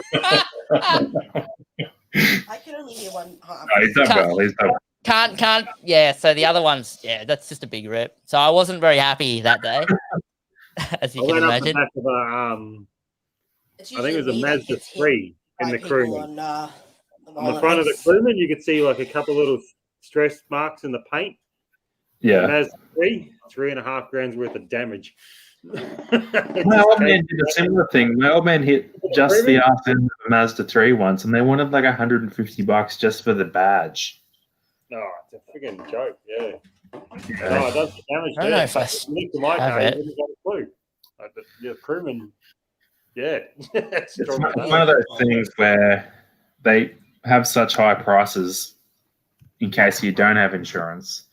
And then if you do have insurance, I had a mate that was a spray painter, and he could never do the kind of work that he wanted to do spray painting cars because insurance companies just make all of the local workshops undercut each other, so they have to use the cheapest. That helped. And apparently, the lifetime of a vehicle, which your insurance repairs are covered for, I can't remember, it was 3 or 5 years. What are you looking for? And if the paint starts flaking off after that point, or the repairs that they do are not good after that 3 or 5 years. I can't remember which one it was for the lifetime of the vehicle in their product disclosure statements. Then you just better luck. That's like way too far back. Maybe not. I had someone explain something to me the other day too. Same sort of thing. You got to watch the way they word things. You know, you buy a mobile plan and it's called unlimited. So you buy an unlimited mobile plan. Yeah. That doesn't mean your mobile plan's unlimited. That's just the name of the plan. Oh God. Yeah, I can see what you mean. You need it's true. The way they word it, like you read the fine print, you're still limited in ways. Like you can't. Yeah, there's a fair use agreement and all that. Like you're not unlimited. Unlimited is the name of the plan. So it's things like that you gotta look like. Same with like lifetime guarantees and all this sort of stuff. Like you got to read all. No, I abuse those unlimited plans all the time, and they never catch me with their fair use policy. Yeah. So, no, there was actually a really good instance of that. You know those e-readers that people read books on? Yeah. So Kindle made one, and that you could buy a 3G model instead of having a Wi-Fi model. You can still buy them. And you'd never have to pay a plan. It just means that if you're on the 3G, you can download a book anywhere. And that's a mobile data plan, right? Now, in about 20 Shit, what year are we in now? In about 2020. No, it wasn't 2020. Sorry, it was about like 2010. Gee, I've had a few drinks. I had one of these Kindle e-readers that had a 3G connection on it, but I imported mine from the US because this was a calculated decision. So if you buy one from the US, it would roam, because you could go international. That was one of the advertising points with them, right? And download ebooks anywhere. The United States ones on the Verizon network, when they came to Australia, would work on the Telstra network because that was the contract that they'd worked out. If you bought an Australian one down at Woolies, it would work on the Vodafone network. So you didn't have much speed or coverage or anything for downloading your ebooks or getting on the basic web browser to check your emails. So I imported one from the States knowing that it would be on the Telstra network, and there was a hack that came out where you could like connect it to your laptop and use it as an internet connection, and there was never ever a bill associated with them because it was just free for the life of the device. And one guy, it took one guy to go and download like 2 terabytes of data in 2010, which is a shit. That's a shitload of data now, let alone in 2010. Some idiot just went out of control, and those data costs got passed on from like one country to the next to the parent company and said, how can you download that many ebooks? Like, it was just impossible. And they figured out what was going on, that someone had hacked the device to get into the data sim, which there's never a cost for. So nowadays you can only download 50 megabytes. Yeah. But before like 2012 or something, back in the old days, it was like basically free internet. If you had a Kindle and you hacked it, yeah. So, that's why these like acceptable use policies and fair go things exist now, because it only takes one idiot to ruin it for everybody else. Oh, yeah. Like anything. That's just like with anything these days. Yeah, that flows over to everything this day and age, yeah.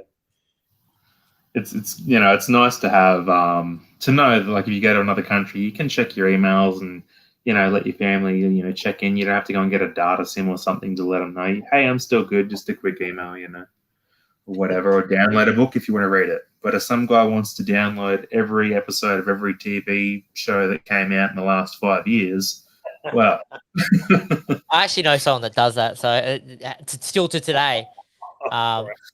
Yeah, you think my NAS storage is big? Whew. He's much more crazy than I. What are those? What are those servers called where people have those private streaming things, Chris? Plex. Plex, yeah. Where's his Plex server address? He has one, and we actually connect to it to connect to our TV. So lots of It's all royalty free, copyright, not infringing. Absolutely, without and a Linux doubt. Linux ISOs mainly. Linux ISOs and Plex. Oh god. I don't know enough about that stuff. It's just an old school joke about like, you were using lots of internet. You were just downloading like the least nefarious thing ever, which is just open source software. It was just like, it's basically free stuff, but it's anyway. I'm getting too nerdy there, so I won't bore you with the details of that one. Yeah, I shouldn't have. Yeah, well, we have to do more of these. We definitely have to do more of these. And at least, Keith, once you end up moving to Queensland, we can still continue to do these. So you'll be in a different time zone, so you'll be able to. Well, look, generally I'm normally up late. It's just I didn't plan to be tonight. I actually planned to get a lot of stuff done tomorrow on the cars. So me being up till midnight throwing a spanner in my plans. But I still got to go to work tomorrow, 8 hours. Got to come home. I still haven't even packed the camper. I still haven't unpacked it from Queensland. Oh, you're going out this weekend, aren't you? Yeah, I'm going to go to Wombat. So, because I'm lucky. I got Monday, Tuesday as RDOs. So I've got Monday, Tuesday, Wednesday off. So I'm going to do Sunday and Monday up there, and then I'm going to come back and do a couple of days diving. Yeah, Track Life, Ambo. Oh, I watch Dougie's stuff over in the West. Do you guys follow Australian Rural Adventures? No, I haven't seen that one yet. Yeah, he's he's got. cool. He's a good bloke, There's Dougie. your discovery guy. True. Dougie, is it? Yeah, he runs with Discovery now. I think he bought it a few months back. To replace his Subaru that he was running off-road, but he still has a Subaru on the channel. His mate has. He's got I don't know if it's him specifically but there's an old Corolla on that channel as well. There was.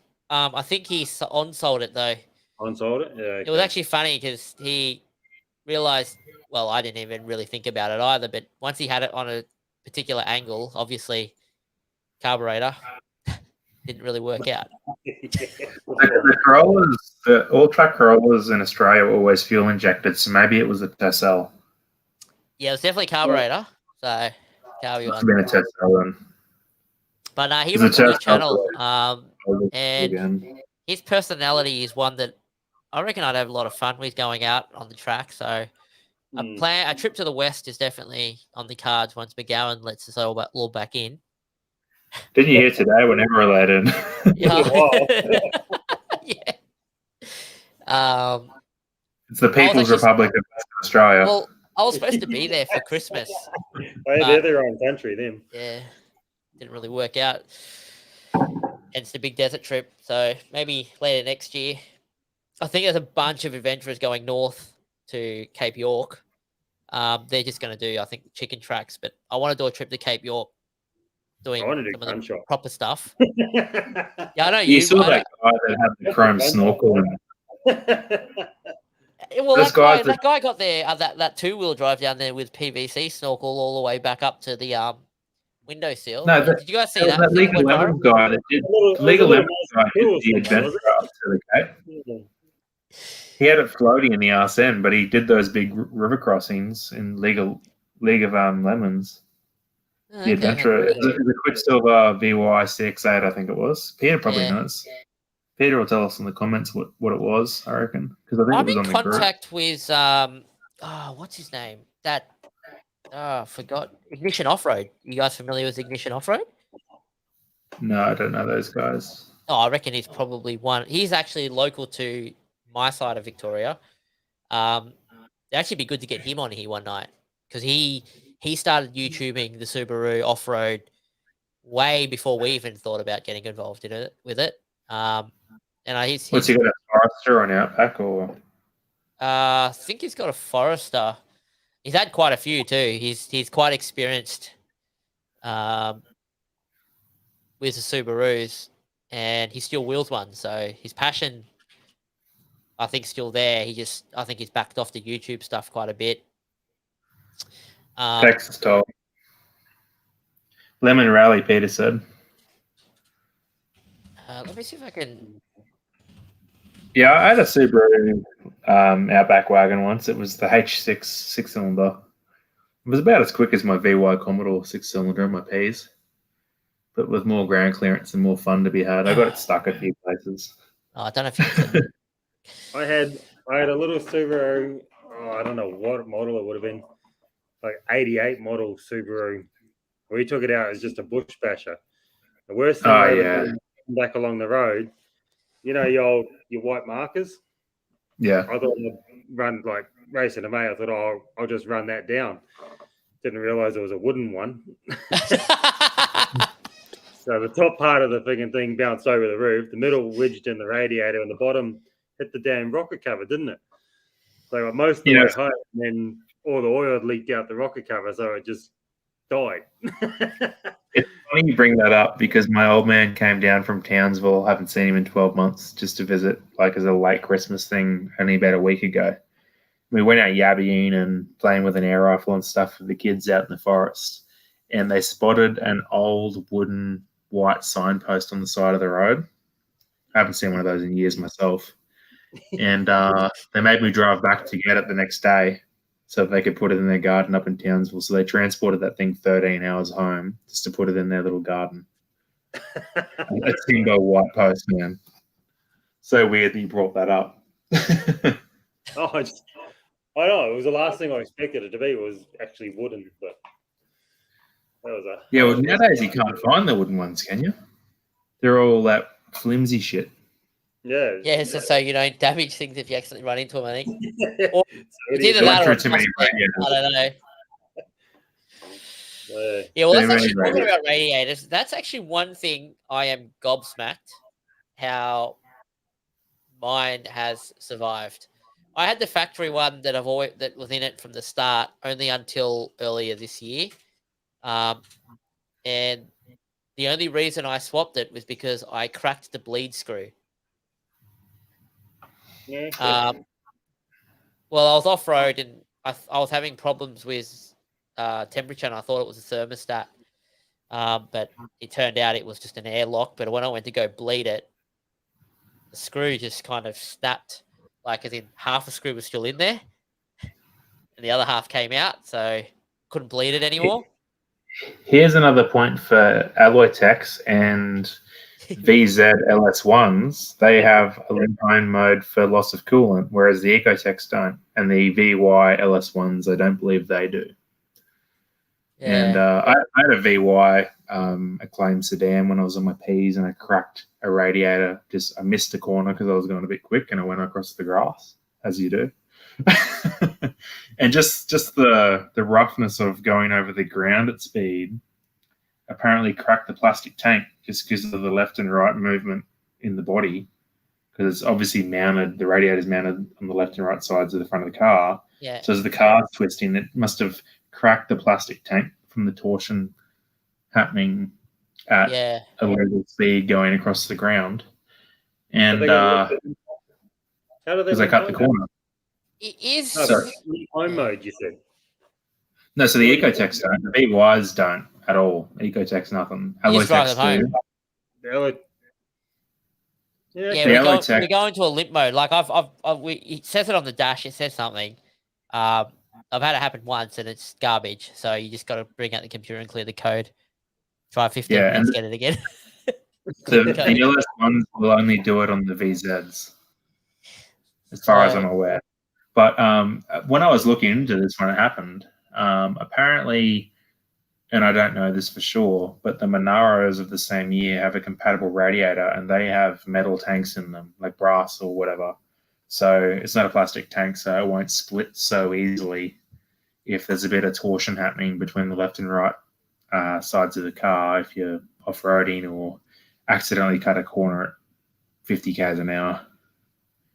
So, 50 k's an hour. I was on my P's, man. Come on. No judgment. I think I was trying to be cool. As long as we're not talking about me. God. I moved over here, and the first car I bought was a Skyline. So interesting. Yeah, because you're originally from New Zealand, aren't you? Yeah. Yeah. Was it a rear-wheel drive or all-wheel drive? No, I bought the all drive R32, but not the GDR, the GDS4. So I still had the 2-liter motor, but I had all the all drive stuff. It was the poor man's GDR. Okay. Standard engine units flex too much, can even break the heater tap. I think it's normal to break heater taps on LS1 motors. Just it's parked in the plastic heater taps on an LS1 crack just when they're parked in a heat wave. You don't have to do anything. It's just a factory thing. Yeah. Yeah, I've done a couple of them so far. That should be an aftermarket thing. Like even today, you could probably go and make that. And VY LS1 does have limp home mode. I've had it activate on mine one. Peter, do you know when they brought that in? Was it with VY? Because I think I read this on like motoring journalist articles. That's where I get a lot of my information from. So I could be wrong if they're wrong. I don't want to test it.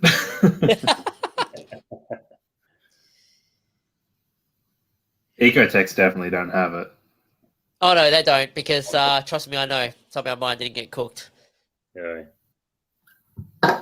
Actually, it'd be interesting to know when it was introduced on the LS1, though. Sorry? It'd be interesting to know when it was introduced on the LS1, or was it just the Adventras on the VY, or maybe it was a quiet introduction. Like maybe Peter noticed it by accident because he happened to trigger it, but it wouldn't happen on the equivalent sedan.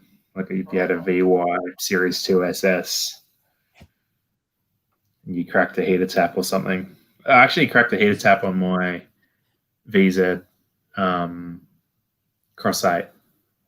It was 48 degrees or something, and it was original tap, and the plastic split.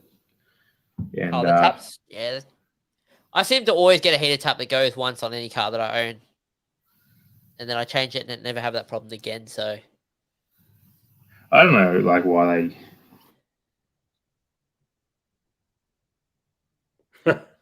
We just they can do 100,000 Ks of testing or whatever. But I don't know. We've got Ben in a frozen frame, and we're getting audio every 3 seconds. Oh shit! You still haven't moved, but it's pretty impressive. Can you still hear me? Partially, yeah. Oh shit! Hold on, I better check my phone hasn't gone flat because I'm tethering. Hold on. over data, charging you by the megabyte. Anyway, I got to take off. I definitely got to take off. I'll catch you later, Keith. Thanks for hanging out for a few hours. I still cannot believe we're at 4.5 hours at this. It's unbelievable. Yeah, no, it's not a bad idea, but this is something we should do more of, and I should definitely try and get in contact with more people that are in the space of our unusualness to weigh in on things. But take it easy. Have a good day at work later today. Yeah, rub it in. Yeah. Don't worry, I'm right behind you, Keith. Don't worry, I've just got to kick Ben out of the room. Have a good night, mate. I will never sleep. I will never sleep. You can't control me, Chris. Yes, this is what it's going to be like at camp. I can see it already around the fire with the drinks. Yeah. Also, every Friday night we have a chat. I'm the one keeping it going, and everyone just wants to go to bed. Catch you later, Keith. All right, see you, kid. Nice to meet you, mate. Bye. And then there was two. Yeah. So it must be 12:25 there because it's 11:25. Yeah, I'm gonna aim to get off by 12:30. I don't know. Like I'm just tethering off this phone here, and it's telling me I'm at 11%. But we'll keep it going. It's fine. Been on that the whole time. I haven't charged it since yesterday, but it seems to work all right. So just tethering, mate. It was interesting, actually, Ben. I found the limit to the Adventure on a track to Big River here in Victoria. It was a very shaly track, and very steep, and it just traction was lacking. And Will made it up in the Prado, but only just with many attempts.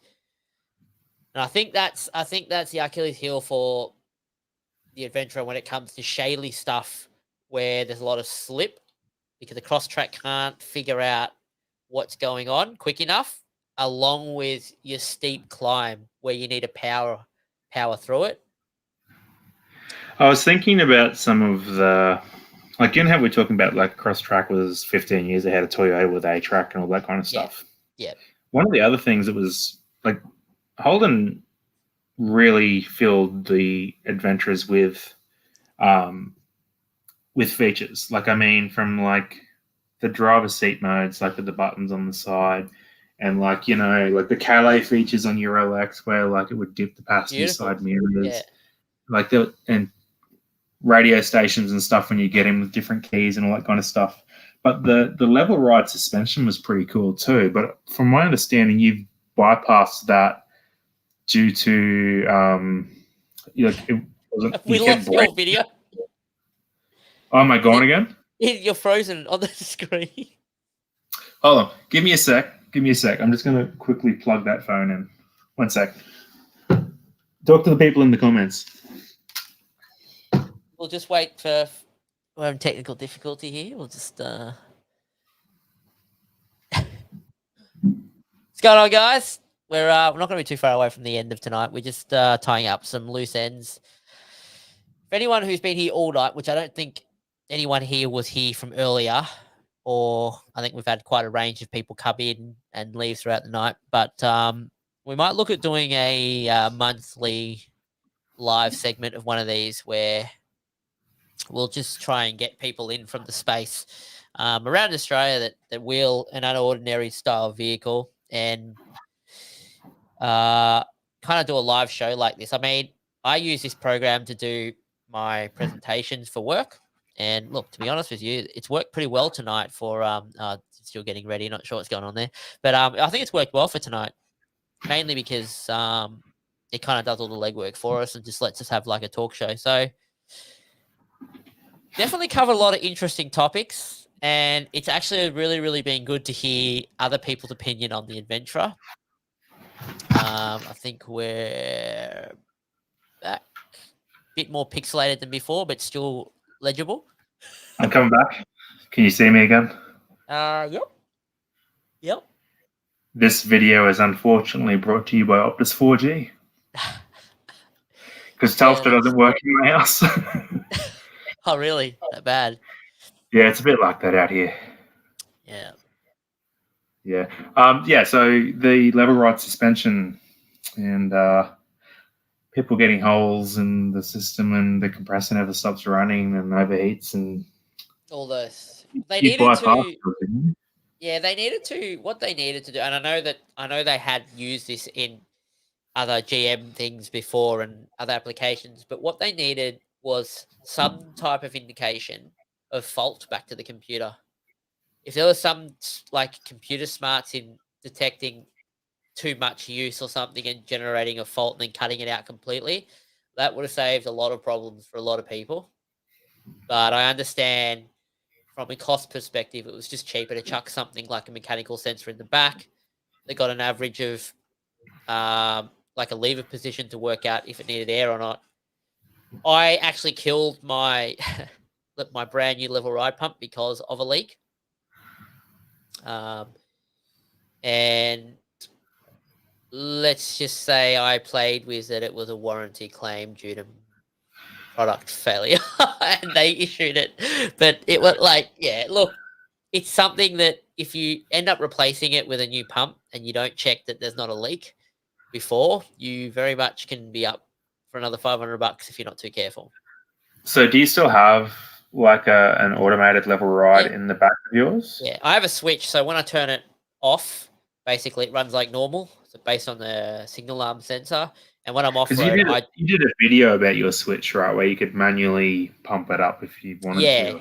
Yeah, I just flick it off and then manually get it right to where I want it. But it's mainly not for height. It's mainly for stiffness. That's kind of what I need for when I'm off-road. I think you can kind of see... it's funny talking about stiffness while you bring that up because... It's not a good picture, but that's kind of the height that you get. Actually, the whole thing looks huge there. That's and you can kind of see how high. I don't know why these are low res pictures, but I mean that's the front. But I mean, this is my son underneath, and you can kind of see the clearance. That gives you a bit of indication of what you're dealing with. So it's fair, and you know that runs all the way down. At least a foot there. Yeah. So, oops, wrong one. So. I don't know if you would remember, Chris, but if Pete's still with us, I can't see how many people are watching from this StreamYard. No, we only got 4 or 5, I think. Okay. So, I don't know how many years ago, 2, 3, 4, 5 years ago, there was a guy in a maroon Addy that was going away for Easter.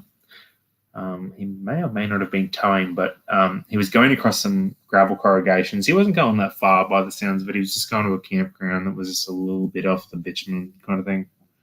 You know, it might have been 20 Ks, I'm guessing. I'm not sure.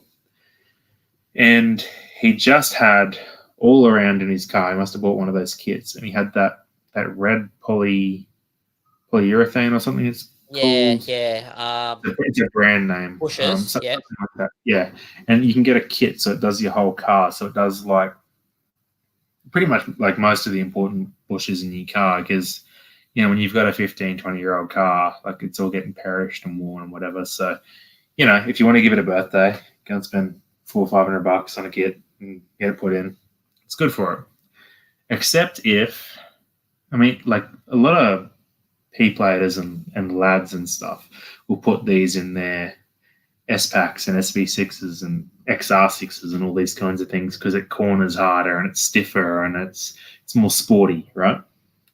But in an Adventra, if you're going over corrugated, like really corrugated roads and stuff, and there's no give, well, what's the next weakest link? Well, I suppose if your tires are really aired up, like you got high pressures, maybe if like you're towing a camper or something, so you've got everything at 40, 42, 45, something, then there's no give there either. So what's the next thing? Springs? Oh, they must have been fairly stiff in this guy's car because there's photos on the Adventra group on Facebook, at least back when I was on there on Facebook. This guy's strut towers let go.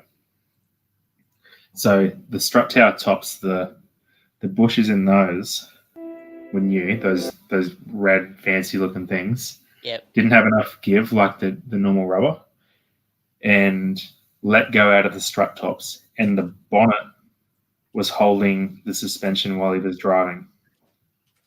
And he managed to pull over and fix it roadside. The bonnet latch still kept the bonnet latched. On, yeah.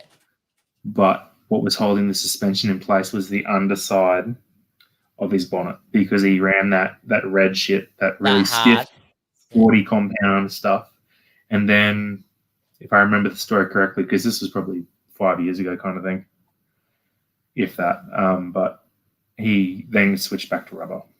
And he put it up on the group as a cautionary tale.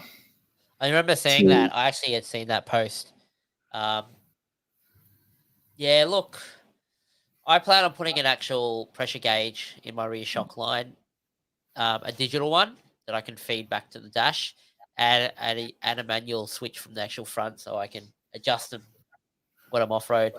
Just because I found that when I was in the desert, you really wanted you didn't want too hard of like too much pressure in the rear, but it depended on the track. Like if you're going up a dune, you want the pressure. But if you're going through the sways and the wash-ups, you kind of want a medium pressure. So I want a reading device so I can just go, all right, I want it at 30 PSI, 60 PSI. Peter remembers the story. Yeah. So I understand that. And it's crazy how different the Adventra handles when it comes down to how stiff suspension can be. One thing you'll find, strut tower brace might help. The Adventras come standard with the strut tower brace, don't they? At the front. Yeah. Yeah, they do, yeah. Yeah. Well, there's not going to be one in the back, but yeah, they do at the front. I think there was an aftermarket option, but... Sorry? That's the difference between a Camry and an Orion. The Orion pretty much has the strut tower in the back, the brace. Yeah. We just sold an Orion that the missus had. Those things are dangerous. For some weird reason, you keep freezing it, but I don't know. It goes in and it goes out, but it's still a little bit weird. Live out in the sticks, mate. Just shit internet, I suppose.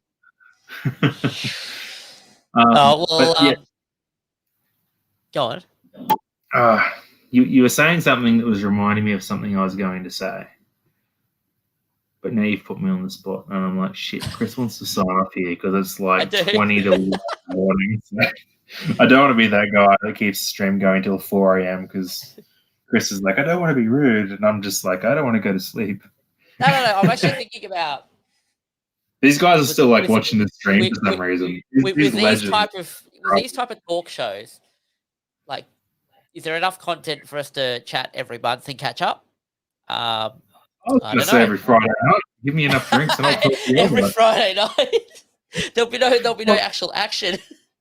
I've never done a live stream on my channel because I just feel like, who's going to tune in and watch it? I always wonder. Well, I'm just like... It was just me and Will at the start, and then you wanted to pop in, and I thought, look, hey, why not? And then Keith wanted to pop in, and I thought, look, hey, why not?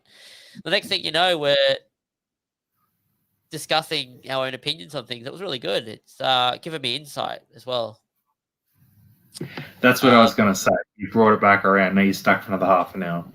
So, no, what's going to be a big difference for you, I think, is with the Simpson, you're going to have to carry some weight. Like there's you're going to have to carry fuel, or you're going to have a vehicle carrying your fuel. And then, is my camera freaking out again? It's having. You kind of just was talking, and then you aliened out, and then went blank. I'm like, okay, something about the Simpson and eating weight. I'm not doing anything. I've just been doing the same thing I've been doing for the last 4 hours. I'm just sitting here talking. So is it working now? Yeah, it's fine now. Yeah. Yeah, cool. Okay. I don't know. Maybe like I have like emails coming through on my phone or something that I'm tethering on. But anyway, so the weight that you'll have on board, because you'll have your fuel weight, because you obviously don't have a big enough fuel tank. Correct. To get you across. So you're going to have probably 100 litres of fuel on board. Oh, no, not that much. I think we'll have... Oh, you mean including the 75? I didn't mean including the 75, maybe 60 to 80 then. But see, one of the things you need to, like in the really important, for like professional, serious guy guides, and I'm not saying go to this level if you don't want to, but sometimes flash floods can happen out there, and like you'll be only 50 Ks, like you've done 600 Ks and you're only 50 Ks from Birdsville, and all of a sudden Air Creek floods because it's channel country. And there's no way across, or it's a big diversion, or one of the salt lakes, because you can drive across a lot of the salt lakes. You just go straight across them. But if it's too moist, then you've got to divert around it. And that can be 10, 20 Ks there, you know. Like all these diversions can add up. So you're not supposed to just take your minimum amount of fuel, but you're supposed to have some kind of diversion amount of fuel. Yeah. And that's just your fuel. Now, petrol's lighter than diesel. It's about 75 grams per 100 mil, or 750 grams per litre. It's about 75% of the litre, whereas I think diesel's 82 to 83%. So you do have less fuel weight, but then you've got water, you've got food, you've got all your bedding, all the rest of the shit. So the weight will add up really quickly, and a lot of people take 3, 4, 5 days to get across. So I'm just giving you a little bit of heads up. I'm not trying to psych you out. I think we're... Good night, Fishy, by the way. I'll let you go. Thanks for hanging out for a little bit. Appreciate the... a bit. Yeah, a bit. Yeah, I think we're looking at about, I think 110 litres per Adventra, and we've got 120 litres of water that we're carrying for 4 people. This was on the lower end of what we were advised from the people we're going with, which are Will's parents. I think one of us is cutting out right now. I'm not sure. Oh, there's something going on. Okay. Yeah, look, I think worst case scenario that we worked out, if there is a problem with fuel, well, the 4-wheel drive will end up going up, collecting some, because we wouldn't be far from Birdsville. Yeah, that's right. We'll know, well, we just go until we run out, and then the 4-wheel drive can go and collect some and bring some back. There is a web page.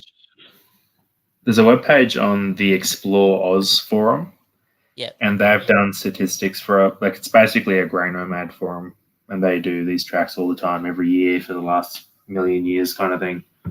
And they give you statistics on 4, 6, and 8 cylinder and motorbikes, petrol and diesel, except for the bikes, of course, to tell you the average fuel usage for, say a 6-cylinder. Oh, we've worked that out. That's part of that was part of the big desert test, to understand how the adventurers were kind of faring out. And to be honest with you, I expected like 18, but it ended up being like about 22 to 25 liters to 100. So yeah, that weighed a factor in our calculation a little bit. With TBA on how we're going to work this out at this stage, but we will work out a solution. Again, you need like your safety margins, and so you need to like overestimate and 20% or something as minimum, they reckon, and you somewhere up in. But at the same time, you're trying not to overload your vehicle, because that's one of the worst things you can do is shock or stress shock your suspension. Like if you're really trying to get up a dune, you just hit it really hard. At the bottom of a lot of the dunes, there's a dip, and then it goes up. And so your suspension always comes down like this. Yeah. Well, I before think a lot of our auxiliary fuel will be used in the first section. So we worked out that that can be transported on the roof rack for that part because it's mostly just an unsealed road. By the time we burn through that, most of the fuel we should only have one. I think 3 20 liters left between the two Adventurers, and we can have one on each Adventurer plus one on the Fortuner carrying.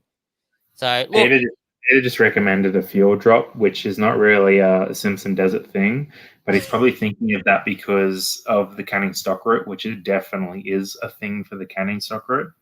But with the Simpson, I've never heard of somebody doing it in the Simpson. Well, we've got. You're right, Chris.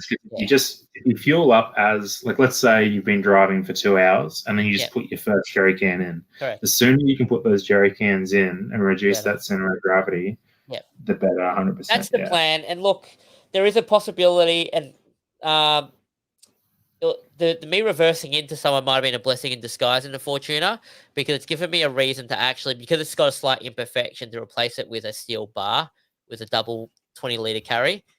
So the Fortuner is already getting a 45-liter above spare tank, so that's going to have 115 liters. So that's fine. Plenty enough for the Fortuner. The Fortuner averages 11 liters to 100 in big desert somehow. That's amazing. That is just phenomenal.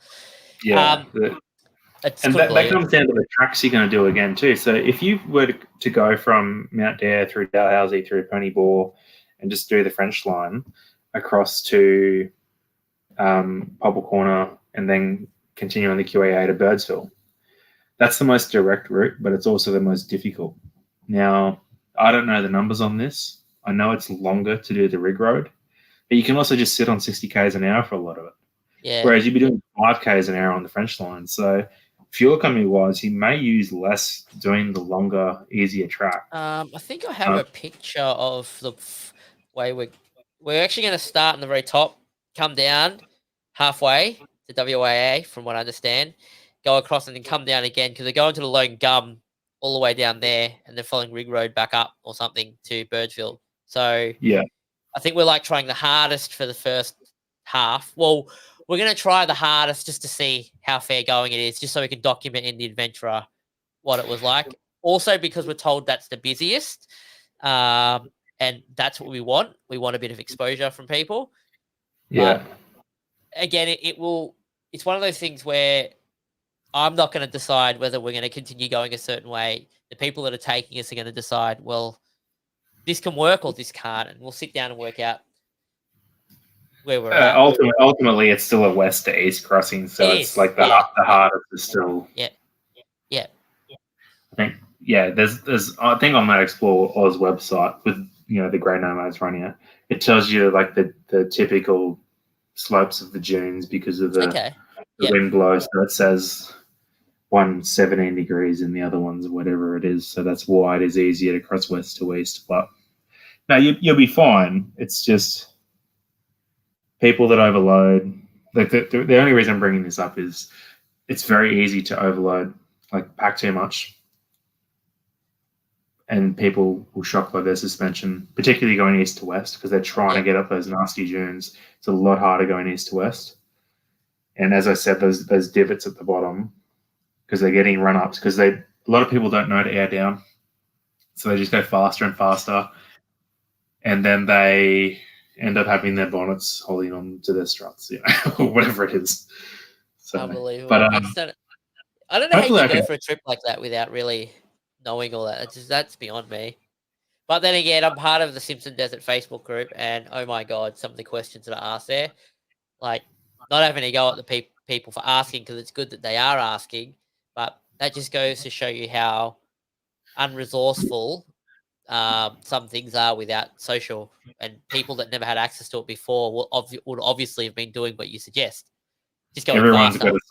Everyone's got to start somewhere. That's right. I guess there's no wrong questions, and it's easy from an armchair perspective for you and I that have some experience to say, "Hey, lol, look at this person," but we were all that person once. We were. So. I mean, I have videos on our channel that backdate to the South Australia trip that I did into the sand, and here's me who aired down to 30 psi only, and I tried diving diagonal angle away from the ocean up the beach only to get stuck and create an anchor dragging me down. 30 psi. I thought you were about to say you're on your way to Woolies. And this is a true story. There's a video of it. So I actually said to Will, it wouldn't. There'd be no point in really going back there to run that whole thing again because I know we'd do it, but we should just do it for iconic value because we've still got the same vehicles to show the difference it was back in 2017 that it is now in 2023 or 2, wherever we're up to. It might be good for you for a little bit of nostalgia for you guys. Although, just imagine if you just got bogged to the floors and you would like vacuum down. It was just a freak event. Every time you get back, it gets worse. All right. Well, we're gonna wrap it up. Somehow Ben got an extra 18 minutes out of me. I do that. That's the record. Now I got to increase it next time. So you'll have to say we're going to clock off earlier next time because I'll just try and extend the extension. We'll do another one in a fortnight's time, I reckon. So Alrighty. Consider it. Yeah, the 4th. We'll look at the 4th of February. Yeah, just send me a message on Patreon. And we'll think of some things to talk about, although it seems like we just create things somehow. Yeah, we just go on tangents and it's all good. We should see if we can get Peter involved because I think it'd be really cool. At least I do, just personally. I think it'd be really cool to talk to Peter about the pig. Like that interview on its own. Man. And then go and post it on the Adventra group and get 1 million subs. That's not how it works, but talk to Peter for 4 hours just about that thing. And also ask him about because he's not aware of it. I'm going to have to go and find that Ronnie Dahl thing with the adventure in the background because I think the reason why I found it was somebody posted it on the group. They spotted it in the background. They posted a screenshot, and maybe Peter hasn't seen it. I'm interested in seeing this. So if we can go and find search it, the Facebook group for Ronnie and or Dahl, just the names, it should be on there. So I might have to reactivate my Facebook for a few minutes just to go and search it. Oh, he actually dropped off Facebook. I didn't realize. I have a account to manage my YouTube page thing on there, but I just got sick of family and friends. I was just understandable. Sharing nonsense all the time and better things to do with my life. But I still like to get on there and talk to the car groups and interface with the people that follow my YouTube page. I don't know why they do that, follow my nonsense, but I appreciate them doing it. So it's good stuff. It's different, like Keith said. I really hope that. Well, I should definitely do a modified thing on Keith thing before he goes. But I do want to come up and do something with everyone. I have been lightly in touch with a lot of different creators that are in the small space of things, but it's just maybe interesting. he could do a video with you before he leaves Victoria, and then he can do a video with me when he gets to Queensland. Yep. And that could all link together, Do you have a UPS beeping in the background? I have a UPS beeping in the background. We're full Tesla backup here, but we've got a rack UPS. So I love that I called out exactly what the sound was. Yeah, you caught. It's telling me that the battery is actually not in good condition, and well, to be frank, I haven't cared because it's about $2,000 to get replacement. So I had one of those make that sound. he's spending more on the adventurers and the off-road rigs. So, g'day, Darren. They keep working. Oh, I arrived late and missed it all. From what I've heard, sounds interesting. Yeah, you've only got 5 hours to go back to. The first 1 hour dragged on a bit, but from 1 hour, from about the 2 hour mark till about 4.5 hours, it was quite interesting. Actually, very interesting. Yeah, there was two other guys in here. Now I'm just keeping Chris awake, so he's about to shut it off and tell me to eat shit. So that's fine. Hey, thanks for dropping in, Darren. We're looking at another one in a fortnight's time, so Friday in a fortnight, where we'll jump on from probably around about 7, a bit more 8, a bit more reasonable. In which time zone? My time zone. So 7 your time, 8 my time zone. Alrighty. I'm away next weekend. camping, more of a family trip. So I'll see if I can get some footage that we can discuss of me breaking something. That way we got a highlight of the next whatever we call this. Yeah, we had a name for it before. It was something to do with X Drive Raw or something, but Yeah, something. I'm sure we'll send a poll out and let people decide. anyway, you go and break a CV and we'll talk about it in a fortnight. I've tried. Oh well, Wall's done that obviously successfully. If you do more in reverse, it should be easier. Yeah. More steep climbs and like climb up hills in reverse, and then Yeah, Darren Bellado Road definitely is possible if you've seen me. If you waved and I didn't, very likely I probably wasn't paying attention when I should be. But yeah, he's probably live streaming. No, once upon a time I used to actually live stream on Twitch from the car. Not anymore. That's illegal. So you would never do that, Chris. No, never. All right, guys. Catch you later, Ben. Thank you for being the pretty much co-host, I would say, for the last 2 hours. So, thank you. I'll send you a bill. Okay. I'll see everyone. See you guys later.